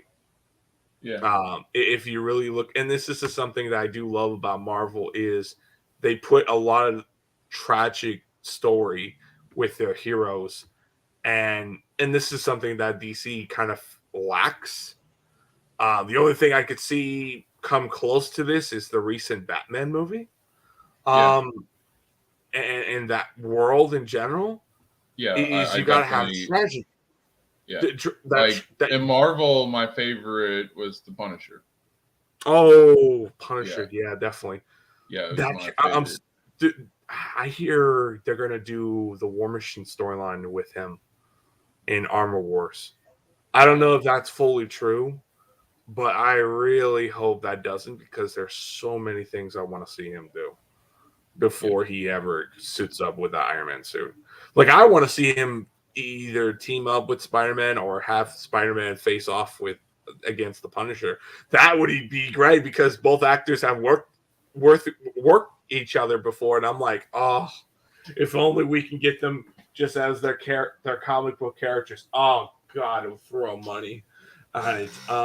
Granted, we got a clip of it with Daredevil and I was very happy that Daredevil showed up in Spider-Man No Way Home. Granted, the only problem is now it's like, are we going to continue the Netflix characters? Because the Netflix there's a lot of criticism, but I think it'll be fine. The stuff that they did, the problem, like the Punisher stuff, might need to tone down a little bit or get a higher rating, but like everything, or else, just throw it on Hulu. That will be a area that they were gonna they should utilize, because Disney is a part of the Hulu stuff as well. Like they have Hulu a part of their subscription service. Oh yeah, because of the package. Yeah, they got the bundle. And it's like, you better just utilize that. And plus, they were gonna do a Ghost Rider show, which I was super looking forward to, because that show was based on the Ghost Rider. I was very excited because I like that Ghost Rider, the recent Ghost Rider. Yeah. But since they Ghost Rider canceled 2, yeah, I would like a Cosmic Ghost Rider, which is a futuristic Ghost Rider, but Frank Castle is Ghost Rider. So that would be freaking cool. That was a really cool, nice twist. I actually kind of find that very interesting. And speaking about Ghost Rider, like I kind of find it like the tragic on that character is he never got a good film. And the only thing that came close to like, this is Ghost Rider, he doesn't play bullshit, he doesn't play comedy crap, is the Agents of S.H.I.E.L.D. Season with him. And not only they did the character from the comics, but they had the spirit of Ghost Rider, what that character or the idea of the character is. He's a vengeful spirit, and he hunts down people that have, in a way, spirit elements or whatever the fuck. I mean, like he's just such an interesting character. And there's legacy characters that really go on with it, and you could do a lot of great movies out of it. But it's just the problem I feel with Marvel. It's like they can't fuck up. That's the biggest thing. That's the biggest, in a way. They can never fail. They can never fail. They cannot fail like Warner Brothers has. It's like when you have a universe, like, sure, yeah, one movie doesn't do as good. Oh well, no big deal. There's a lot of factors. You have such a freaking, and a lot of people don't realize this. You have such a rich library when it comes to Marvel. Stan Lee created so many damn characters and cool characters that freaking you can do anything with. Punisher is just as popular as Spider-Man, and Daredevil is just as popular as Spider-Man, and the X-Men are just as popular. And then you have Fantastic Four, so you have all this library of characters. It's just amazing. Yeah, and that's another thing too, where DC is always kind of following the formula and going forward. With Marvel, it's like you not only you have different takes that's already established, and you could bring them in for a movie or two and go forward, but you could do other characters that nobody has heard about, and they could go forward with it. Now, granted, people may not like it as much, or people have a small fan base of it, but they're doing that, and it makes it worth your buck. And now, granted, I mean, the whole Netflix part, I'm like, with Marvel, Moon Knight's going to be the one that's going to make it or break it for me. I'm sure it's going to be great. Sure, it's going to be fantastic. But Moon Knight is a character very weird and over the top, and I don't know if that fits that character, fits the Marvel universe. That because I don't think a dual personality would work. That's the only thing I have my opinion. Granted, I could change that could change once we see. I'm optimistic about it because Oscar Isaacs has not had a lot of hits. Oh no, he hasn't. I feel sorry for him. I feel like and same here. I feel sorry for him, and I want him to have a hit. Like that's just my thing right now. I mean, granted, you could have he had one comic book movie, which was X-Men Apocalypse, and I think he could have been a really good Apocalypse if they just give him the comic book look.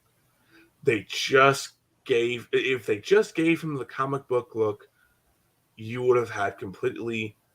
Oh yeah, okay. and then like the animated look as well. Yeah, if you gave him that look, no one would complain. There was a statue, which if I could find the video that I saw that did information about this, there was a statue mold of a comic book Apocalypse. Bryan Singer chose the costume that we had in the final cut, and it's like, thanks, Bryan Singer. No wonder why you keep on skipping the Dark Phoenix saga, you fucking asshole. I'm beginning to hate him. Like I love his first X-Men 2 movies. Kevin Feige was a part of it. I mean, like he built the first two Spider. Not first. He made the first 3 Spider-Man movies with Sam Raimi, along with the first 2 X-Men movies, and it bothers me that, I mean, like, every time Bryan Singer comes close enough to do it, he doesn't do it. He's a fucking wuss, and also a pedophile on top of that. It's just, if you found out like his legal bullshit, it makes you kind of wonder, you know, what could have been Bryan Singer's vision on the Dark Phoenix. I mean, would have been great, would have been awesome, and it just boggles my mind every time he comes close to it.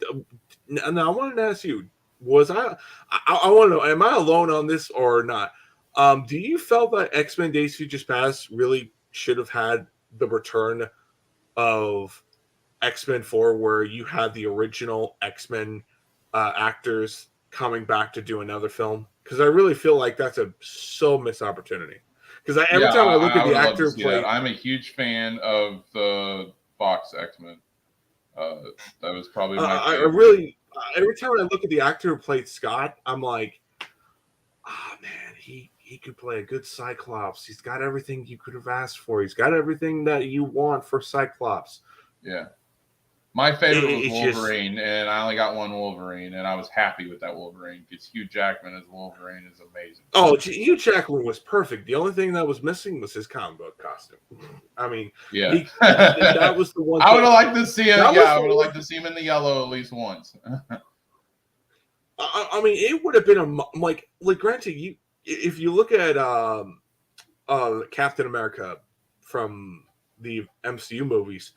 Yeah. Each costume represents the Captain America comics, but they do it in a tweakish modern version of it. I just don't understand, why don't you embrace the comic book look? And they always give off this excuse of, oh, it just wouldn't work because it would just be over dramatic and over the top. Well, he made jokes about it in his lines, and it was like the first or second one. And freaking Hugh Jackman Wolverine. So yeah, but and also another thing is like, I don't know. But you definitely have a good point, and I agree. I would have liked to see the yellow. I mean, what makes it even worse is they have like an alternate ending of the Wolverine, and it's the costume already. You see the costume in the suitcase, and I'm like, yeah. You love to just tease us, Fox. I would have given it a shot at least once. If it failed, if it doesn't, it doesn't. It's like how I feel about a third Andrew Garfield Spider-Man movie. That I wasn't the biggest fan, of course. Toby was my favorite, but I still think that freaking Andrew Garfield should be treated fair and given that third movie all the other Spider-Mans have. I agree with you. I totally, and that's a crime, and that's the thing that when you look at Andrew Garfield. He had, like, I personally feel like his first Spider-Man movie was perfect. Yeah. I just feel like the one thing that destroyed everything, what made their film, what made that movie so special is the sequel that ruined it.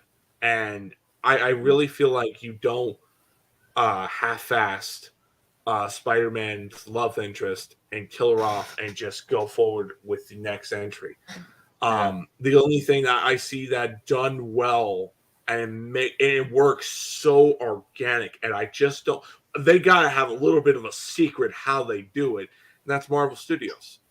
They have characters that have a big part, and it's such a small role, and it just I in a way it really just shows how much they've done so much. Now, granted, like I said, like I love the Tom Holland Spider-Man movies. Problem is, I really wish we could have Spider-Man characters. Now, granted, there's always an actor that's bigger than Tom Holland. You're always going to have that. I always kind of feel like, well, it's the same thing like you could say outside of his movies of Marvel, because there's other actors he's worked with that made him a better actor. But it's just that the problem I feel is with his Spider-Man, the only issue we have is you don't understand where does he fit with the whole aspect of, okay, now he's end up alone. Where are you going to go with that character at that point? But before that, you have where, okay, he fits with these characters, but he doesn't have Spider-Man characters. Like, where's Harry? Where's Gwen Stacy, or at least Felicia? I mean, you could have gave us a bone. I mean, I would like to see Felicia in that one if you weren't going to do Gwen Stacy. Okay, so you had Gwen Stacy in the Andrew Garfield movies. The Tom Holland movies could have had Felicia in there. Oh, and yeah, they tried to give us great. a different MJ, and I just didn't get it. Oh, I think that was just diversity crap. Yeah, probably. I try not to unless it's blatant in your face. I try to make excuses for it, to be honest with you. But yeah, I tend to ignore it, and I'm like, okay, fine. If she's a good actress, throw in the movie. I mean, like, or throw in the movie. Like, it's okay to do a skin change if the actress is good. I mean, and plus the actress is great, and I don't mind her. I mean, like, would I would like to have a proper Mary Jane? Yeah. I got an actress in mind on top of that too. But I mean, like, I don't see that happening. But yeah, it's just like, Kirsten Dunst, Mary Jane, and Spider-Man 2, and everything from that. Her facial expression has just killed it for me. Because Mary Jane in the 90s animated and in the comics was very upbeat and optimistic, and Kirsten Dunst, Mary Jane, look all freaking depressed all the time. No, or a stuck-up bitch. Oh God! Yeah, and they you say can she's go the either closest. way. I'm like, and people say she's the closest thing to a comic book. And look-wise, yeah. Looks-wise, but like personality and her selling and everything of that character, not really. Yeah. I'm sorry. No, I'll just say this with Spider-Man and Peter Parker, they nailed him like a geek. I mean, Peter is a geek no matter what, and that's the best part. That's the best part, because you identify him real quickly, and that's what I loved about Tom Holland's Spider-Man movies, because you had like Star Wars references, Legos, or in a way science stuff where a kid would absolutely love that stuff. But it's just like when you have him going forward, the biggest problem is like you don't know what made him. And this is the one thing I wish we could have at least just have a flashback, and that is I want to know how much it affected like Uncle Ben's death to this Peter, because we've seen both versions of the Andrew Garfield and the Tobey Maguire Spider-Man, how they affect their Uncle Ben and how much their deaths affected their Spider-Mans. I really would have liked to see how much did Uncle Ben, that would have been in a way, like, did it affect him mentally and physically, and that's why he doesn't talk about it, because they're going to have to show that in freshman year. because I mean, like that would be the only thing that makes sense. And if they don't, I'm like, God damn it, you just don't want to show it. You just don't want to fucking show it. I mean, like, yeah, because that was the thing. To me, Uncle Ben and his death was the catalyst to Peter Parker wanting to become Spider-Man, so other people's families wouldn't have to go through what he went through. So to me, it was a motivation. And then in Tom Holland, you don't have that at all. And then like in Andrew Garfield's Spider-Man, his family that died. And that was a motivation for wanting him to save people. And then Tom Holland's motivation was because he wanted to be like Tony Stark, I guess. Like, no, I think there's more to it than just that. I think Tony Stark was probably is, but it's just like I didn't feel the motivation in wanting to do this in the first place from Tom Holland's Spider-Man. Well, my view, and this is my theory, and my whole theory is like they have and it's my whole theory on have Tom Holland Spider-Man looked at Tony Stark as a comfort zone, like a person looking up to a celebrity that they having difficult times, like a person that's dealing with difficult times, and he or she's trying to find a comfort zone. And I feel like Tony Stark was that whole thing, and it would have explained a lot of things why he wants to impress him, and that's a very realistic situation. And I personally feel like that would be a really good direction going forward if they do that direction where Uncle Ben's death affected him so much that he looked at Tony Stark as a comfort zone. And that's why he looks at Tony Stark like, or trying to impress Tony Stark so much. I mean, I don't know about it's it. just Granted, I mean, every time I try to. The thing about superheroes is they all have a reason why they became a superhero. I didn't feel that with Tom Holland. Oh yeah, that's true. You're right about that. I can't deny that one. I mean, like you're right about that. I'm like, if you look at every superhero, there's a catalyst or a reason or a motivation on why they do what they do. And especially Tony Stark. I mean, like he's trying to right the wrongs that he did because he saw what he caused. That's a catalyst of what he became Iron Man. And you know, I could agree with your argument. And you know, granted, I mean, like, I mean, it's just the way it is. I mean, there are many things that fans like us would like to see done better. Like, I personally feel like Zack Snyder's Batman they really should have never revealed, oh, it was Dick Grayson that got killed. And I'm like, great. Now we just lost our opportunity to do Under the Red Hood. Yep. Thanks, guys. I mean, like, how did you feel about that? The BVS, I didn't care for it. I really, I won't say that on other streams because I get crucified every time I do. But freaking, I didn't care for BVS. I didn't care for BVS. Zack Snyder's Justice League was okay because it gave me variety. The part I did like about BVS is given I'm a Batman fan. Batman's about the only thing I am a big fan of when it comes to DC. Batman's the only thing I really like.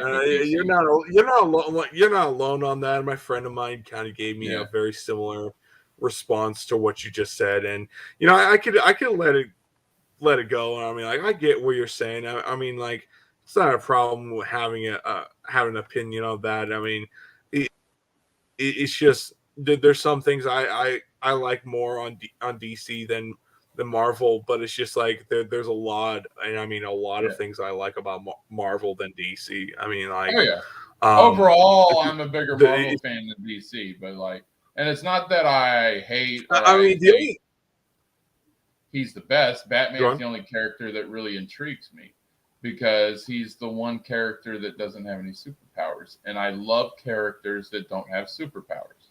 That's why I like the Punisher. That's why I like Daredevil. That's why I like Batman.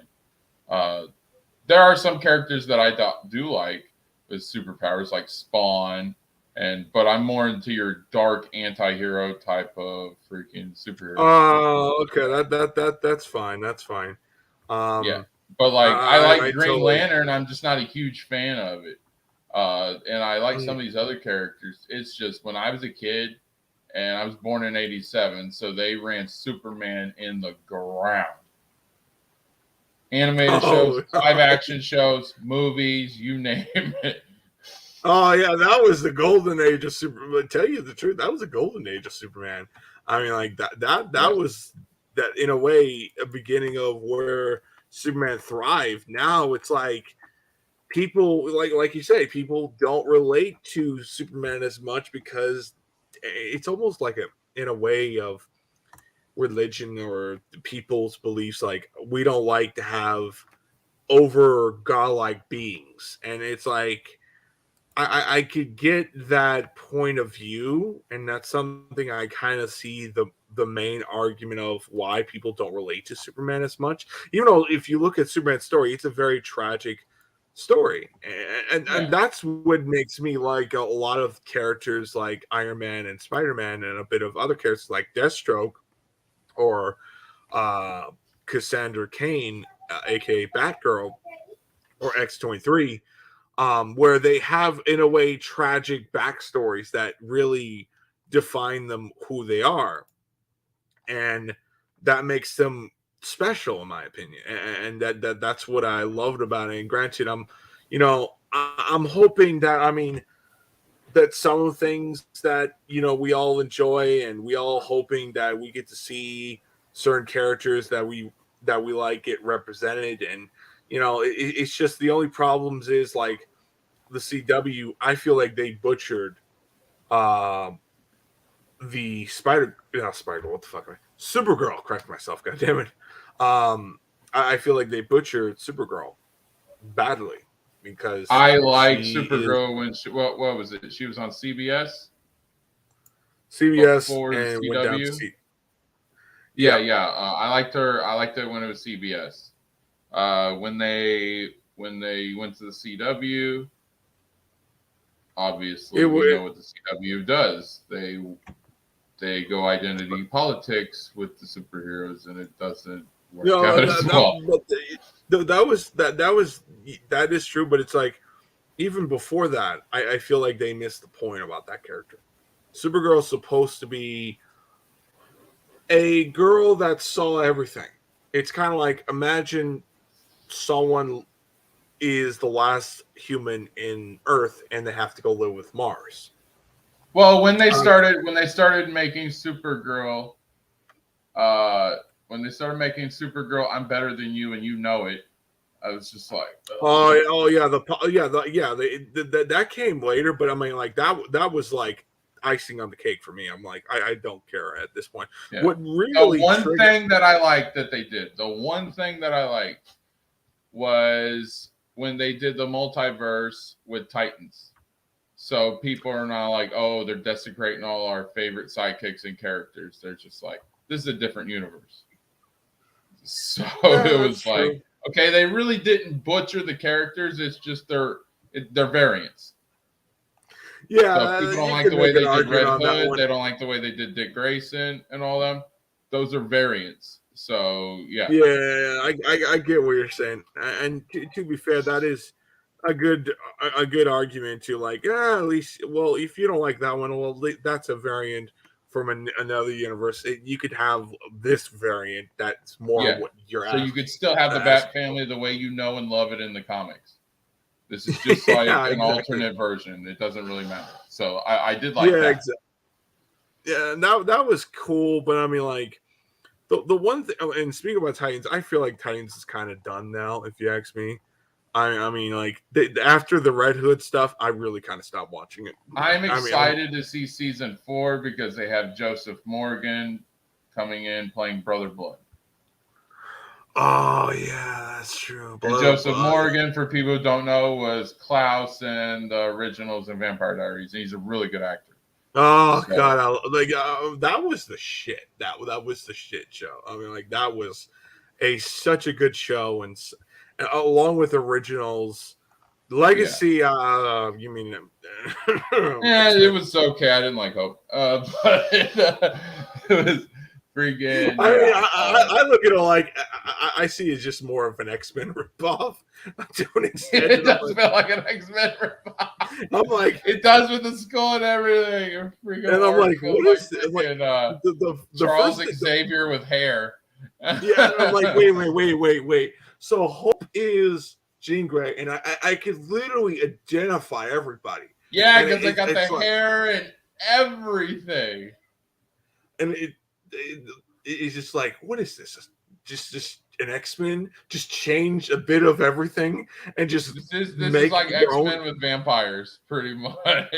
Vampires, witches, warlocks, and I'm like, yes. Holy cow! I don't know how this is gonna work now. Granted, I do mean to go back to watch it, but it's just like I stopped watching it the moment episode 1 dropped. I'm like, yeah, fuck, I'm good. I'll stick with the originals. Like, but I just watched season 3.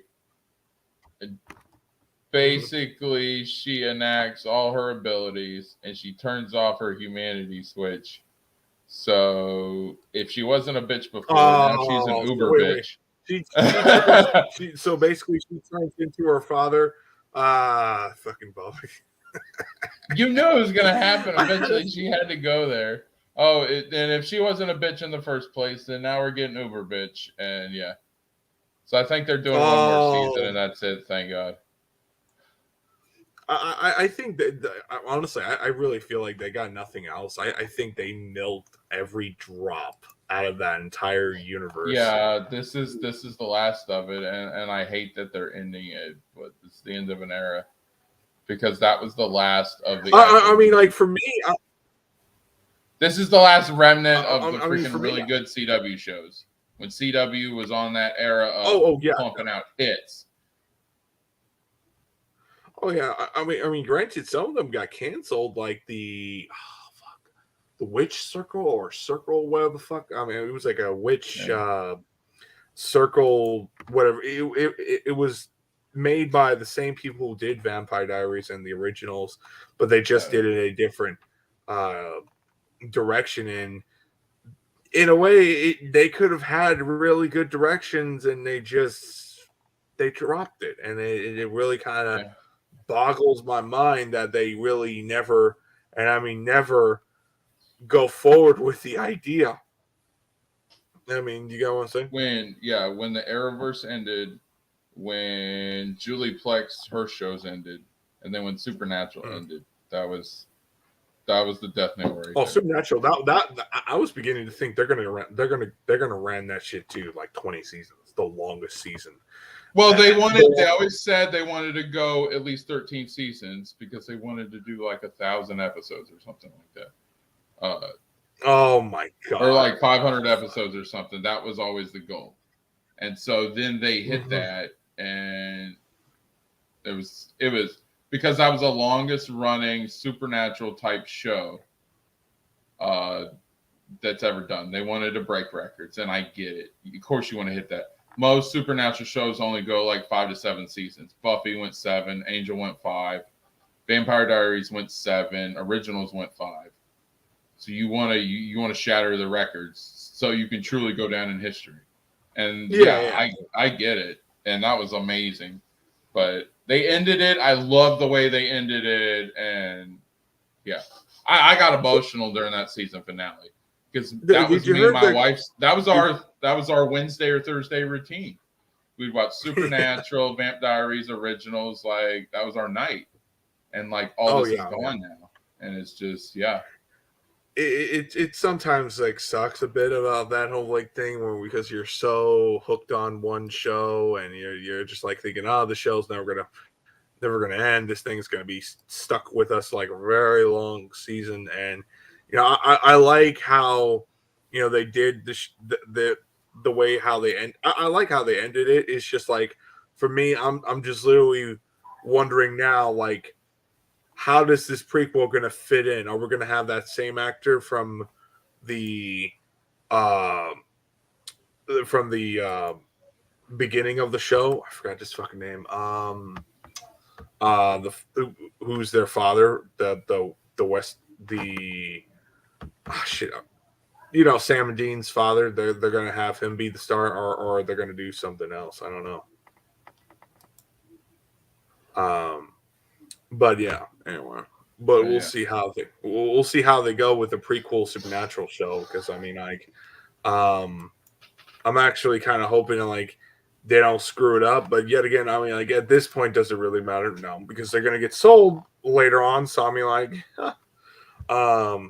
really doesn't matter. But anyway, yeah, I got to hit and run. I got to go do shit. It was nice. Oh, you're good, man. I'm about to wrap it up anyways. We're almost at 4.5 hours, but it was fun. Thanks for coming on, man. It was awesome talking. I've been meaning to come down here, but it's just I've been busy doing other shit. I completely understand. We all been busy. I've been trying to build up the channel and stuff like that, but I've been keeping up watching you, but it's just like I've been like slacking. I'm like I just like every time I want to get on, I'm dead asleep or I'm just super busy. Anyway, it's fine, man. I later, man. Understand. All right, guys. Thank you to all my guests. Thank you to Lee. Thank you to Nate. Thank you to the chat. You guys are always amazing. I know we went a while.